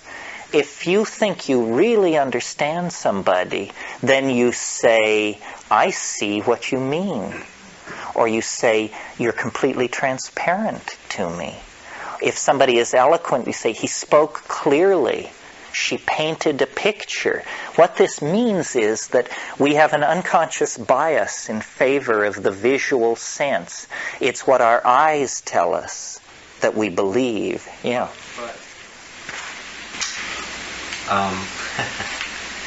If your DMT experiences have revealed to you that the surface, the naive realism of our world, which you referred to on the first talk, is not the whole picture, right? Right. And it does not, in fact, communicate to us the important meaningfulness of life, right? It does not take from us the pain of existence and the fear of death and all these problems that all human beings have had as far as we know. Then why is visual communication the answer to these things? Why is it impossible to be deceptive communicating in a visual way? And once you have the technical problems, it's just like, I personally am an artist in many different media. And I'm sure a lot of people here are creative. And the great challenge of creativity is trying to make physical what it is that's inside. And the technology to do it, even with the problem with virtual reality is it's boring and it's clumsy and it's not a very interesting place to be. Well, it's very young. It's very young. But how does the... Well, I think the key to the answer to your objection lies in the word naive. Naive realism won't do. What we need is sophisticated realism. The world is very complicated. I don't think naive anything is going to take us very far. What we need is a very sophisticated analysis of our situation. Every artist... Well, no, that's not true, because there's music, and some people say all art aspires to the condition of music. But to my mind, the visual arts all aspire to this elimination of ambiguity from communication. This is why I suppose if we were to try to create a theory of aesthetic here, I would argue that sculpture is a superior mode of communication to painting, let's say, because sculpture has an infinite number of points of view built into it, while the pictorial representation assumes a single or a very limited number of points of view. What we have to do is both contact our inner reality and then clarify our tools for communicating it. The culture cannot evolve faster than the language evolves, because remember we said last night the culture is made out of language. And what we are doing here at Esalen, or what you're doing when you try to persuade people to recycle, or what you're doing when you're trying to persuade people to re-examine their attitudes towards the feminine, is we're trying to get them to change their language. The bad people have always understood this very clearly. It's called propaganda. Lenin said, "Give me the child at age 7 and I will return you the man," because this seems to be how it works. What we need to do is clean up our language. There are terrible problems in English. I mean, the subject-object relationship. At least English is gender neutral. Languages which aren't are just, carry heavy freight in that department that would be very difficult to overcome. Our ultimate notice that our most powerful descriptions of reality are mathematical. Mathematics is an artificial language specifically created with the intent of eliminating ambiguity. Now, the problem is we can't all follow these mathematical languages, but we probably could if we gave it more effort. Yeah. Terence, what vocalization and telegraphy are so miserable as tools for this all-important job of communicating, real communication. I've often fantasized in my mind that at some dim, dark past, this species had a power of direct communication that somehow was lost. So, I sort of a Babel concept. It was somehow lost. Probably because of the overloading of the networks. That would be one hypothesis. In other words, when you have too many circuits going, then people have to dream up other ways of talking with each other.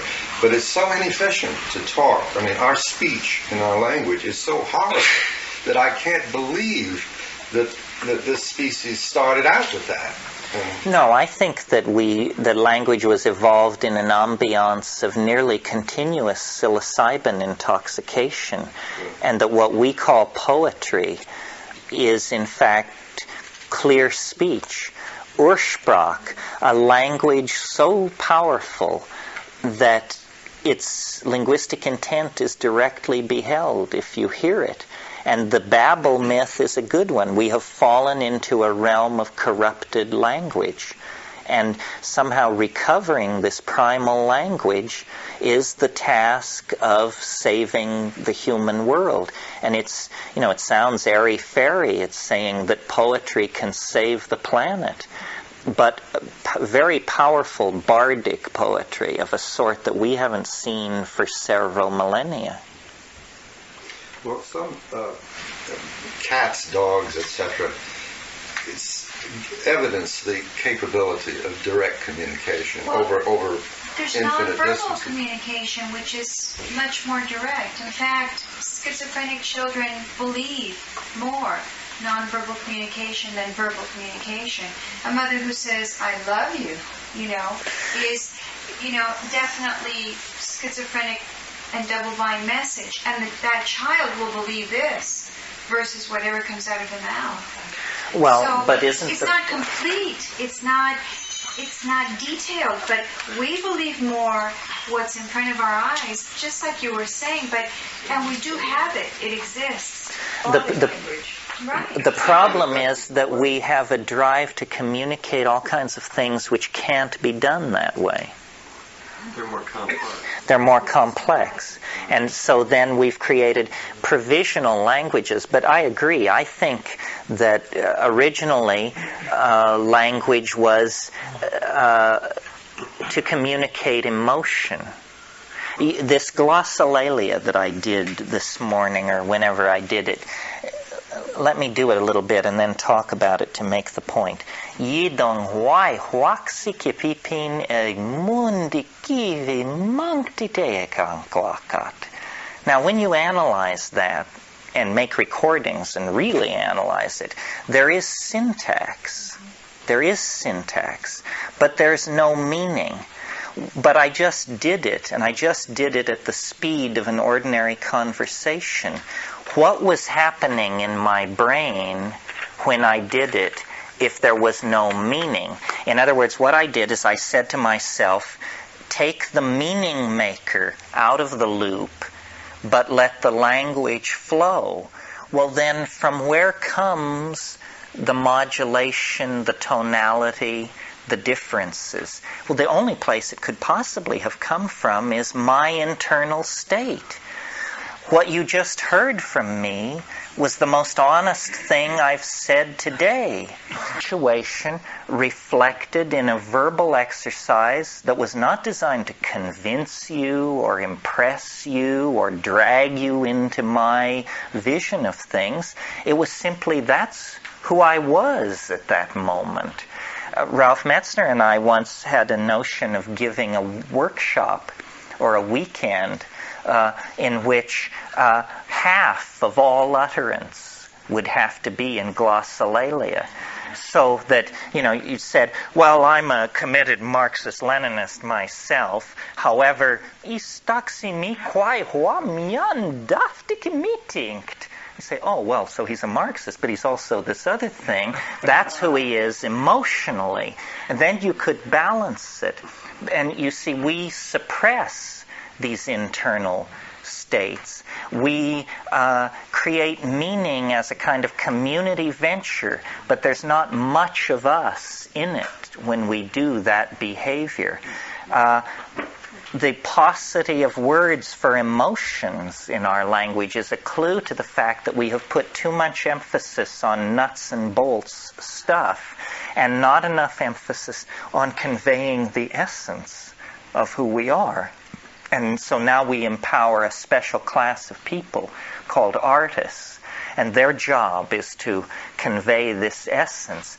But what we need to do is make life into art and take upon ourselves an awareness of the responsibilities that language puts upon us. We're not going to save the world or honor the feminine or do anything worthwhile until we change the way we talk about these things. That's the first step. And, in any political agenda, the first thing they want to do is control definitions. I mean, if you define, this is what the Nazis did brilliantly.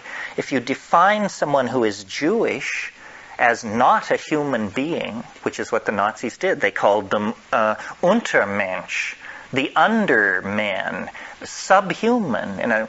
Well, so you've changed the reality of what this person is in your mind. Now you can build ovens, deport them, put them in slave labor camps, because you've changed their essential nature by changing how you speak about them. And most of the changes we've allowed in language have been of this negative, destructive, disempowering sort. The curse of simplification, the easy answer, the glib reply. This is what our politicians, they say, well, you just cut the capital gains tax and it'll be fine. Everybody knows this is malarkey. It won't be fine. But language metaphors are being misused to delude and to keep some people on top and some people on the bottom. I think that the reason we're spending so much time on this is because I think that what psychedelics do is they catalyze new forms of language. People are still, the greatest leap forward in language evolution that happened in my lifetime was under the influence of LSD in the 1960s.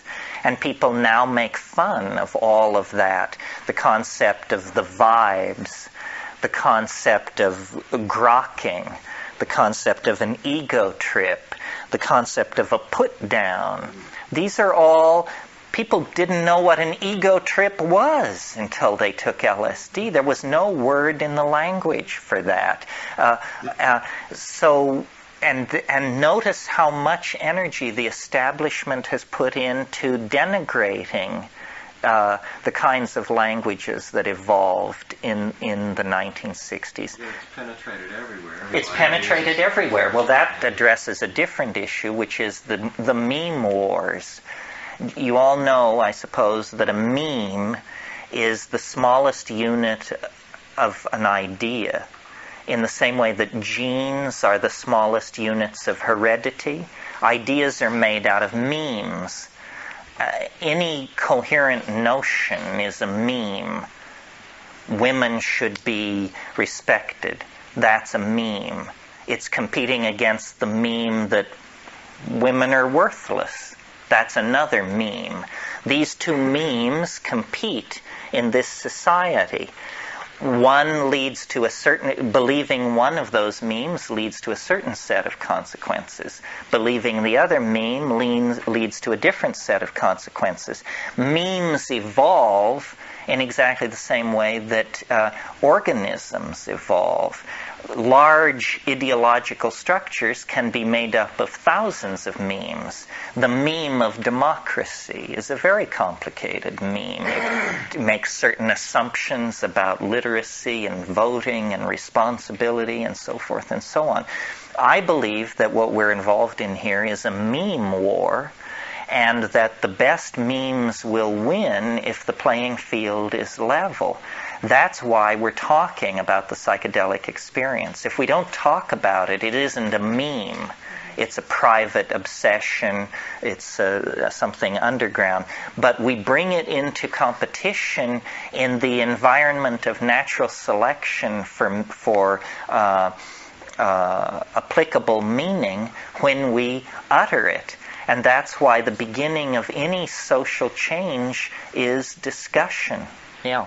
I sort of wanted to share an experience only because it's remarkably like what you were talking about. And that is, once on Psilocybin, I met an entity that was right on the picture plane. You know, it was almost annoying. It was like an eel made out of some beautiful chiffon with a dog's head, you know, kind of, and looking at me. So it's right there on the picture plane. Oh, well, that's the dog-headed chiffon. It was the fact that it was so close to my face. And the other instance was walking down a spiral staircase with what looked like plants, shoving things at me, you know, and I thought they were rude. That was my take on it, and it resonated with what you said. These were psilocybin visions? Ayahuasca. Oh, ayahuasca. Yeah, one of the things we didn't talk about this afternoon is the sort of the ambiance of that DMT state. What is the attitude of these tykes toward you? And it's a curious attitude. They are not entirely friendly, or they are not entirely to be trusted. And if you're a graduate of Irish fairy tale literature, you know that fairies are very, very tricky. That's essentially their major characteristic. And their sense of humor and their sense of comedy doesn't always dovetail very smoothly with our own. I've sort of described the tykes as piratical. They... when I try to remember where I've had that feeling that I have in the DMT space, where in my life I ran across that feeling before, it was in Indian markets as a child buying hashish for purposes of smuggling, and being conducted into these situations where everyone was your friend. But they had led you through such a labyrinth of streets and relieved you of all your gold and had given you a Coca-Cola and put you in a room and told you to wait. and said, we're your friends, not to worry. All is going to be all right.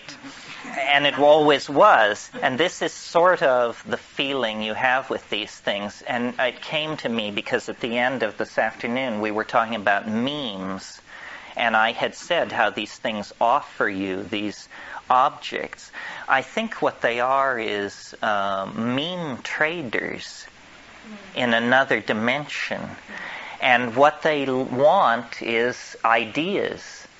And they sort of use the technique that we would use in trading with magpies. You know how a magpie will take a piece of colored glass and, or let's shift the metaphor, pack rats. Are you all familiar with pack rats? I grew up in the high mountains of Colorado where pack rats exist. And pack rats are traders. They will always leave something for what they take. And so the trick is to get them to leave something more valuable than what they take. And there are numerous anecdotal stories in Colorado about leaving a 7-Up cap out and getting back a diamond wedding ring in trade, because the pack rats, like one way, a way when I was a kid, we used to hunt treasure in old ghost towns. And the way we would do it is we would look for huge abandoned or not abandoned pack rat nests. And there in the pack rat nest you would discover watches, coins, jewelry, rings, and broken glass, bobby pins, bottle caps, all the detritus. So the DMT creatures are meme traders of some sort. And what they're offering, these things they're offering, are the equivalent of glass beads. They're saying, this is the sort of thing a quasi-intelligent primate ought to be able to respond to. Say, how would you like this? Say, oh, wow, let me have that. And they say, well, just a moment. Can't you give us a piece of your folklore or a chunk of religious ontology or a little bit of political philosophy? And then we'll give you the bauble. And so there is a trading. And what I intend to talk about tonight, in utter indulgence of my own ego, having spent the day denouncing the ego, is an idea. This is what they trade in, is ideas. And they handed me a very interesting idea in trade for something which I didn't value all that much, but which I think they really got a bang out of, which was I traded them the I Ching in its Wilhelm Baines translation, and they gave me a complete hyperdimensional map of time. And they took the I Ching and twisted it around and wired it back upon itself, and then handed it back to me as a gesture so that I could relate to this primitive artifact of my own culture in a new way. And I don't know how much of this we can convey in the absence of a computer, but I'm willing to give it a whirl. And in the spirit of the lady who just spoke, I will try to make it anecdotal, because Saturday night people have had enough of this stuff anyway. So here's my story. In 1971, actually, I realized after talking last night that I never introduced myself or did anything formal at all. The engineer was at my elbow and I began pummeling him, and then that just led out into the gray wastes of heaving rhetoric and never got back to anything approaching an introduction. And I've made allusions to my rationalism and so forth. But my story is sort of like the unsinkable Molly Brown.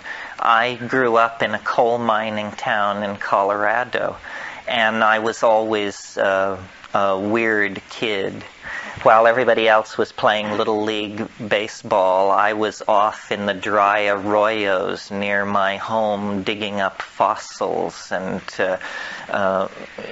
being maladaptive in many different ways. And the thing that I was always tracing or looking for was a kind of iridescence that adheres to certain kinds of matter, certain situations, and even certain kinds of people. So it started out with a fascination with minerals, a rock hound, and then that led into fossils. And that led to butterflies, which was a lifelong obsession until so much pummeling with Buddhist ethics made me give it up a few years ago. But resentfully, I must say. Buddhism is fine, but no one knows the pleasure of the capture of a birdwing ornithopterid in the jungles of Saram. I mean, you want to talk about hard wiring in the human organism? We've been insectivores for 9 million years. And there's a thrill there in the capture of a large butterfly that well, sorry to drift off into... Forgive me. Iridescence, yes. And so then the butterflies sort of carried me along for a while, and then when puberty hit, pineal symbolism overwhelmed everything else, and I got into rocketry. And, the compounding of fuels and the launching of these things from the local baseball diamond and airport at incredible peril to myself and the people around me. And then I discovered at a certain point, I had always been a kind of a science chauvinist. And then at a certain point I discovered art, literature, poetry, music, dance, theater, the whole of the humanities came flooding in. But the guiding aesthetic was always an aesthetic of the weird. I guess I should mention that I'm a double Scorpio. But the aesthetic of the weird drove me, and nothing was strange enough. I loved the science fiction films of the 1950s, and I was into the music of John Cage early on. And, of course, all of these things funneled me toward psychedelics. I mean, psychedelics are like the quintessential essence of this aesthetic of the weird. Once you get to psychedelics, it's like you've hit the main vein of weird. No more do you have to closet yourself in the attic with your copy of Hieronymus Bosch. You can now, move out into the real thing. So that propelled me to a lot of traveling. And traveling, I think, is second or third in importance in the human experience. I mean, I would say sexuality, psychedelic drugs, and travel.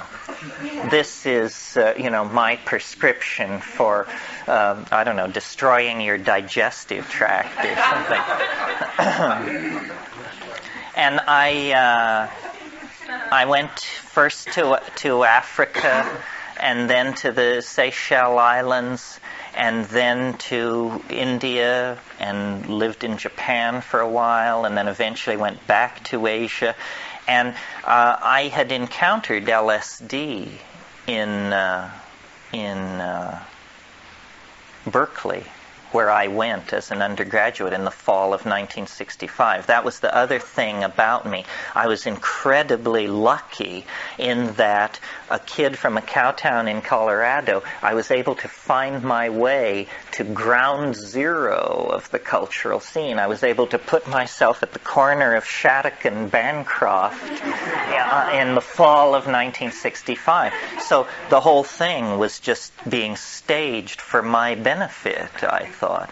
Well, so then I became very interested in psychedelics, and I actually smoked DMT early in 1967, a tremendously fortuitous moment in the history of my the development of my thinking. Apparently, SRI, the Army, was trying to develop a drug called BZ, which was an aerosol-delivered tryptamine a hallucinogenic tryptamine that would be delivered by an artillery shell into a Vietnamese village. And while everybody was stoned on DMT, our boys would come in and kick butt or do whatever they do. And a 55-gallon drum of solid DMT had been boosted off the back of a truck by some Stanford graduate students. And I'm telling you, it was incredible. I mean, it's never been that good. I don't know what this stuff was exactly. A 55-gallon drum of... Yeah, really. There might be, actually, the search for the treasure of the Sierra Madre.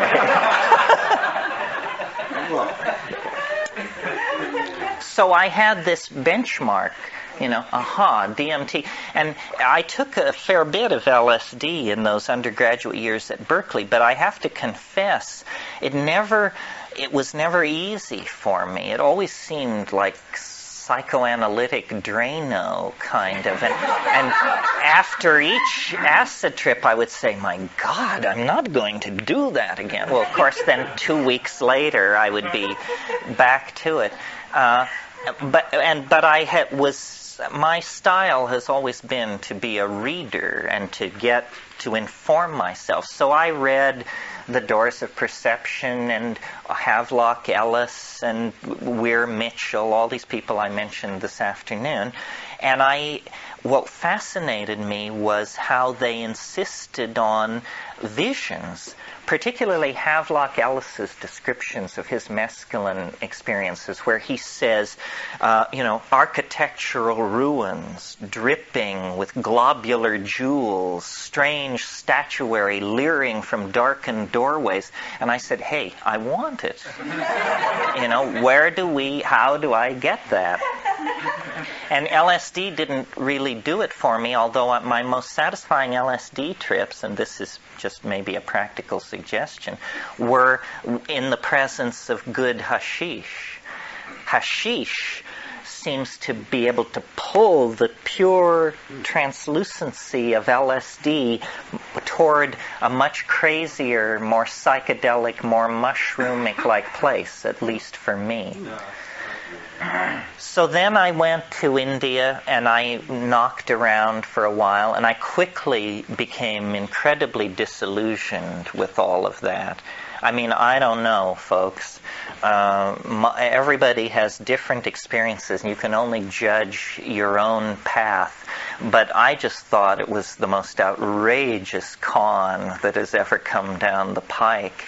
That, maybe millennia ago there was something going on, but it has been so enfolded by priestcraft and dogma and class consciousness and everybody's out to con everybody else, and there you are. What do you know? I mean, these people have been at this for 1,000 years, and you fly in from Malibu, sugar and money heavy, into their midst. Well, they know just exactly how to turn you every way but loose. And eventually all you ask is that they turn you loose, Now, I know there are people for whom this message is unwelcome, who are within this room this evening. But I'm not knocking Indian spirituality. I think that there is a great wisdom about how to live that these world religions have accumulated. The problem was I was 23 years old and I wasn't interested in wisdom on how to live. I was interested in how do you get as loaded as possible and then be able to talk about it. So went through all these experiences and was abandoned by the love of my life, and all kinds of things happened. And eventually I decided that the answer lay in the Amazon. And so in late 1970, I had been living in Vancouver, British Columbia. I couldn't enter the States because I had a price on my head. Not much of one, but an uncomfortable situation to be in.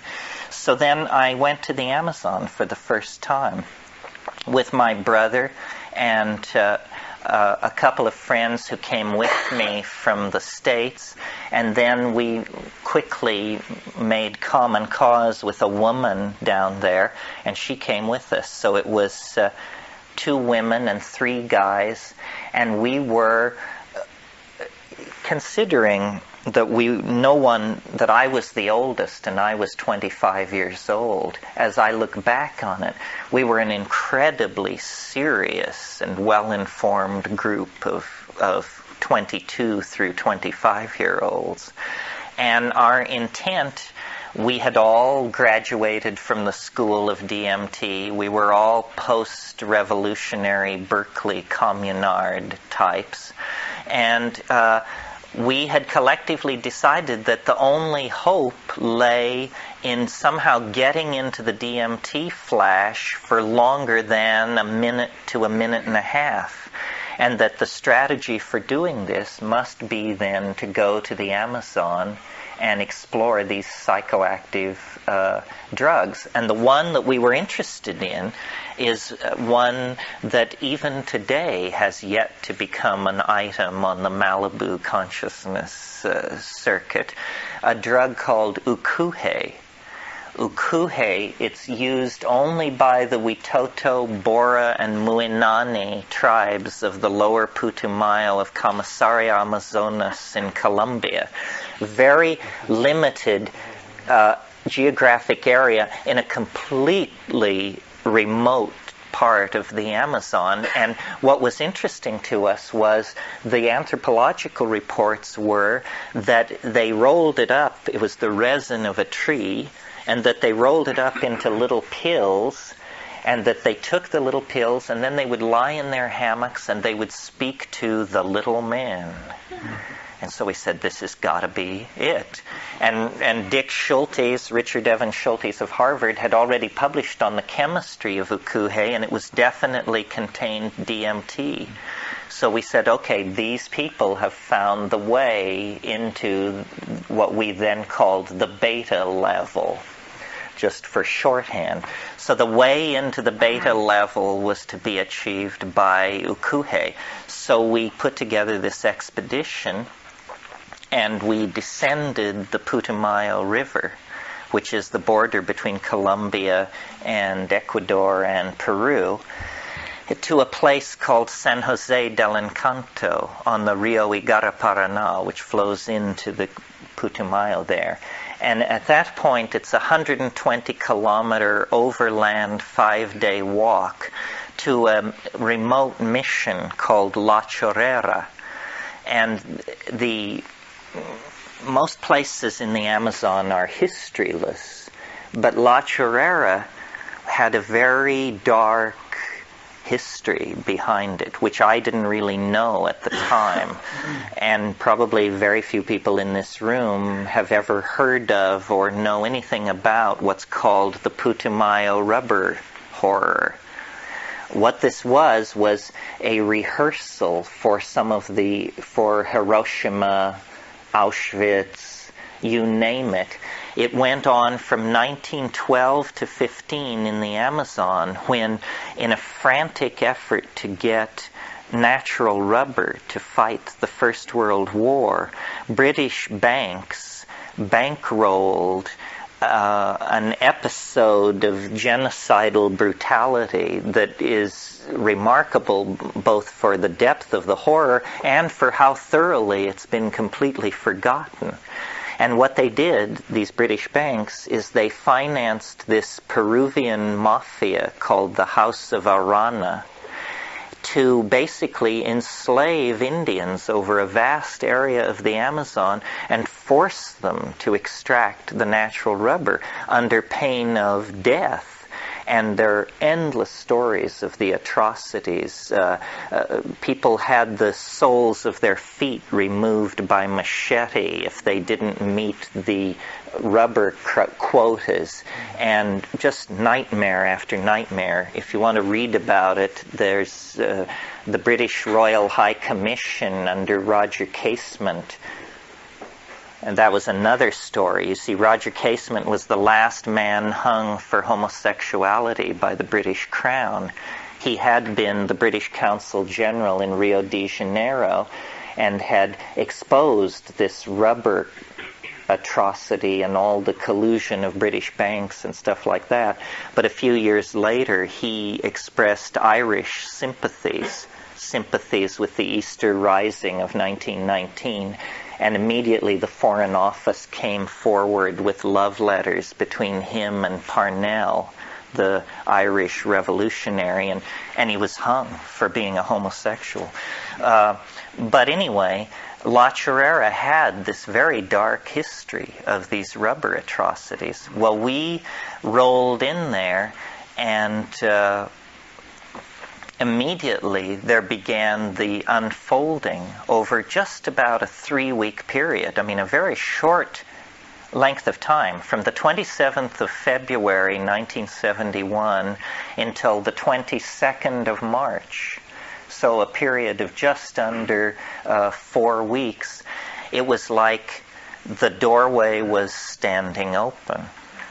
All rational expectation had to be put behind. It was as though our whole lives had built to this moment, and what we thought was a quest for an obscure orally active tryptamine drug, it turned out it was more as though something which had been with us from the cradle actually lured us to this extremely remote place where there was no way out, no radio, no communication of any sort, lured us to this place to then begin this series of unfolding ideas.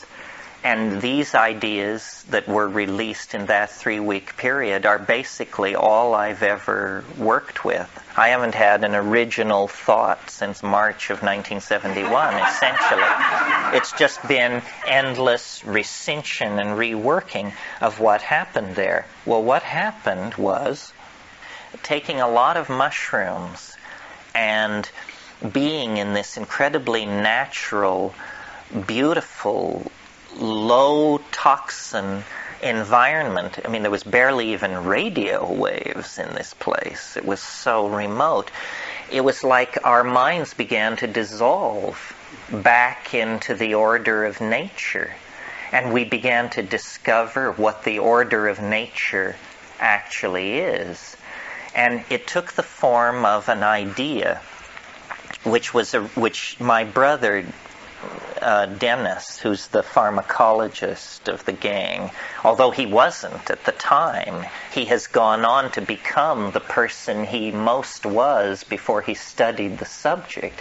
Now he is a molecular biologist, research pharmacologist, and drug designer. Then he was a 21-year-old kid with a rave. But he proposed that there was a way to take these psychedelic drugs and to use sound to cause a small number of these drug molecules to permanently bond into the DNA. The term for this is intercalate. And it's known now, although it wasn't known then, that many drugs do this. Many drugs do intercalate. You all know how DNA is a double helix with nucleotide rungs on the ladder. Well, certain molecules, especially certain drug molecules, can slide right in between the rungs of that ladder, and without imparting any physical deformation to the molecule, they can change its properties. In fact, this may be how psychedelic drugs work. Now, we're at the edge of known physiology and neurophysiology when we talk like this. One of the great puzzles of biology, or human biology, is the persistence of memory. In other words, it's said that every molecule in your body is cycled within a 5-year period. That, 6 years ago, there wasn't a single atom in your body that is now in your body. The form persists, but the matter is traded in and out, except in one case, which is the neurons do not trade out. The neurons that you're born with are the neurons that you die with. So then the problem here is memory. You can be 70 years old and have an absolutely crystal clear memory of your first day of attending school in that red brick schoolhouse 65 years ago. Okay, conservatively, 7 times every molecule in your body has been swapped out. So where has this memory been all this time that you can pull it up with perfect clarity? This is a great mystery of metabolism, unsolved to this day. There are several possibilities. One possibility is that memories are not located in the body at all. Although suggesting this is no magic bullet, it raises a number of questions, probably as difficult to solve as the original question for which this was proposed as a solution. Okay, what are the other possibilities? The memories must be stored then in the non-degrading part of the body. The non-degrading part of the body is the neural DNA. The cell nuclei of neurons don't change within your lifetime. Well, so then you take this idea to an orthodox molecular biologist or neurophysiologist or geneticist, and they say, well, this is just bunk. I mean, in the first place, you don't understand the concept information. The kind of information which is stored in DNA is sequences of nucleotides which code for protein. To confuse that with an image of your great-grandmother's face is to just, have such a mush of categories that it's hopeless to even talk to you. Okay, so that destroyed the supposition, but it didn't solve the problem of memory, yeah. What about the possibility that what happens when you remember that schoolhouse 65 years ago, that you aren't remembering it, you are remembering the last time you remembered it, that you only actually remembered that schoolhouse once, and then every time after that, all you remember is the last time you remembered it. But what if you haven't remembered it for 50 years? I mean, this happens. But I'm suggesting that you're not remembering it each time. You're only remembering a snapshot of it. You remember the last time you remembered it. But what if that was more than that length of time ago? Yeah, that doesn't solve this problem of how is the memory trace able to persist. Well, so Dennis's notion was, he said that some form of superconductivity must be involved. Now, this was 1971. Superconductivity was not known to occur more than 0.3 of a degree above zero absolute. He said, no, there must be room temperature superconductivity going on in the DNA. This must be how the DNA preserves information. Now, if you know anything about superconductivity, it is the perfect physical phenomenon to use for preserving information, because no information degrades in a superconducting circuit. Say you have a ring of supercooled gold and you impart an electric current to this ring. That current barring interruption of the superconducting state, will circle that gold ring with zero resistance for eternity. Now, the only thing which can cause the superconducting phenomenon to cease is if a high energy source overwhelms the superconductivity, comes in from the outside and disrupts it. Now, think about the problem that nature faces with the genetic machinery. The key to life is error-free copying. Wherever there's error, then there becomes mutation or problem or incompatibility. So all of the strategies of genetic preservation of information seek to maximize the absence of error. So the perfect mechanism for doing this would be a superconducting mechanism. Now you see, the major cause of mutation in the natural environment is cosmic radiation, ambient cosmic rays, high energy particles that smash into the genome, physically collide with the DNA and break the bonds and disrupt the message so that it can't be copied. Superconductivity would be the natural medium to retard this process.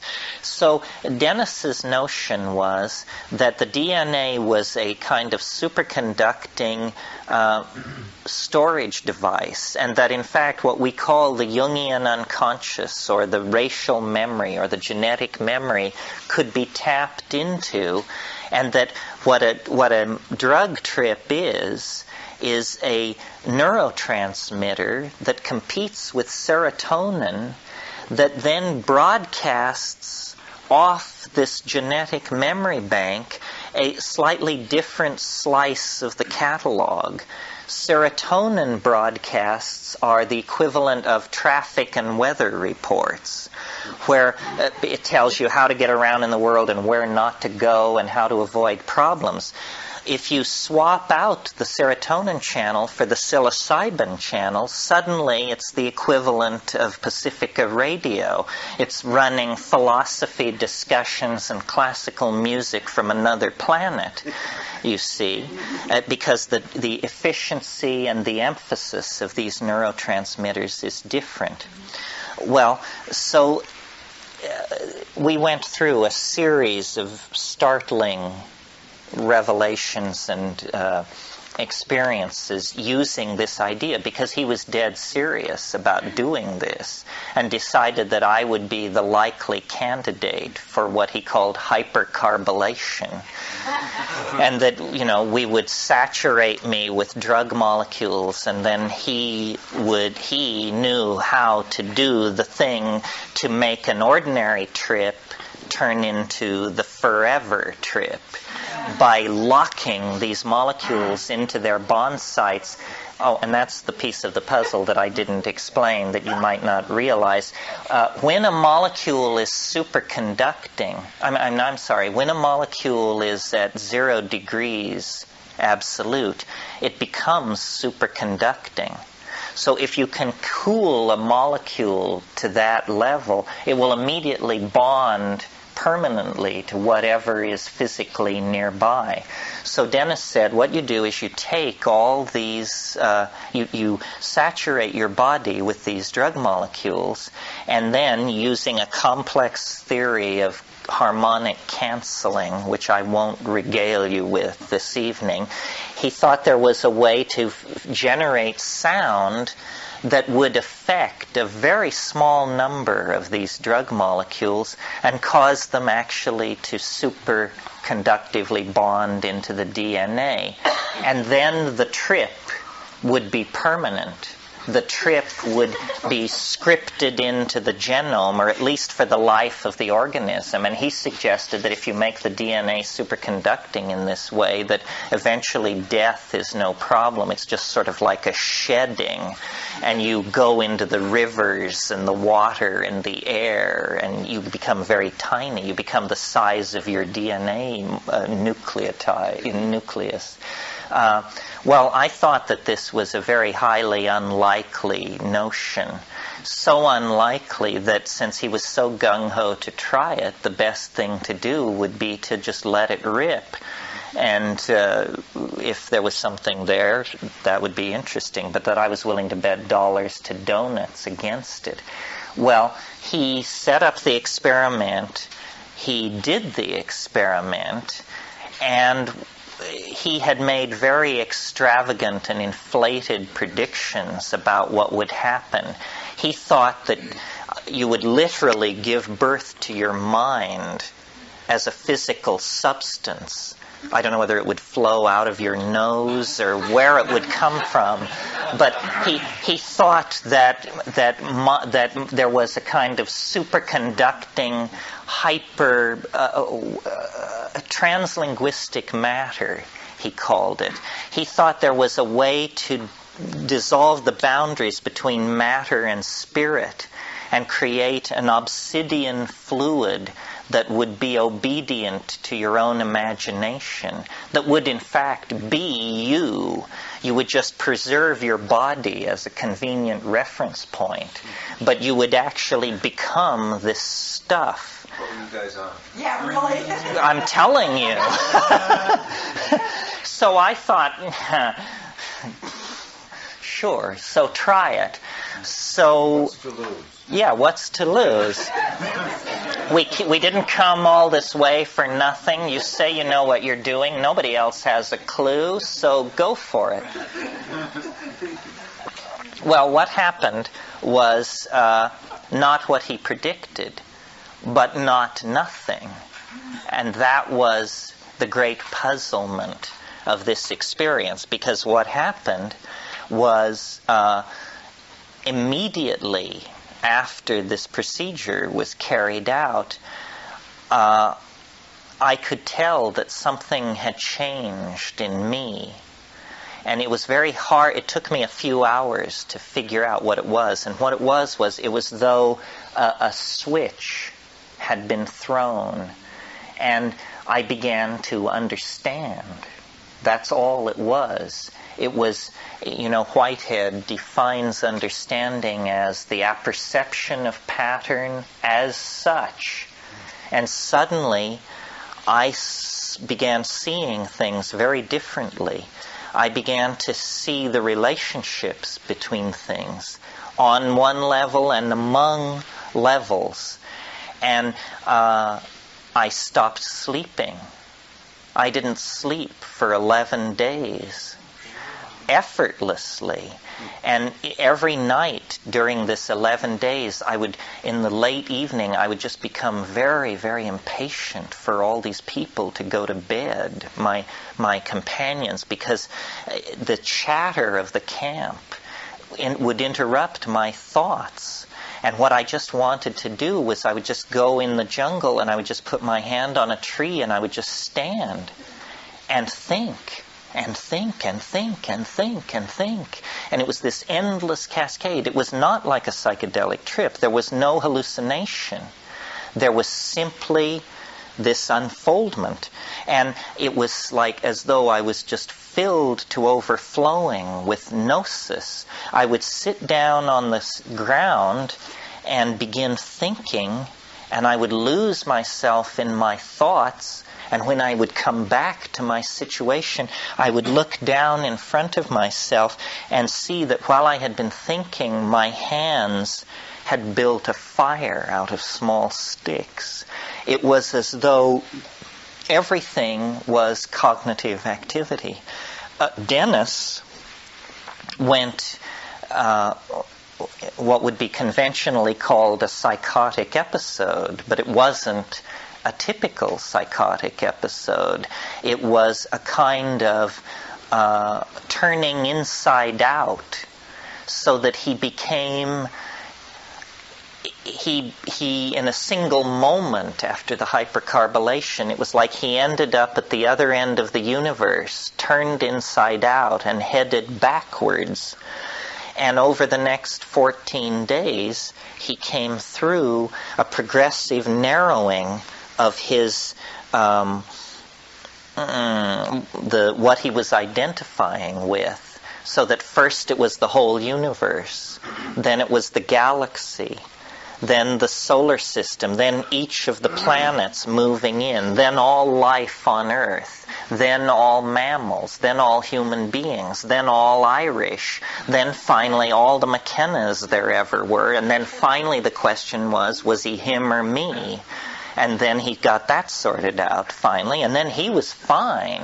Shaken, but fine. We've now reached the 22nd of March, 1971, and I was just, I couldn't talk to anybody. I was in a very, very, very, very strange place. I mean, things went on. Well, just as an example, because there wasn't much of this 3D stuff that you could wrap your mind around, but everything was teaching me. Everything had a message for me. And I would go out into the jungle, and I would raise my arms above my head, and I would call the butterflies into me out of the jungle, and they would come first by dozens and then by hundreds, and I would stand there, and here's how the thought progression would go. I would call the butterflies in, and then it would move me to tears. And so there I am standing covered with butterflies, tears of joy streaming down my face, and streaming down my face, and streaming down my face. And finally I begin thinking, so now what? And then I think, the people back at the camp who doubt me, those bastards, wait till they see this.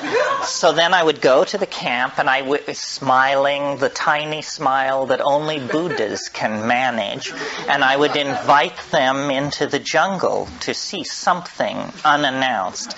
And so they would say, well, I don't know, you're just, all right, we'll go.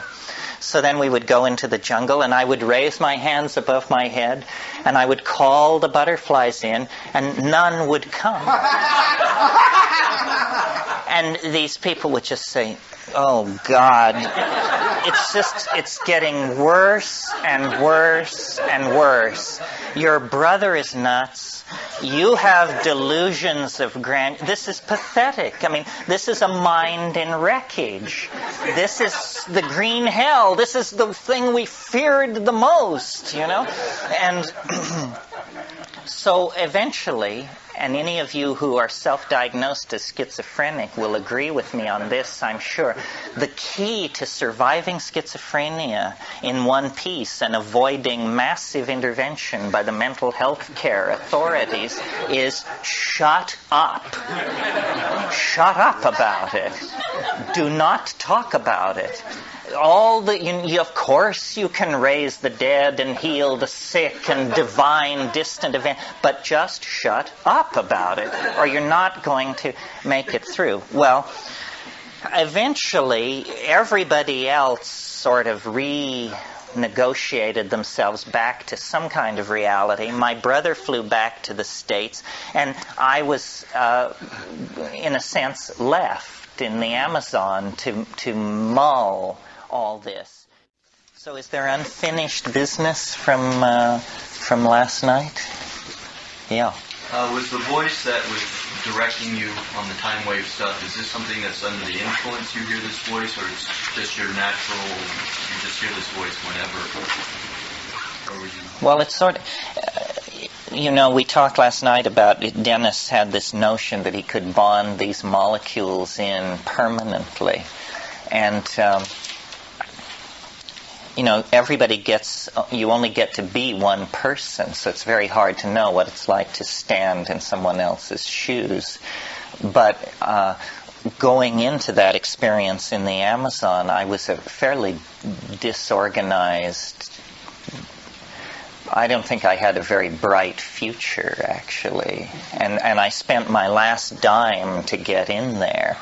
So there was essentially, it was some kind of heart of darkness thing where I was just pulling out all the plugs and sinking deeper and deeper.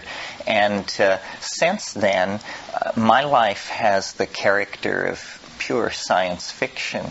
I mean, I sort of became the alien ambassador and was given a sinecure and appointed to then, mediate between the other and a certain kind of person in a certain kind of society. So the weirdness never leaves me, to answer your question. But in a sense, this idea is completed now. I mean, there are always unanswered questions, but the complete metaphor is there. The mystery, I think, is, it has two sides. It has a profound side and an absurd side. The profound side is, is the world tidally locked with an extra-dimensional object of some sort that has sucked an animal species into history and is, revealing itself through the transformation of our flesh and machines? And if not, on this schedule of 2012 and so forth, then what does this idea exist for? Is it just simply that I have a peculiar pathology married to a certain amount of charisma, so instead of being locked up and dragged away, I can turn it into a marketable product in a very marginal way that allows me to keep paying my phone bill and stuff like that? Is that what it is? Notice that the idea is not designed to last. It's designed to auto-destruct one way or the other in 2012. So this whole ideological vision has written all over it, perishable, apply immediately, do not use after December 22nd, 2012 AD. So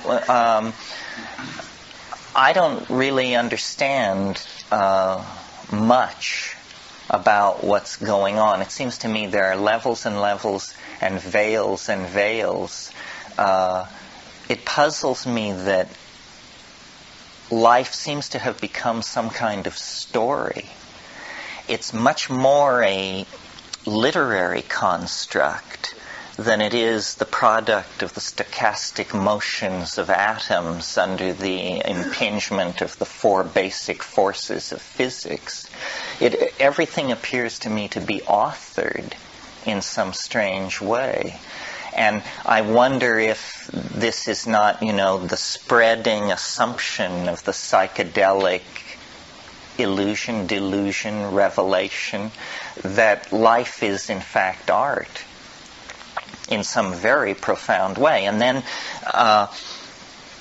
being somehow fated to literature and the spoken and written word, I wonder, if this is a novel, if this is a construct of artifice, well then it behooves each one of us to ask the question, who am I in the plot? Who am I in the context of the story? I mean, maybe it's your story, the Shlomo Ekbach story, or maybe you exist to draw the bath for Milady on page 220 and then bow your way out of the room, never to be heard of again in the story,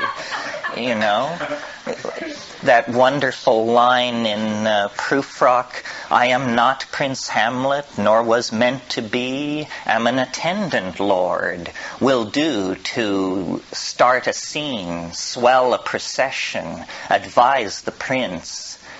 Careful, obtuse, meticulous, at times a bit ridiculous. Anyway, Are you that person, or are you Prince Hamlet? And then the question becomes, if you, the character in this literary construct, are slowly becoming aware that it's a literary construct, then is that part of the plot? Is this a story about a sort of Pirandello-esque exposition of the levels of personality as we rise into awareness that we are caged by artifice? Or are you getting out from under the control of the author? I sort of think that, one thing that I've sort of discovered as my career has gone through its circuitous and glacial advancement is that as you make your way into what are called the corridors of power, you discover they're remarkably uncrowded and there are no waiting lines at the water fountains. There doesn't seem to be anybody really running the show above the level which just makes sure that UPS delivers on time. Above there, where you would think there would be, in the captain's tower, there's a kind of eerie emptiness. And I think that means that one can aspire upward in this matter of taking a little bit more control of the plot. And that the goal is not so much to advance your character, act out your character, and by brilliant marriages or daring military campaigns or feats of investment genius to somehow begin to take over the stage. This isn't the way to move the evolution of the personality. The way to move the evolution of the personality is toward empathy and eventual assimilation of the viewpoint of the author.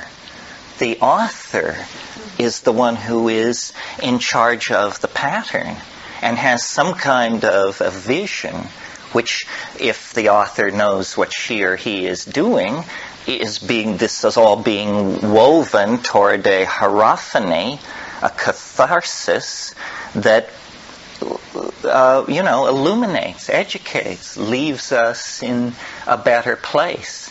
And I think the payoff on this is if you become the author is sort of in the position of a programmer. The author can save or destroy any character.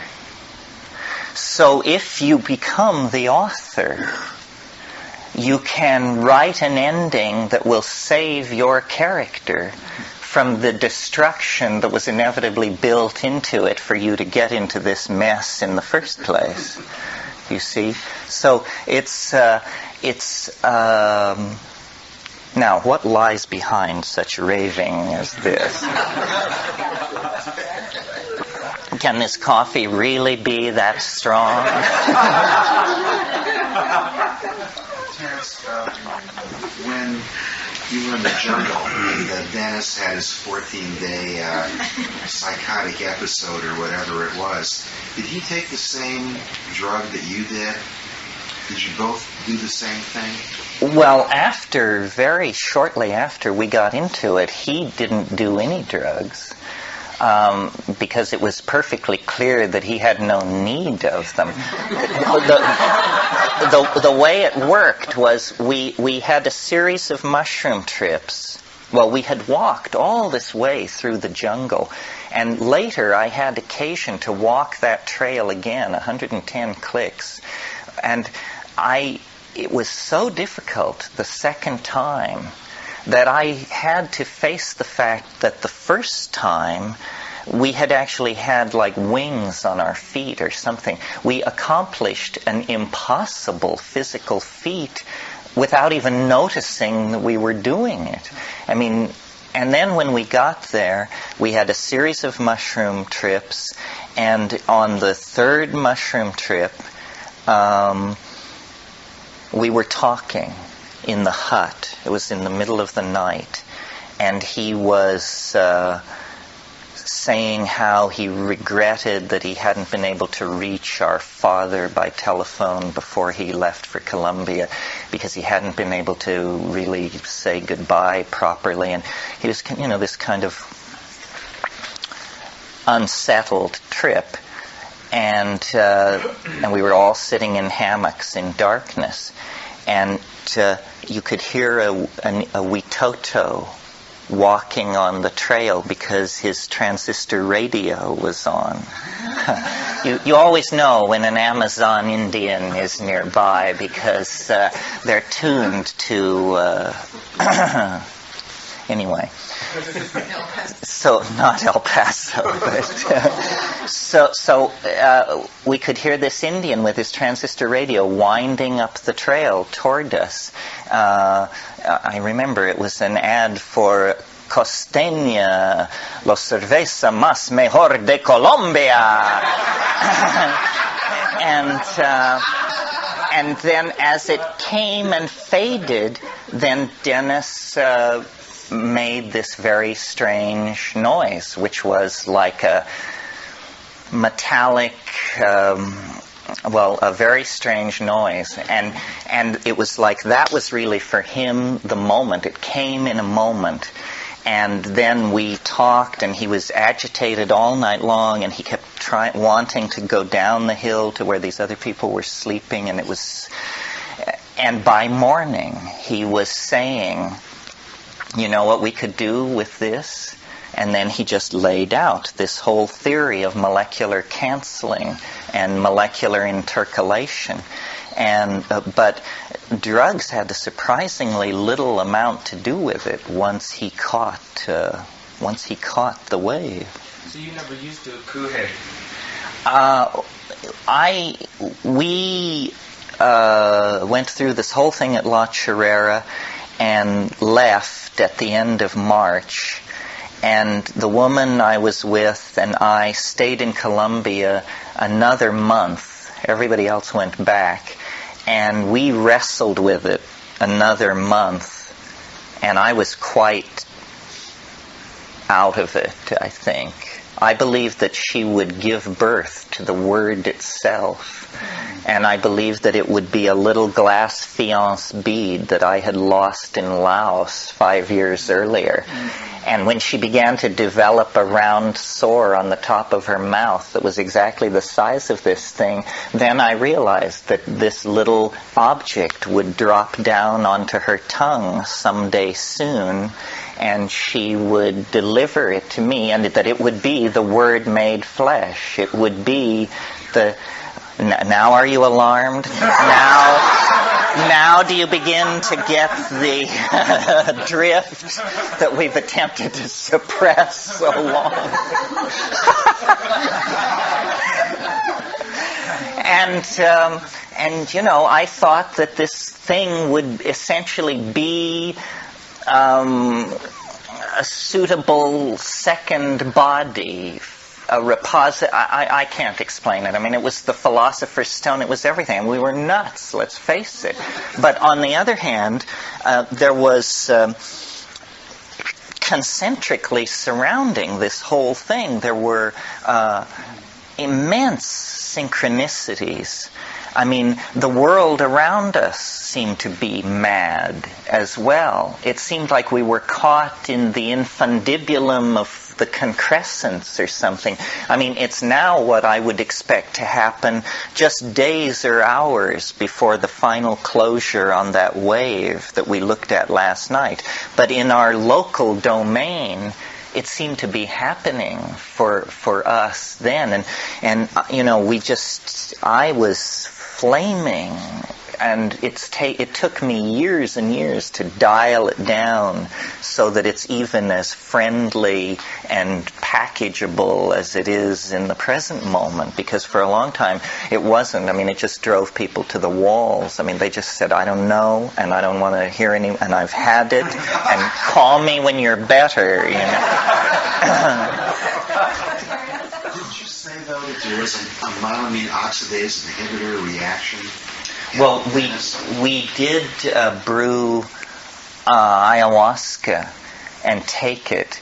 But I think, having seen it, having lived with shamans since then, and having learned a lot more about ayahuasca, I think the ayahuasca that we brewed was so weak as to be dismissible.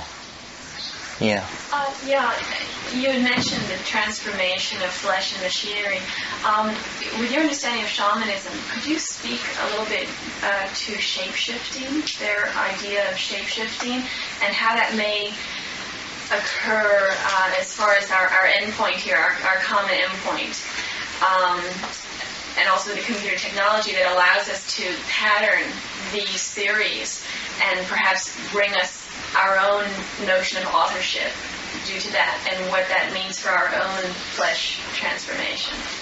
Yes, well, in a way, I think these new technologies of information retrieval and virtual realities and this sort of thing are simply the engineering mentality following along behind the shamanistic intent and putting it in place in silicone and glass and so forth and so on. The persistent rumor in real off-river Amazon psychedelic shamanism is of this fluid, this stuff, which you can generate out of your body under the influence of these compounds, that is this translinguistic matter, this mind, this spirit matter amalgam, which you literally give birth to out of your own body in the and what the claim is that's made for this stuff is that it's like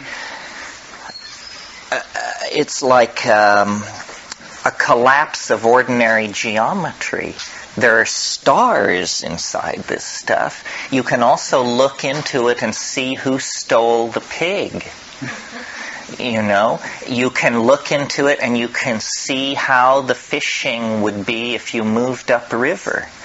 It's a cybernetic transdimensional medium of some sort that is generated out of the mysteries of the physiology of the human body. Well, God, this is so far off the beaten track from anything in the Western repertoire of conception that we just gape at the notion. And it's hard to get confirmation, but what they say, see, ayahuasca is all about group-mindedness, states of group mind. It's also, when you analyze it chemically, it's brain soup. There's nothing in ayahuasca that isn't in your brain as we sit here. It's made out of DMT, and it's made out of beta-carbolines like harmine and harmaline. These things all occur naturally in your brain. So, in these off-river tribal situations, people take it all in a group, and when the boundaries dissolve, there is a group mind present that is able to make decisions. And the shape-shifting and the mystery of who was it? We were just talking about the fallacy of misplaced concreteness. This is the fallacy which haunts the Western mind. For the shaman, you know, attention gathers energy to itself. And so you can create a projection. So the mystery, I think the mystery of shamanism and the mystery of the psychedelic experience is a mystery of language. How can we are imprisoned by language, and yet it should be our vehicle for liberation. And something has happened to our language through the phonetic alphabet, through the abuse that print has laid on to our thinking. You all probably know the ideas of Marshall McLuhan, who felt that the linear quality of print created such notions as the citizen, the industrial assembly line, the theory of interchangeable parts, a whole bunch of conceptions which we take totally for granted are in fact adumbrations of the shift of sensory ratios caused by an unexamined acceptance of the printed word. One thing probably worth talking about this morning is how do you get, is there hope in all of this?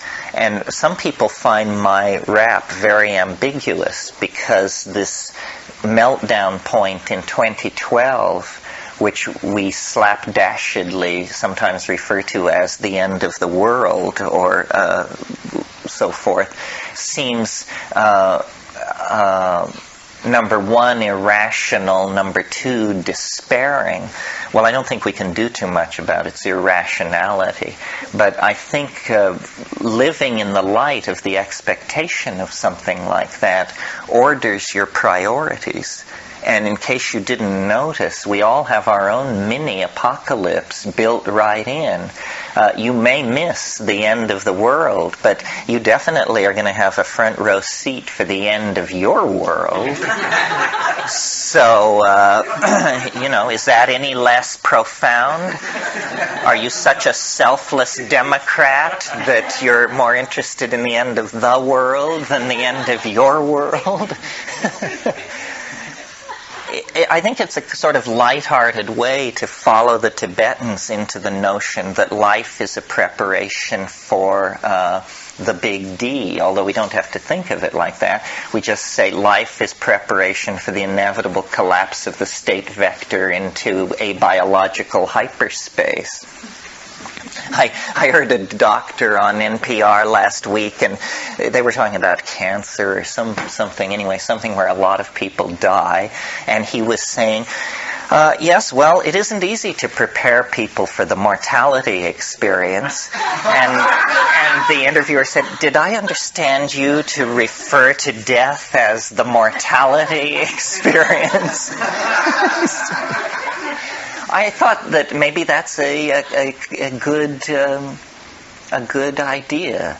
Kind of soften the blow. It's just one more experience. Well, someone asked when we first went around to try and talk about the future. I don't know if I made the point strongly enough. I wasn't sure I felt it click. And I think it's a strong one, and it's somewhat new with me. It's this idea that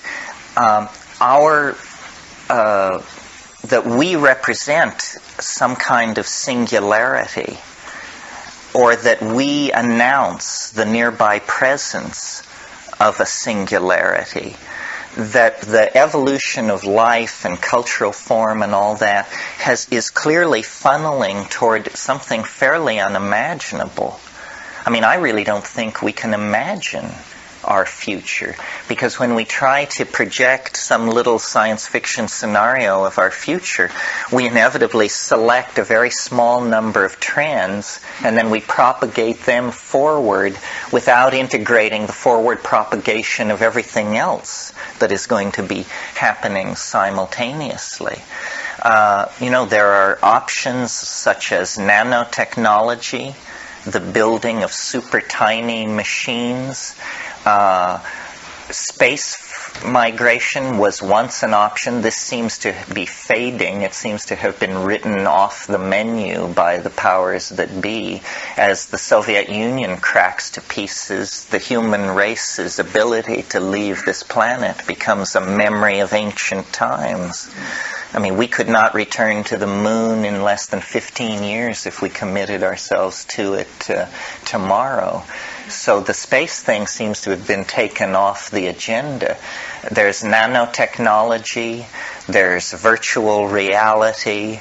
The present solution seems to be this enforced larval neoteny on the consuming blue-collar masses in the high-tech societies, and triage through epidemic disease and mismanagement in the third world.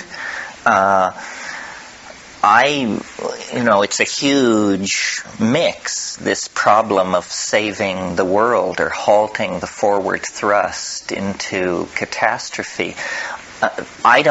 People say, well, why do you worry about saving the world? You just said it's going to end in 2012. I don't see that rap as any sort of permission for political irresponsibility or a lack of attention to world problems. If it's true, great, we're golden. If it's not true, and what a long shot it is, then we should still keep our eye on the ball with all of this stuff. Somebody asked me once, they said, well, why, you're always talking about saving the world, why don't you ask the mushrooms how to save the world? And I had never actually done that. And I did it recently, and the results were very interesting. I don't often get messages from the mushroom that I quake to bring into the public arena, fearing an avalanche of political criticism. But when I asked the mushroom how we could save the world, it hesitated approximately a third of a second, and then it said, every woman should bear only one natural child. An idea which had never occurred to me, actually, which I now have looked into. I'm the father of 2 children, by the way. This is a very interesting notion. The population of the earth would drop by 50% in 40 years without war, pogrom, displacement of populations, so forth and so on. Another interesting thing about this suggestion from the mushroom is it requires very little input, impact, or management by men, this suggestion. Women have been powerless for millennia. Now, apparently, here's a suggestion of how they could take great power without asking any man's permission. It's not quite accurate. It's not quite accurate. It's actually practically not that accurate at all. Oh, well, tell me why. Well, because there's 2 reasons I would say. From a practical standpoint of being a woman who's still fertile. And one is no birth control is 100% effective. Yes. Is that it? No, and the second one is that there are women in a lot of situations, for economic reasons and political reasons, where there are men. It's just like there's men all over the country sort of bombing abortion clinics. So to me, it doesn't seem accurate to say well, it's totally in the hands of women. Let me try and convince you. I took this simple suggestion, each woman should have one natural child, and I began looking into it. Then I found a demographer who told me what I consider to be the second piece of this puzzle. And this I had never thought of. A woman who has a child on the Upper East Side of Manhattan or Malibu or Berkeley, that child will have 800 to 1,000 times the negative impact on the carrying capacity and resources of the earth of a child born to a woman in Bangladesh because of the difference in material culture, you see. Well, now that implies to me that if you wanted to make a social change in the area of the impact of the human population on the earth, then you should not preach contraception and birth control in the back streets of Dhaka and Lahore. You should preach it in Malibu and Berkeley and Manhattan. Now, the interesting thing about that is that these women are the people you are most likely to convert to your point of view. They are college educated, comfortable, all the resources of media are available to them. They are informed, intelligent, educated, healthy people, able to, self-involved people. And so you can come to these women and you can say, here's the deal. We want you to follow a course of action which will increase your income, your disposable income, increase your leisure time, and propel you to the forefront of political heroism without contest. You see? Now, the use of resource by these populations, these women and their children, is so intense, the pyramid is so steep, that your objections about birth control isn't effective and so forth, I'll bet you that if you could get 15% of the women in that population to commit themselves to this one natural child thing, that within 10 years there would be a measurable margin of relief on the extraction of world resources. So that here is a way to back away from the abyss without nightmarish reorganization of society, engineered diseases, third world triage, all this other stuff. And in the first 40 years, the population would fall by half. Then the next 40 years, it would fall by half again. The amount of wealth that would be accruing to those still alive, everybody would see their standard of living rise quite naturally as a consequence of the falling pressure on resources. Now, why is this, if it's such a great idea, not being done?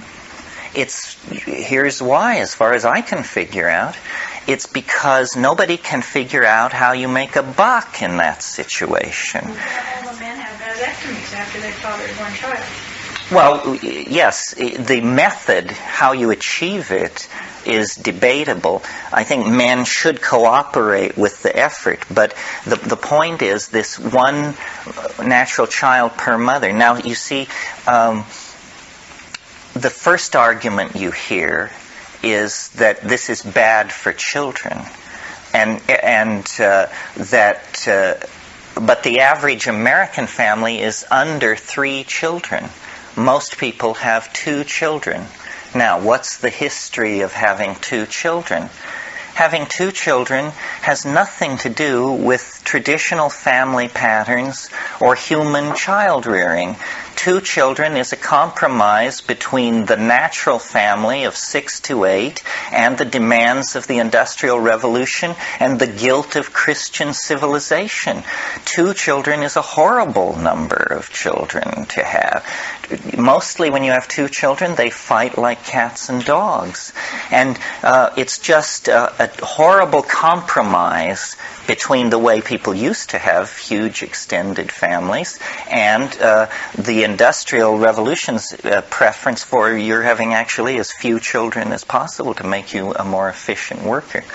Well, this is a peculiarly nuts and bolts suggestion. It's not airy-fairy at all, and yet it would work. And it's the only other thing I've thought of besides mass dosing of the population with psilocybin that seems to be a humane way to put the brakes on, because we have real problems, folks. We are very insulated, but if you saw the data on the ozone hole last week, they've been wailing about the ozone hole for 5 or 6 years, saying that it's disappearing at a rate of 4% a year. Well, then last week they announced that 40% of it disappeared in the last 6 months. This should have been, a special meeting of the United Nations with all heads of state attending, a complete emergency. Instead, who Bill Clinton is screwing pushed it off the front page. This is the kind of shit-for-brains society that we're living in. So, we have real problems, and I have never heard a plan for pulling back from the abyss that had less coercion and less ideological freight to it than this one woman, one child thing. You see, it doesn't address politics. It addresses biology. It is overpopulation is what's driving us crazy. All other problems, toxic waste disposal, epidemic disease, resource extraction, degradation of the environment, collapse of the atmosphere, inability to satisfy third world aspirations, all of these problems are population problems. And capitalism doesn't want to talk about it, because capitalism is not a human being. Capitalism is a Moloch, a god, a god of bloody sacrifice that sees human beings as ants. And the more ants there are, the more offerings there can be to Moloch. But this is not a good situation for us ants. And capitalism is a gun pointed at the head of global civilization. If you read the theoreticians of capitalism, Adam Smith and so forth, capitalism assumes an unlimited exploitable frontier. There is no such creature. So it has turned pathological. The only frontier now left to exploit is not a frontier in space, but a frontier in time. We steal the future from our children by plunging massively deeper and deeper into debt. But this frontier, the end is in sight. And when we hit that wall, we will join the Eastern Bloc in a fundamental reappraisal of our situation. Democracy, I believe in. I think democracy is the psychedelic form of government, because I don't see it as a product of rational thought. I see it as institutionalized anarchy. Democracy is biology managed for human purposes. It honors the biological unit. It takes the biological unit and gives it a vote. And that's a way for Mother Nature to then enter into human history. I'm fairly mystical about democracy, sort of like William Blake. What about the experiment in China on one child, one woman?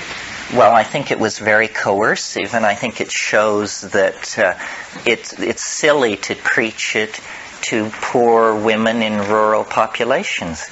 You want to preach it to educated urban women who can evaluate it from many different points of view. You don't want it to be coercive. I think if you tried to do it from the top down, meaning through these college-educated wealthy women first, that the visible benefit of it would make it the very chic thing to do throughout the world. The reason people have large families in the third world is because they fear for their security in their old age. You must provide an alternative to that anxiety that is believable, or they're not going to go for it, Here as well, not just in the... Here as well, but to a somewhat lesser degree. But yes, you're right. How are you preparing for 2012 yourself personally? Well, by going way out on a limb, I guess.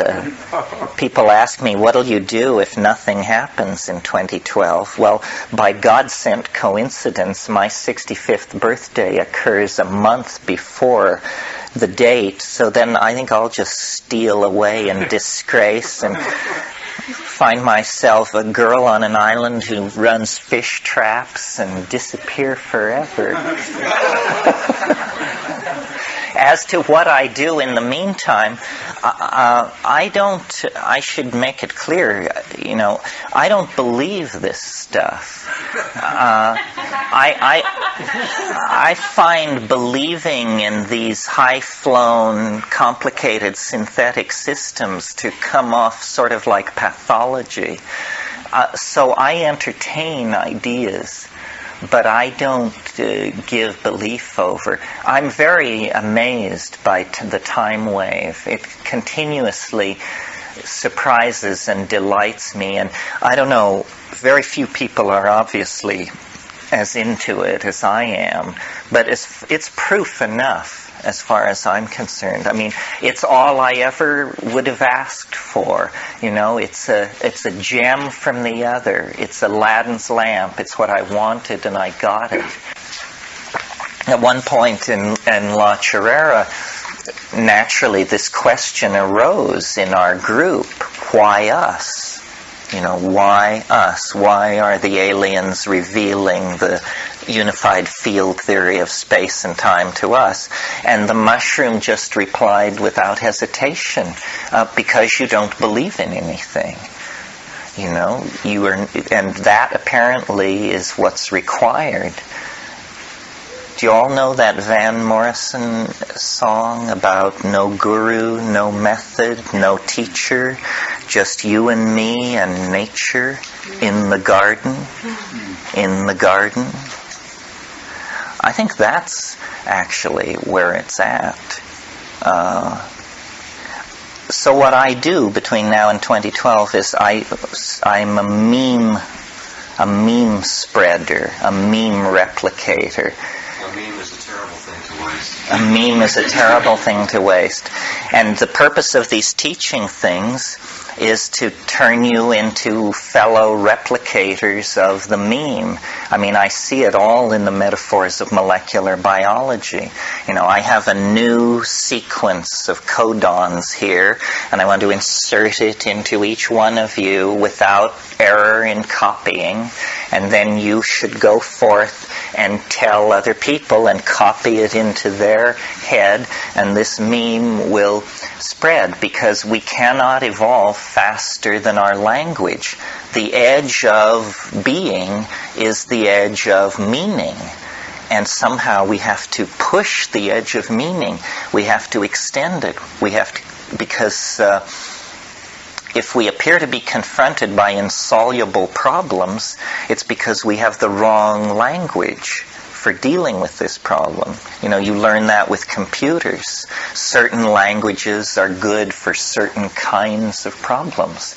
And we have to constantly evolve language and push it forward. And the way I think of the psychedelics is they are catalysts to the imagination. I mean, that's what they were back 100,000 years ago.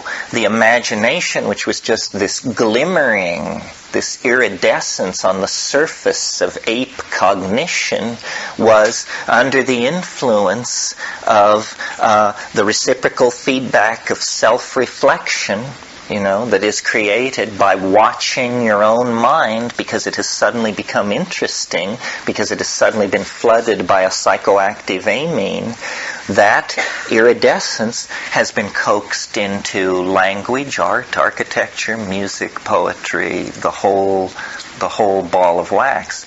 But now we know these things. It's no longer a sort of haphazard process. We can, by analyzing different kinds of cultures existing in the world today and cultures that existed in the past, we can uncover, reveal, unravel the lost secret of our origins. And I think, I haven't talked too much this weekend, but I'm very keen for the notion of what I call the Archaic Revival. And the Archaic Revival is this overarching metaphor that is the way for us to go to save our necks at this point. When a culture gets into trouble, instinctively what it does is it goes back through its own past until it finds a moment where things seem to make sense. And then it brings that moment forward into the present. The perfect example is when medieval Christianity no longer made sense to a major proportion or percentage of the people of Western Europe because of the rise of new kinds of classes, new forms of wealth, new information about the world outside Europe. When the medieval vision lost its power, the intellectuals of that time instinctively reached backwards into the past, looking for a stable model. And finally they reached the golden age of Periclean Athens. And there they found Plato, Aristotle, the dramatists, so forth, and they created classicism. Now notice that we're talking here about the 1400s. Classicism was brought to birth in the 1400s, 2,000 years after the death of Plato. And we are still, to a tremendous degree, we are the children of this classical revival, which we call the Renaissance. Our theories of law, our theories of government, our notion of justice, our notions of city planning, of architecture, of military planning, and so forth and so on, are all drawn from classical Greek and Roman models that were brought back from the dead 500 years ago by a bunch of Italian investment bankers who thought this was a good model to build on, to hang their civilization on. And now this has run out. The contradictions are too extreme. This classicism, I don't want to say it's failed, but it has just taken us as far as it can go. So now we confront great existential confusion. We confront cultural values completely different from our own, such as rainforest aborigines and so forth. We confront the toxic legacy of modern science, the retreating species counts of the earth, the decaying atmosphere, all these things. So we must now reach far back into time for a new cultural model. Our crisis is so great that we have to reach back to the High Paleolithic, to the moment immediately before the invention of agriculture and the creation of the dominator ego. And I see, people talk about the new age and the new paradigm and this and that. Well, it's larger than that. It's been going on throughout the 20th century. The discovery of the purification of mescaline in Berlin in 1897. Freud begins to publish around the turn of the century.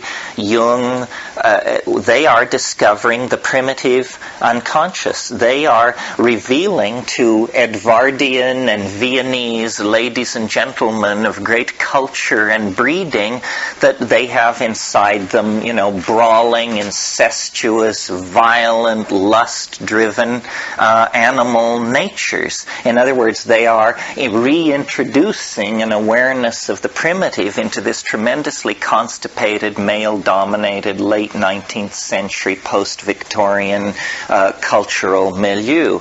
And then, following hard upon them, the Impressionists in the 1880s giving way to analytical cubism, and all the cubism arose as a result of the fascination of a few artists with primitive African masks.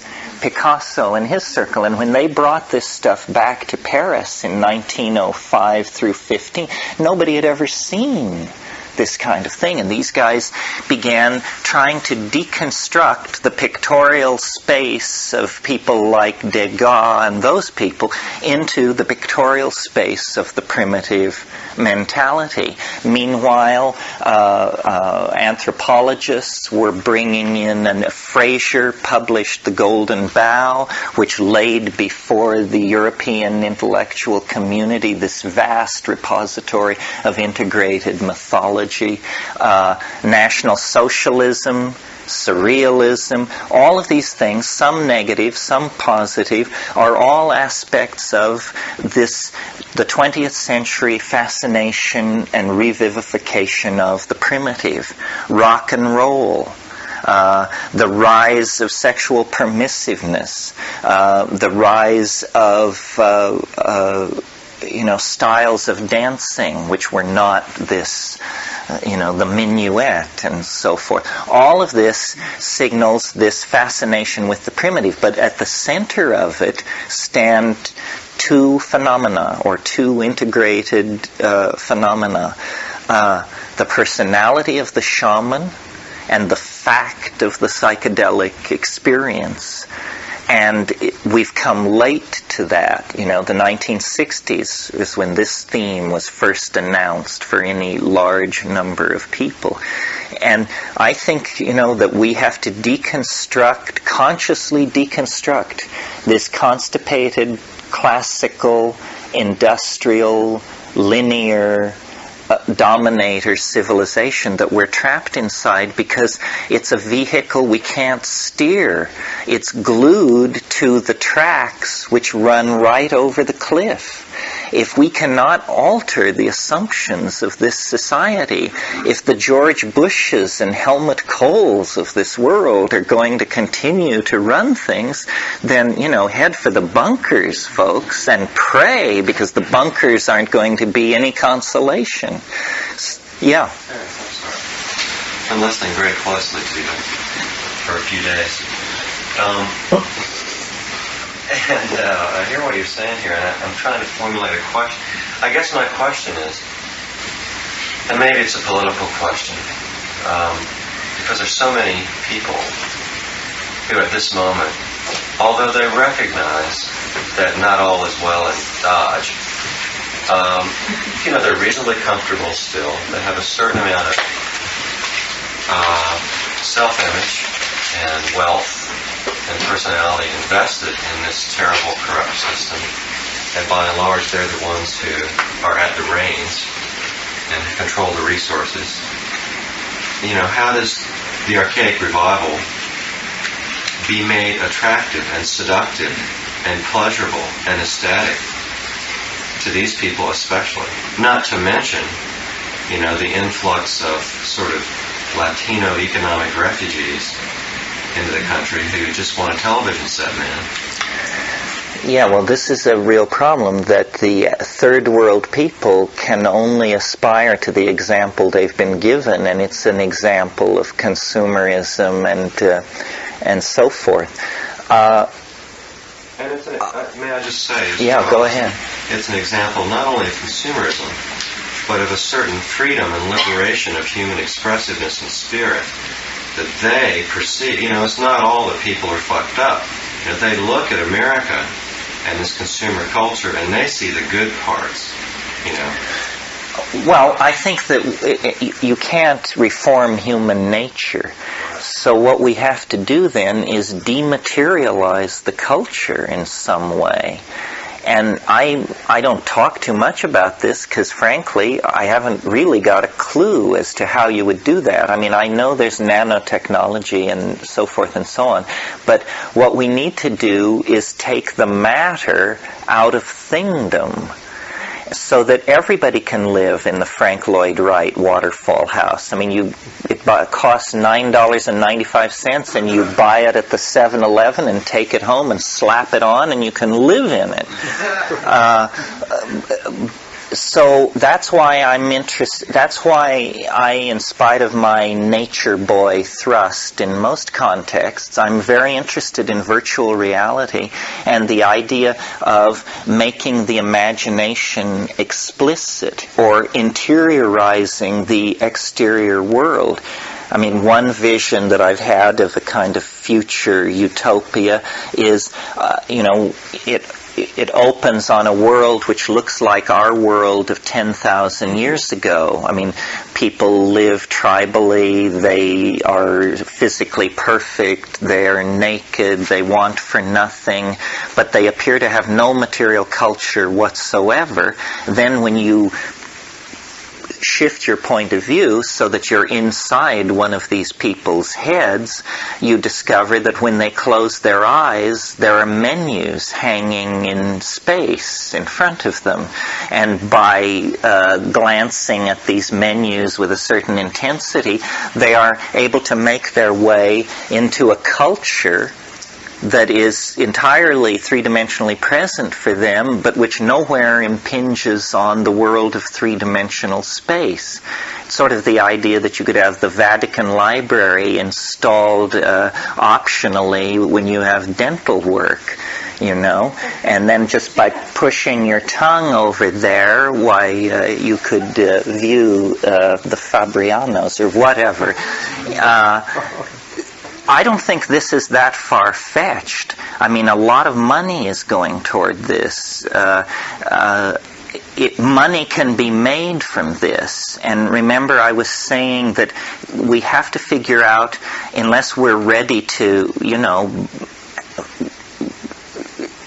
hang the rascals, then we're going to have to figure out some way to make money out of saving the world so that capitalism can cease its rapacious destruction of things. And I think these entertainment technologies are the way to go.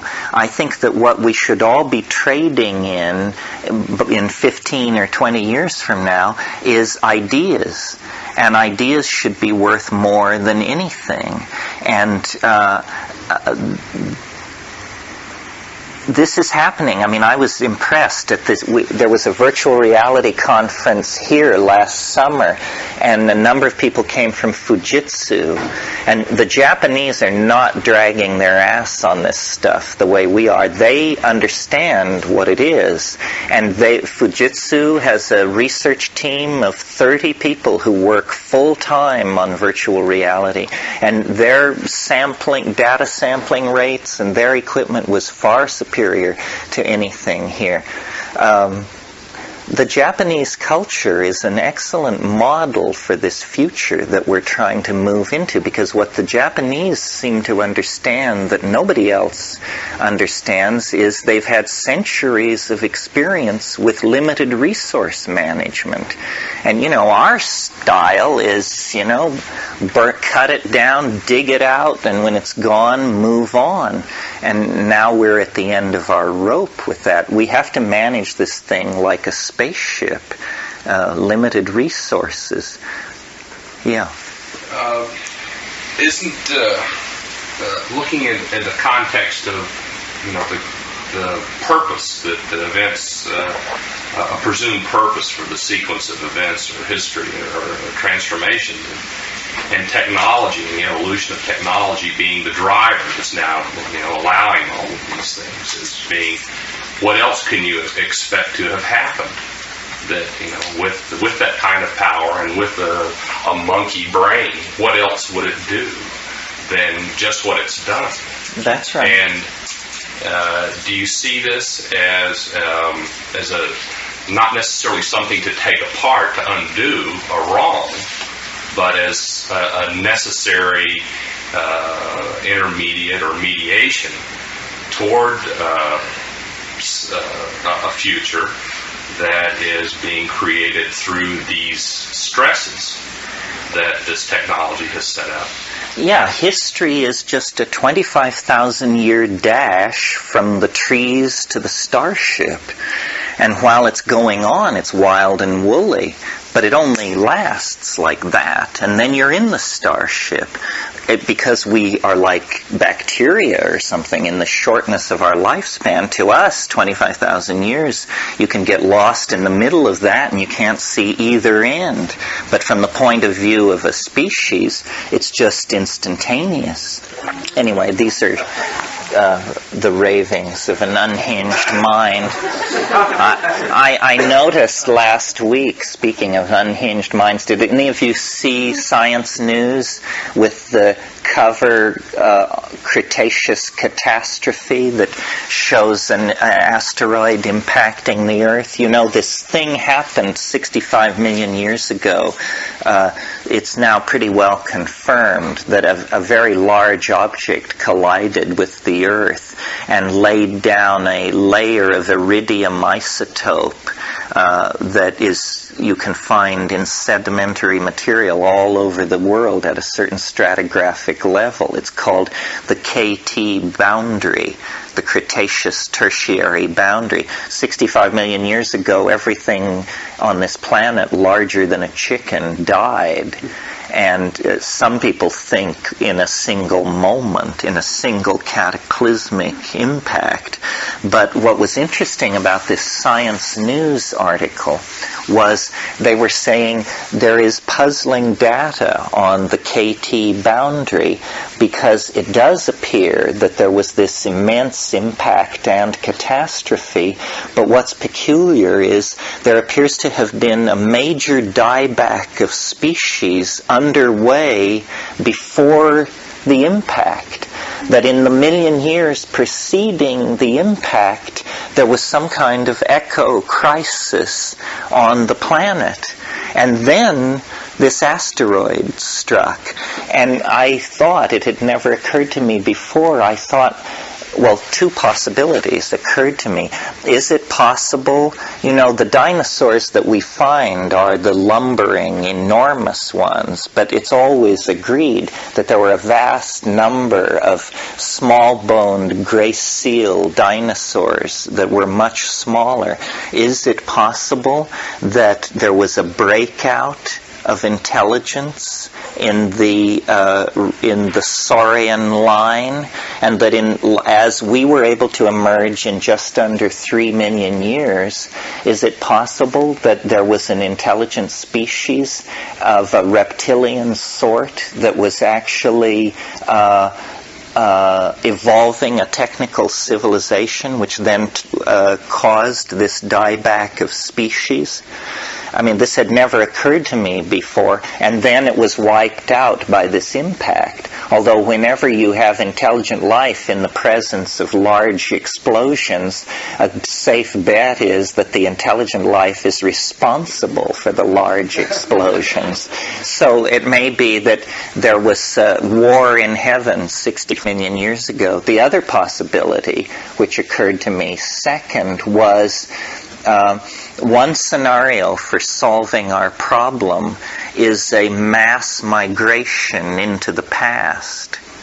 That if we could, we could literally dump this whole scene and go 100 million years into the past of the planet and set up there in a confined zone. If it were only 10,000 years deep, it would never show in any fossil record.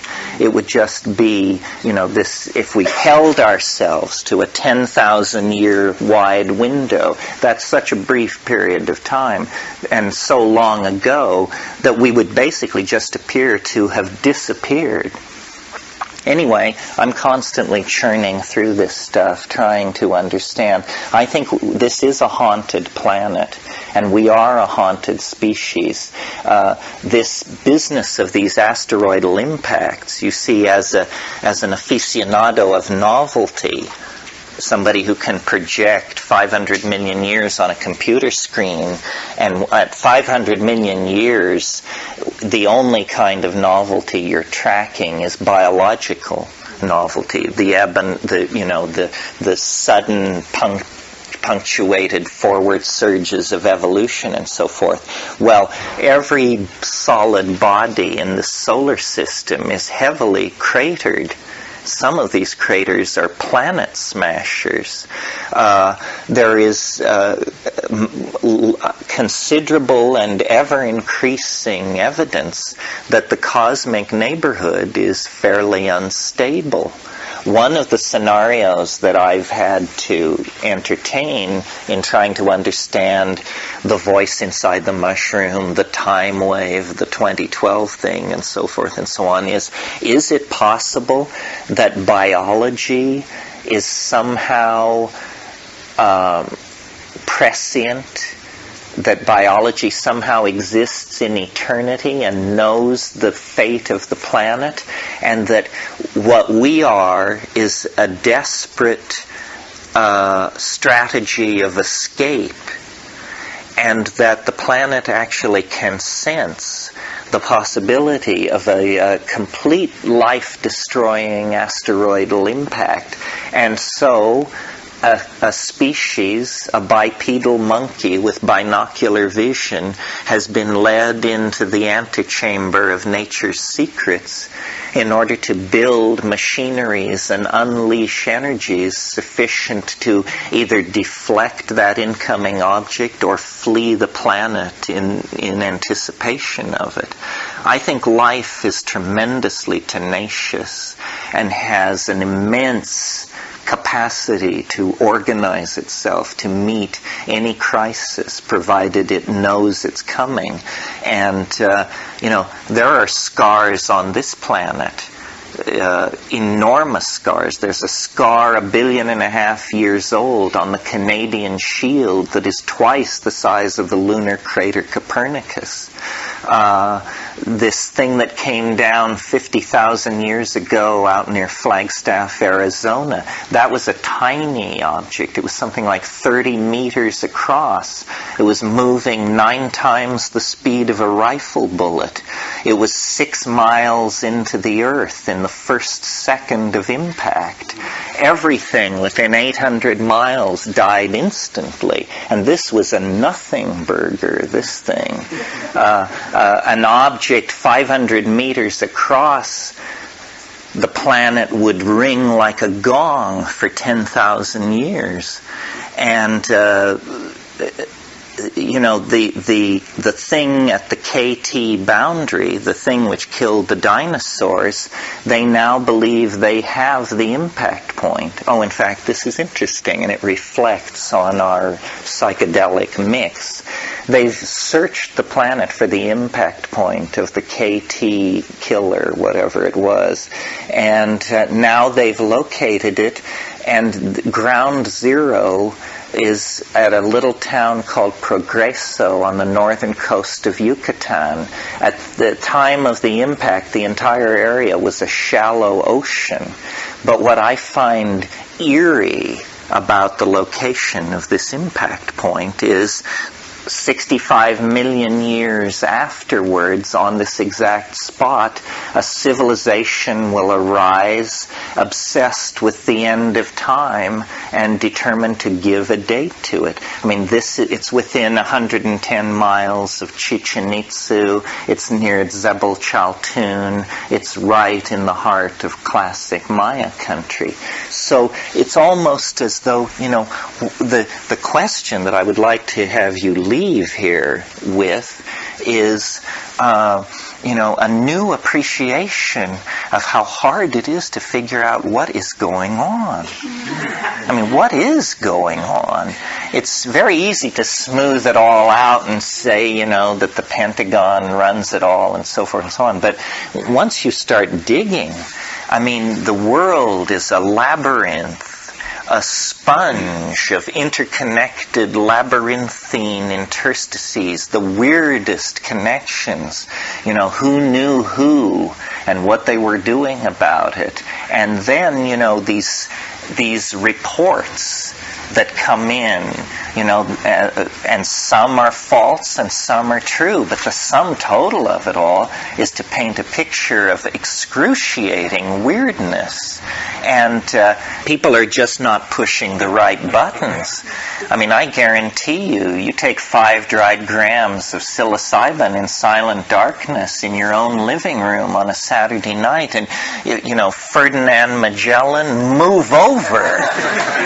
You will see things things no one has ever seen before and no one will ever see again. I mean, and these things are real. They have existential validity. They have the power to move hearts and change lives if we can but bring them back into the domain of the group mind, of the tribal campfire. We are surrounded by oceans of alien beauty, alien intent, bizarre ideas. I mean, I'm convinced that these things which the tykes offer in the DMT holding pen are idea systems. Ultimately, the time wave, which, took me 4 years to create and requires computer assistance and all this stuff, it was just one of those things. I mean, they have closets full of this stuff, and they just pull it out and show it to you and take it away. Oh, you like that? Try this. How about this? Each one of these things, stretches the monkey mind to its limits. I am a rationalist, and yet if you press into these weird zones, you can overcome what I call the trailer court syndrome, which is, that nobody ever gets kidnapped by a flying saucer except people who live in trailer courts. You can overcome that. You, with your BA in psychology and your friendship with Rollo May, you can be kidnapped by flying saucers. Something about crop circles. I know. I just wanted. You mentioned that earlier, and I know these guys said that they made the crop circles. Well, the crop circles are such fun. First of all, it is a wonderful example of my contention that the world is made of language. Because whatever the crop circles are, what they are is they are glyphs of some sort. I mean, they are designed to be seen. It would be absurd to maintain that someone was trying not to be seen. So these crop circles are to be looked at, and then radiating out from the act of looking at them, reality ripples like air above a desert highway. The UFO people who were just on the brink of seeking honest work, suddenly, this tremendous shot in the arm, everybody declares themselves a Syriologist and moves to... nobody seems to think it's... Well, I don't know how much time to spend on this.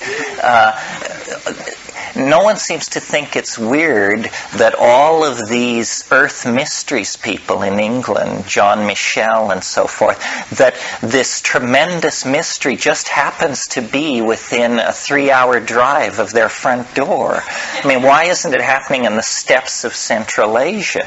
Obviously, it seems to me, it is to be seen by the very people who would then offer an explanation of it.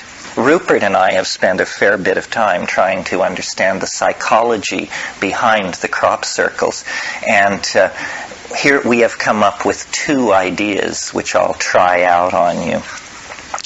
The first thing to notice about the crop circles is that southern England is peppered with military bases, of high security military bases where nuclear weapons, cruise missiles, so forth and so on, it's all there. So now we're asked to believe that the airspace of England is being nightly violated by an agency or agencies unseen and undetectable in the very area where these nuclear weapons are stored, and we're asked to believe that the Ministry of Defense is not concerned about this. That either means that the Ministry of Defense is falling down on their job, or they must know what's going on. Well, now Jacques Vallée is the person who pioneered in the study of flying saucers. He said the way to understand flying saucers is don't ask who's inside or where do they come from. Ask what effect are they having. if you assume they are succeeding in what they want to do, then watch what they do and you will see what their purpose is. Okay, so what effect are the crop circles having?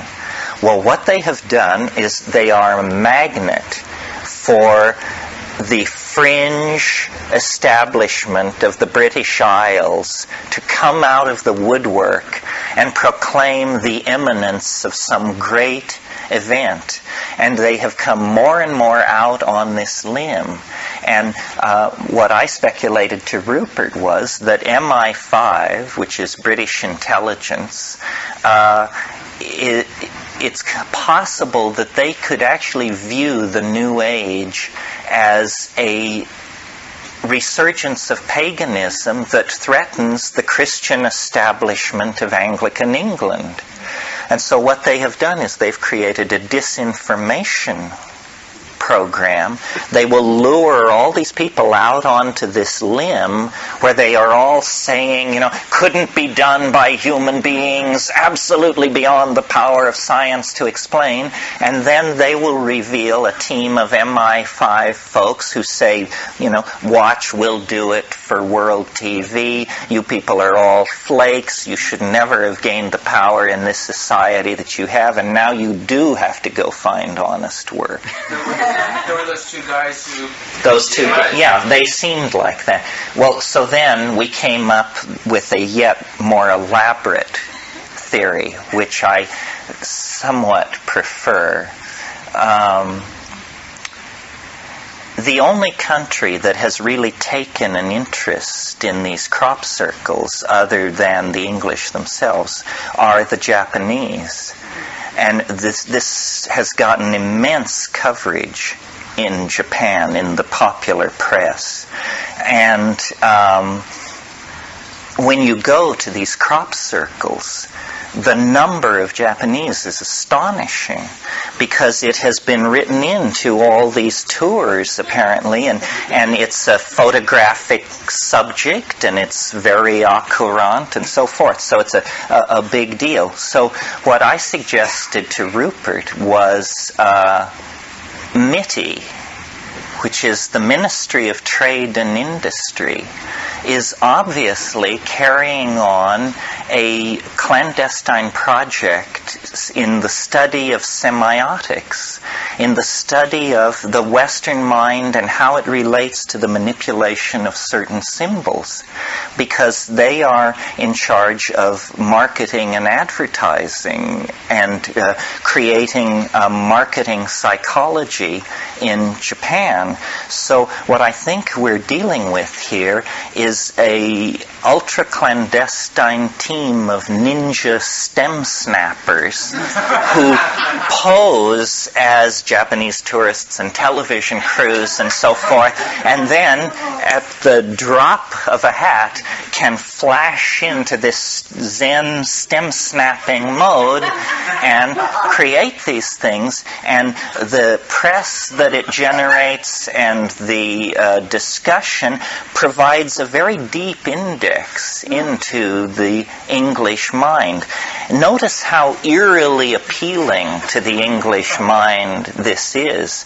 And it's possible that you can extend this to the cattle mutilations of a few years ago in the Midwest, because the relationship of cattle mutilations in the lonely western prairie under a crescent moon, the relationship of that image to the American mystique of the lonesome cowboy and the gunfight at the OK Corral and all that is eerily similar to the relationship of the English mind to its earth mysteries out there on the Salisbury Plain. So I think it's a human agency and that therefore it's some kind of a disinformation project. It's very interesting that these two guys came forward because it completely shifted the argument from this no human being could possibly do it to they couldn't have possibly done all of them. It was like a deep defensive mood, and I was amazed at the vehemence of people in England because I thought it was good fun and that you could talk to anybody about it and talk about the Ministry of Trade and Industry and MI5 and people were like, they were shocked at my lack of sensitivity to the emerging messages from the telluric depths of the suffering earth.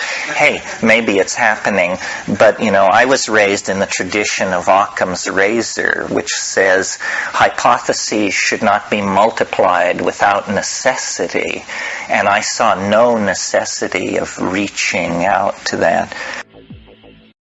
So, one of the things that's really important, I think, about psychedelic get-togethers, however marginal and contrived, is that everybody gets to see who else is in the community. Most of the time we're fairly deep in the closet and can't be told from a typical convention of investment bankers or sports car enthusiasts or anything else.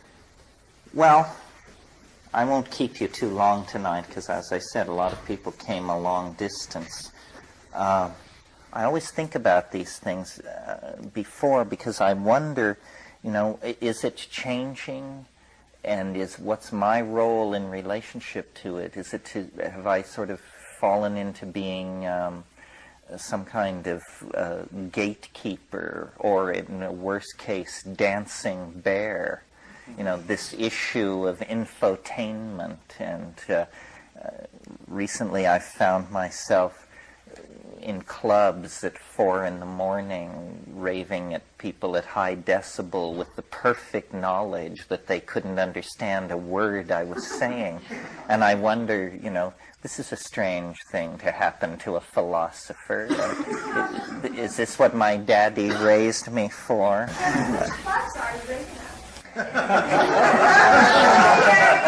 Blow my cover. Well, not in LA yet. In San Francisco, we did a rave at, was it the Paradise Club, down below Market, and in the Fox Warfield I appeared with the Shaman, which was insane. I mean, they give you a microphone and just push you on stage. And it's just breathing on one of these microphones makes the walls move back, and Megatripolis in London, I appeared there, and Knowledge. The point being, I keep trying to understand where to put the psychedelic experience in terms of the available cultural pigeonholes. Is it to subvert academic thinking? Is it to ignore all that constipated bourgeois dominator malarkey and go for the kids? And then I've been here as scholar in residence for a week, and so I've given a couple of lectures which naturally some of the themes we'll talk about have been anticipated. And I think, what is the point of thinking this way, the way I'm willing to purvey, rather than some other way? I mean, what is so great about this point of view? And I decided that it's actually the final defense is that it's the most fun. That I think it's, and this is not normally how we evaluate ideologies. Normally the concern is which is true, and then whatever is decided is true, no matter how dreary and depressing that may be, then somehow because it's true, some enormous moral obligation descends upon you to believe in it. I remember this from my own intellectual journey when I was 14, 15, and 16. The world looked very bleak. And so I read Camus and Sartre and the lesser lights of that dreary French existential school. And because it was true, you had to come to terms with it. Supposedly, life is a drag. But as you mature intellectually, or as you spiral off the track into madness, whichever my particular development can be described as, you discover that truth is philosophical coinage for the naive. The banks of philosophy do not trade federal truth certificates. That's for the hoi polloi. What's going on among the professionals is something very different, a sense of the limitations of knowledge. Cogito ergo sum, I think, therefore I am, appeared to be a kind of axiom, a kind of bedrock statement. I think, therefore I am. Now, somehow in the 17th century, this appeared to have some kind of incontrovertible logic about it, like, I am I. But when you analyze it, it's an incredibly complex statement, embedded in assumptions that can barely be languaged. I mean, just look at the connector, therefore, and try to wrap your mind around what this actually means and what are the limits of the meaning and what is implied. It's a profoundly intuitive concept, not easily languaged. All knowing is incredibly provisional, and this is something which is hidden within the context of a culture, because cultures don't run around announcing how they haven't got their acts together. That's not what culture is about. Culture is all about announcing how we do have our act together. Look at this Gothic cathedral, or look at this Stonehenge, or look at this wonderful human sacrifice we just put on here. We know what we're doing. We know how to run nature and ourselves. In the 20th century, at last, the evolution of philosophy has become sophisticated enough to sort of question this search for truth. I studied philosophy from somebody some of you may have read or personally known, Paul Feyerabend, who was a wonderful philosopher of science and essentially an anarchist. He wrote a book called Against Method, and he talks in there about the provisional nature of knowing and how naive we are in the ways in which we manipulate data about the world. Just as an example, we imbibe without question the very complex philosophical assumptions that lie behind probability theory. So that, for instance, talking about averages poses no intellectual problem for us. If you want to know how much current is running through a wire, and you take 10 measurements, and you add them, and you divide by 10, we then say, this is how much current is running through the wire. Strangely enough, when you go back to your original 10 measurements, no one of them may be the value which you now announce to be the true value for the current running through the wire. All of our epistemic enterprise, all of the effort to understand the world, is hedged about by this uncertainty. Wittgenstein was once asked if a particular proposition was true, and he said, it's true enough.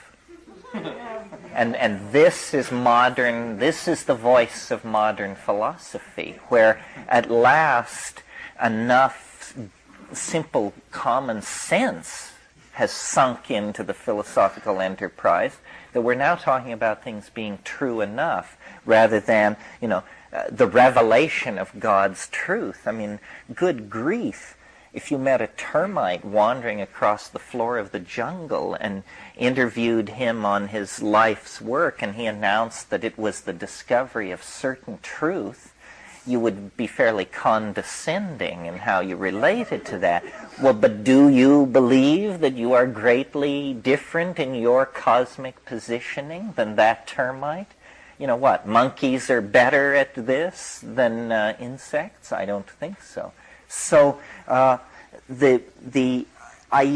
spend a lot of time trying to make my ideas seem rationally apprehendable. But in a way, that's just sleight of hand.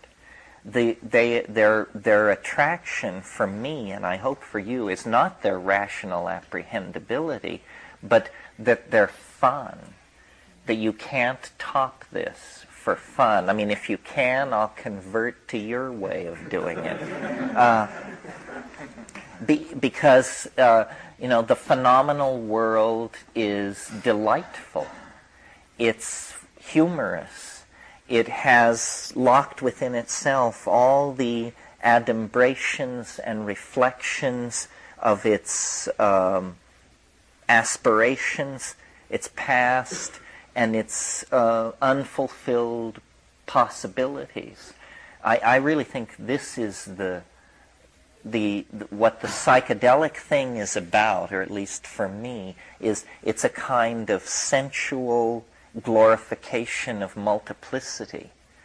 That's why, if we were to look at spiritual traditions and place them try and categorize them into great or-weaning categories, then I think what you would get are the minimalist schools, which are all about white lights, nirvanas, satoris, shunyatas, and things largely unsayable that discourse despairs of describing.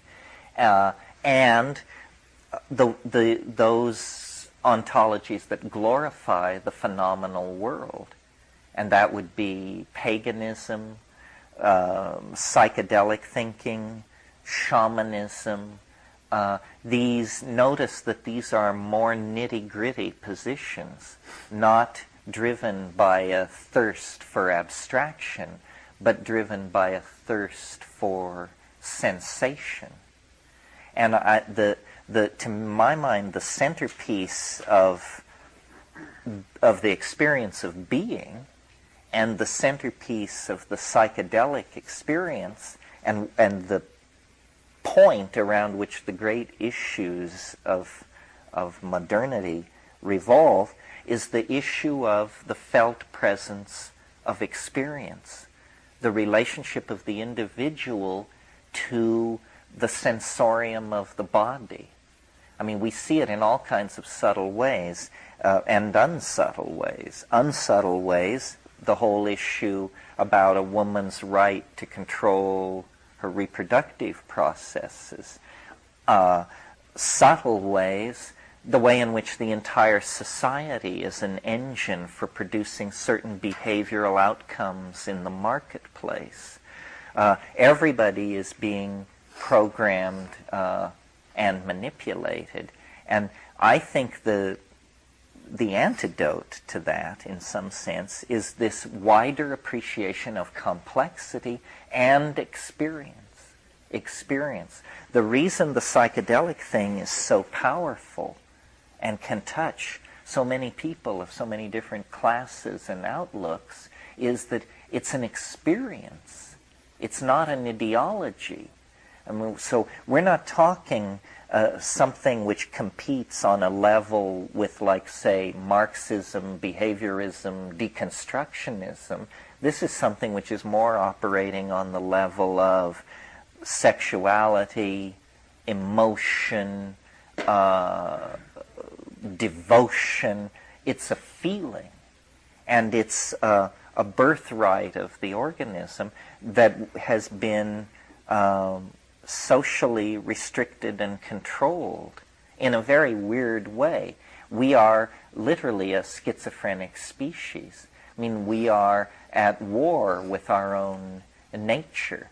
Civilization, whatever that means, is felt to be so fragile an enterprise that it's constantly refusing to come to terms with the context in which it finds itself, which is the animal body, sexuality, emotion, pain, desire, elation, ecstasy. And so we go outside of those things and create a generalized abstraction and reason backward. The reason psychedelics, I think, are so frightening to the guardians of social order is because they represent a direct addressing of experience. And for a very long time, I mean, 1 millennia, 5 millennia, choose a number, experience has been hierarchically distributed in human society from the top. You know, you get a Christ or a Hitler or a Pope, or it's a leader of some sort or a visionary, and then the exegesis of the vision is passed down through, and we imbibe it as a product, coming with the sanction of social correctness. This has had a kind of neotenizing effect on us as human beings. What I mean by neoteny is the retention of juvenile characteristics. We have allowed ourselves to become more and more childlike, to the point where now some considerable percentage of us allow ourselves to be warehoused in a larval condition most of our waking lives watching television. And consumer object-based fetishism and the cycle of production of money for the acquisition of fetish material, then the inevitable disappointment, the reformulation of the fetish, so forth and so on. This is what occupies us. You know, it was William James, I think, who said, if we don't read the books with which we line our apartments, then we are no better than our cats and dogs. And I guess I would say, and if we don't take the psychedelic plants that are in the environment that we can avail ourselves of, then we are no better than our cats and dogs. There are doorways open to us, but they are all experiential and personal. They lie in the realm of sexuality and I guess what you would call experimental psychology, and areas where we get very nervous and want to follow rote, follow tradition, and be assured that we are not deviant, that we are not strange, that we are not violating any of the canons of the tribe. But I think because of the social crisis, meaning this vast generalized sense that everyone has that things are out of control, we are going to have to go back to first principles. And what that means is a return to the authenticity of the body.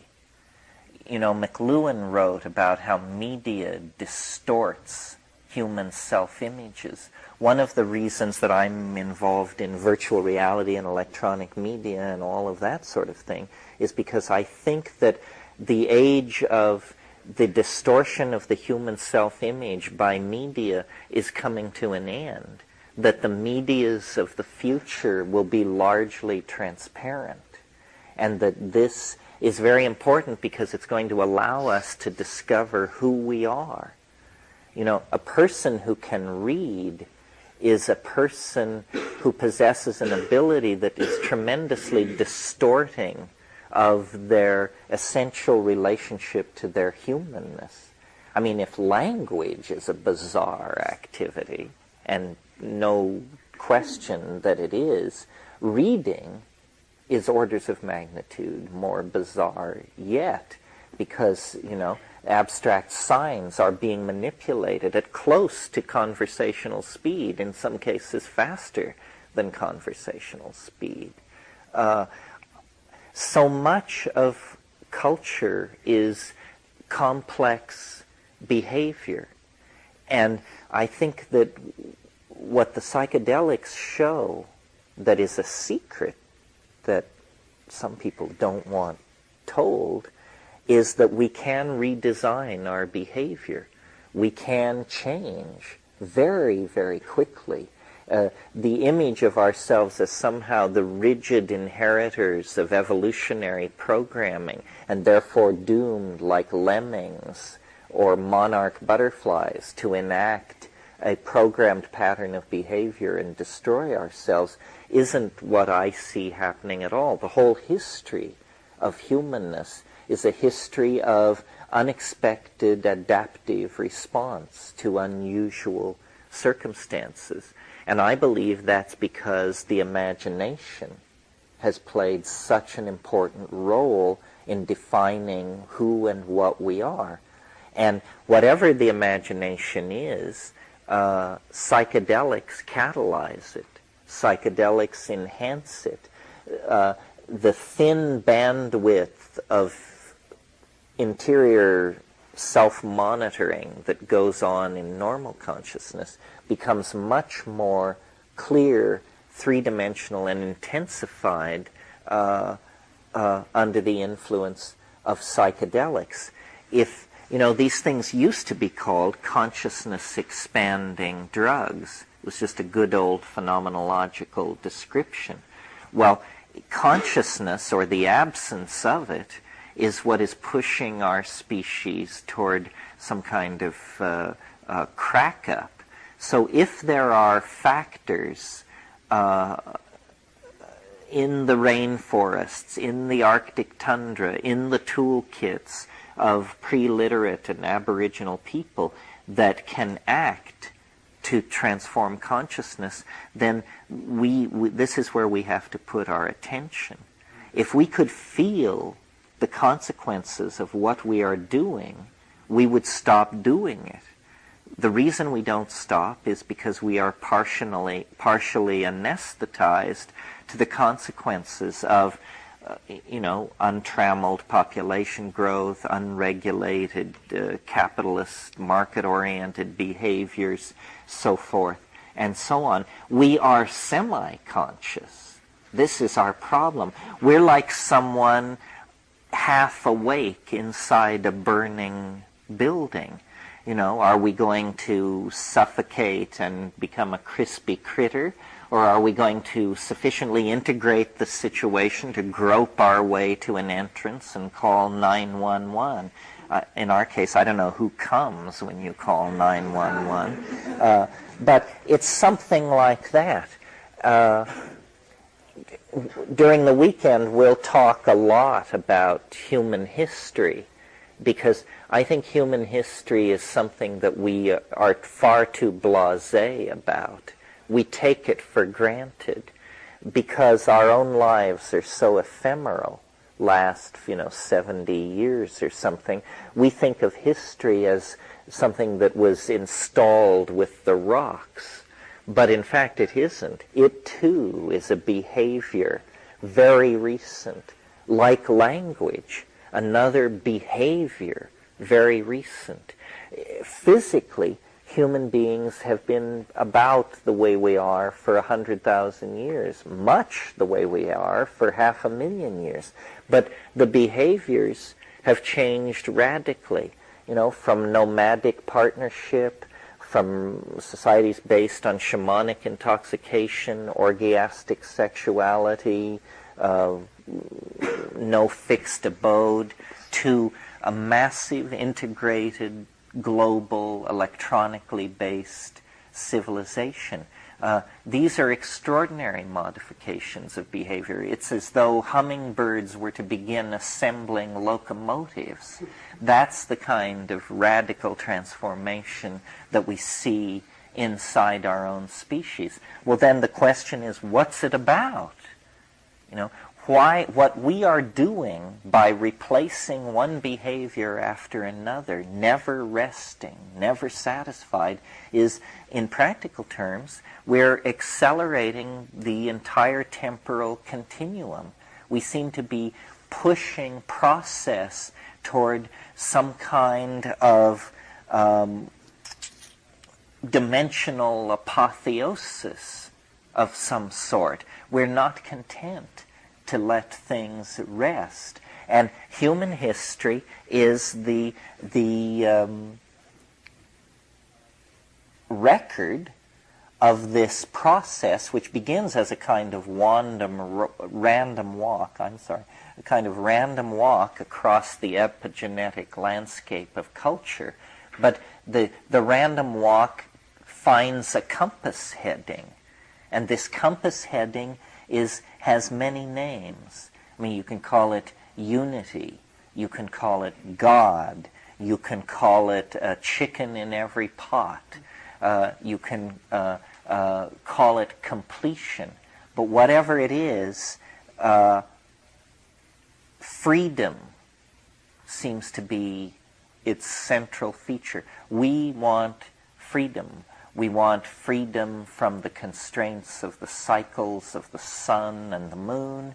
We want freedom from drought and weather, freedom from the movement of game and the growth of plants, freedom from control by mendacious popes and kings, freedom from ideology, freedom from want.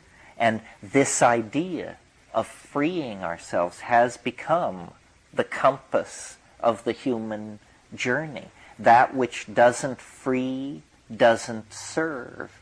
I mean, this has become almost a kind of universal ideal. No one on earth preaches the virtues of slavery.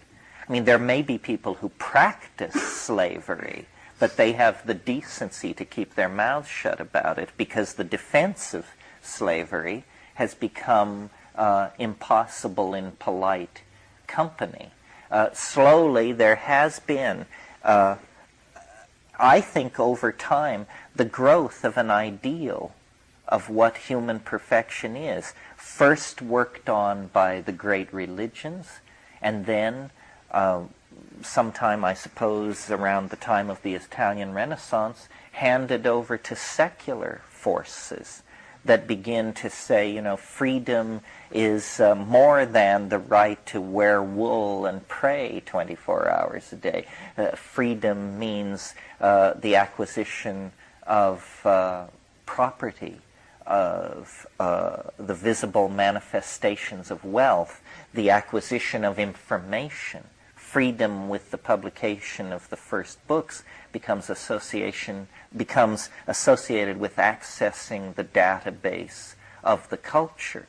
Well, what we've learned through Freud and Jung is that the database of the culture goes deeper than we may have anticipated, and that the final keys to the deeper levels are in fact plants that were part of our shamanic heritage millennia ago. So freedom has become basically a project in the Blakean imagination.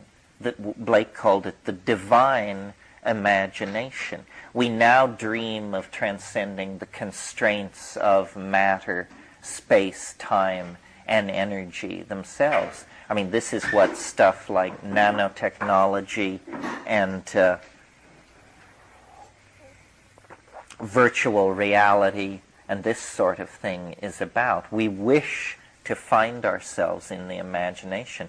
Well, I maintain that this desire is a kind of nostalgia for a paradisical possibility that actually existed in the past, and that to understand the human predicament, we're going to have to come to terms with the idea that, which has been around for a long time but not given much coinage recently, that history is a fall, that this is a lesser state than we have known in the past, that all this material culture and all this exhibition of energy control and so forth and so on is actually, these are the toys of lesser gods, and that being integrated in nature, at peace with the rhythms of life and death, and co-identified with the eternal organism of community, that these were actually higher and nobler ideas that somehow became compromised with the fall into history. And it has to do with our relationship to the lost continents of our own minds. I mean, that's what this psychedelic thing is really about. I think it's as profound as the European discovery of the lost half of the planet 500 years ago. It's that half of the human mind became disconnected from the ego. And for 1,000 years or more, these things have drifted in such profound estrangement from each other that when reunited, the only thing we can map it to is a flying saucer invasion or a descent of angelic intent or something, because we have become so alienated from the collective images of the soul. And while it's true that shamanism has existed forever and ever, and that some people, midwives, shamans, visionaries, schizophrenics, have been doing this in all times and places, nevertheless, it now has a special poignancy, because the official philosophy of our civilization, capitalism, materialism, reductionism, I guess that's it, maybe misogyny is in there somewhere, has played itself out. It's failed. Modernism has failed. Modernity has failed. The rational analysis of matter has led to the revelation of the irrationality of matter.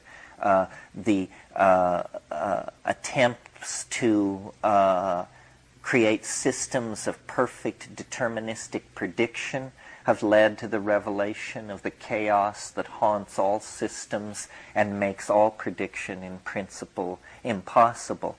The prosecution of the dream of a formal edifice of logic to explain mathematical structures and truth has given way to Gödel's incommensurability theorem, which shows you that basically nothing makes sense.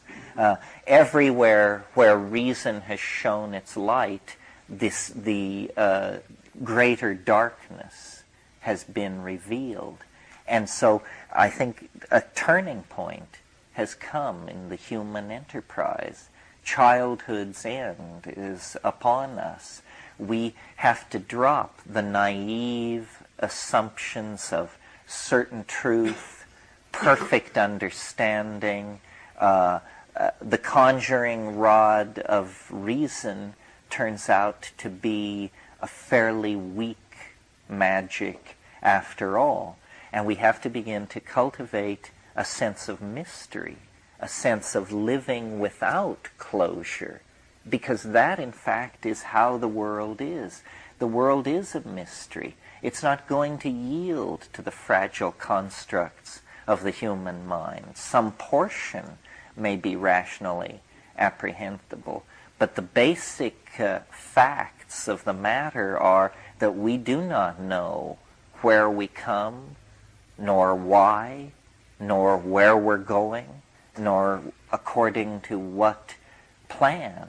And instead of seeking a flawed communication with the intentionality of deity, I think the psychedelic religious agenda, if that's how you want to think of it, is a more modest one. It's a cultivation of a sense of wonder in the presence of something which obviously cannot be encompassed by the human mind. I mean, it can no more be encompassed by the human mind than the ocean can be emptied into a thimble. And once you get that straight, you can go back to getting high, staying tight with your friends, making love, growing your garden, and appreciating the felt presence of experience, and realizing that the abstraction game, the high modeling game, is in fact simply a game, and that there should be no emotional investment in these structures. I mean, what I've learned from the mushrooms ultimately is that ideas are for play, and the final payback from all of this is a sense of fun, a sense of humor. The truth, for sure, when it arrives, will make you smile. If it doesn't, you should seek a deeper truth. And so, for a long time it troubled me, this question of truth and falsity. And now I think that it's more like this, that the person who has the best idea, or let's put it this way, the best idea, and that means the funniest idea, the idea that brings the small smile to the corners of your mouth, that idea will win. It will win. It's Twee, the cheerful. Twee treads on the tail of the tiger. No blame. No blame, because the cheerfulness of Twee overcomes the inherent reticence of the world. The light touch is the right touch. And if psychedelics don't give this to you, you may be an incurable case, There may be no hope for you but Martin Heidegger in high doses, or whatever they do with people who have displaced funny bones. The world is truly a strange place, getting stranger all the time. It's more the character of a pun or an optical illusion than it is the world of humorless, scurrying gray atoms and invisible forces that we inherit from nature. The laboratory of being is your own body, your experience. I mean, everything else is going to come as an unconfirmable rumor, so fraught around with epistemological problems that you might as well toss it out at the beginning and not even bother with it. The basic thing is the empowerment of experience. That's why sexuality has always raised such a ruckus among authority freaks. It's why the psychedelic is so unsettling. It's why youth itself is unsettling, because these things cause symmetry breaks. They cause a shift in perspective. But this is, in fact, at this point in time, exactly what we have to have. It may be, that we're going to rack and ruin, but it's not an unconscious process. There are the technologies, the information retrieval systems, the engineering capacities to fight like hell against the dying of the light, if that's what's going on. But the will has to be activated. And the problem is that the people creating the problems, which are the people in the high-tech industrial democracies, people like you and me, are the furthest from the consequences of the problems. Here we anticipate the apocalypse, and it's a theological discussion. You go to Somalia, and the apocalypse is well underway. It's moved beyond the planning stage in many parts of the world, but the parts that we don't go to. And yet we represent, for all our humility and financial difficulties, whatever they may be, we represent probably the 5% of the world's people who have some ability to contact, control, and direct the resources and the technologies that are available on this planet. I mean, if you're able to sit here at Esalen this evening, then you automatically are in that 5% classed as, the world controllers. You and your friends, yeah. Why can't, if enough people lock into that space of like undeniable unity to cause almost an epidemic on the planet of that? Well, I'm not worried. I think that what is happening is a transformational process, not the bankruptcy of ideology, not the spin down of technical civilization. I'll argue through much of tomorrow and tomorrow evening that history is not our fault, that you no more can blame us for the shape of human history than you can blame a fetus for the unfolding morphology within the womb, that history is the necessary distortion of an animal species to lead it to the brink of an ontological transformation. When we get into this issue of politics, it's a very tricky issue, I think, to handle from a psychedelic point of view, because the psychedelic point of view, as I read it at a fairly deep level, is that it's a done deal. It's okay. Basically we're going to make it. We've been on a straight line vector for millions of years with this transcendental attractor that has shaped us, called us out of matter, and is revealing itself through us. But knowing that is not permission for sitting on your can or ceasing to participate in the struggle to create a just and caring society. It does mean that you shouldn't worry, that worry is off the menu, that you don't know enough to worry is one of the arguments to be made. So I think it's basically a case of we need to act locally and think not simply globally, but cosmically. And in our cosmic ruminations, struggle to erase boundaries and to see that, the difference between us and the next species in waiting in the evolutionary elevator, and the difference between life and death, and the difference between pre- and post-history, these are differences that can be easily erased. And when they are, what comes through is this lost sense of unity and purpose and rightness that we're trying to recapture. Well, that's all I really wanted to say about that tonight. I didn't want to keep you past 10. We'll get together here tomorrow morning, get a good night's sleep. The baths are open 24 hours a day. Thank you very much. Bring your questions, controversies, and whatever, and we'll dig into all this with great gusto on the morrow. Thank you very much.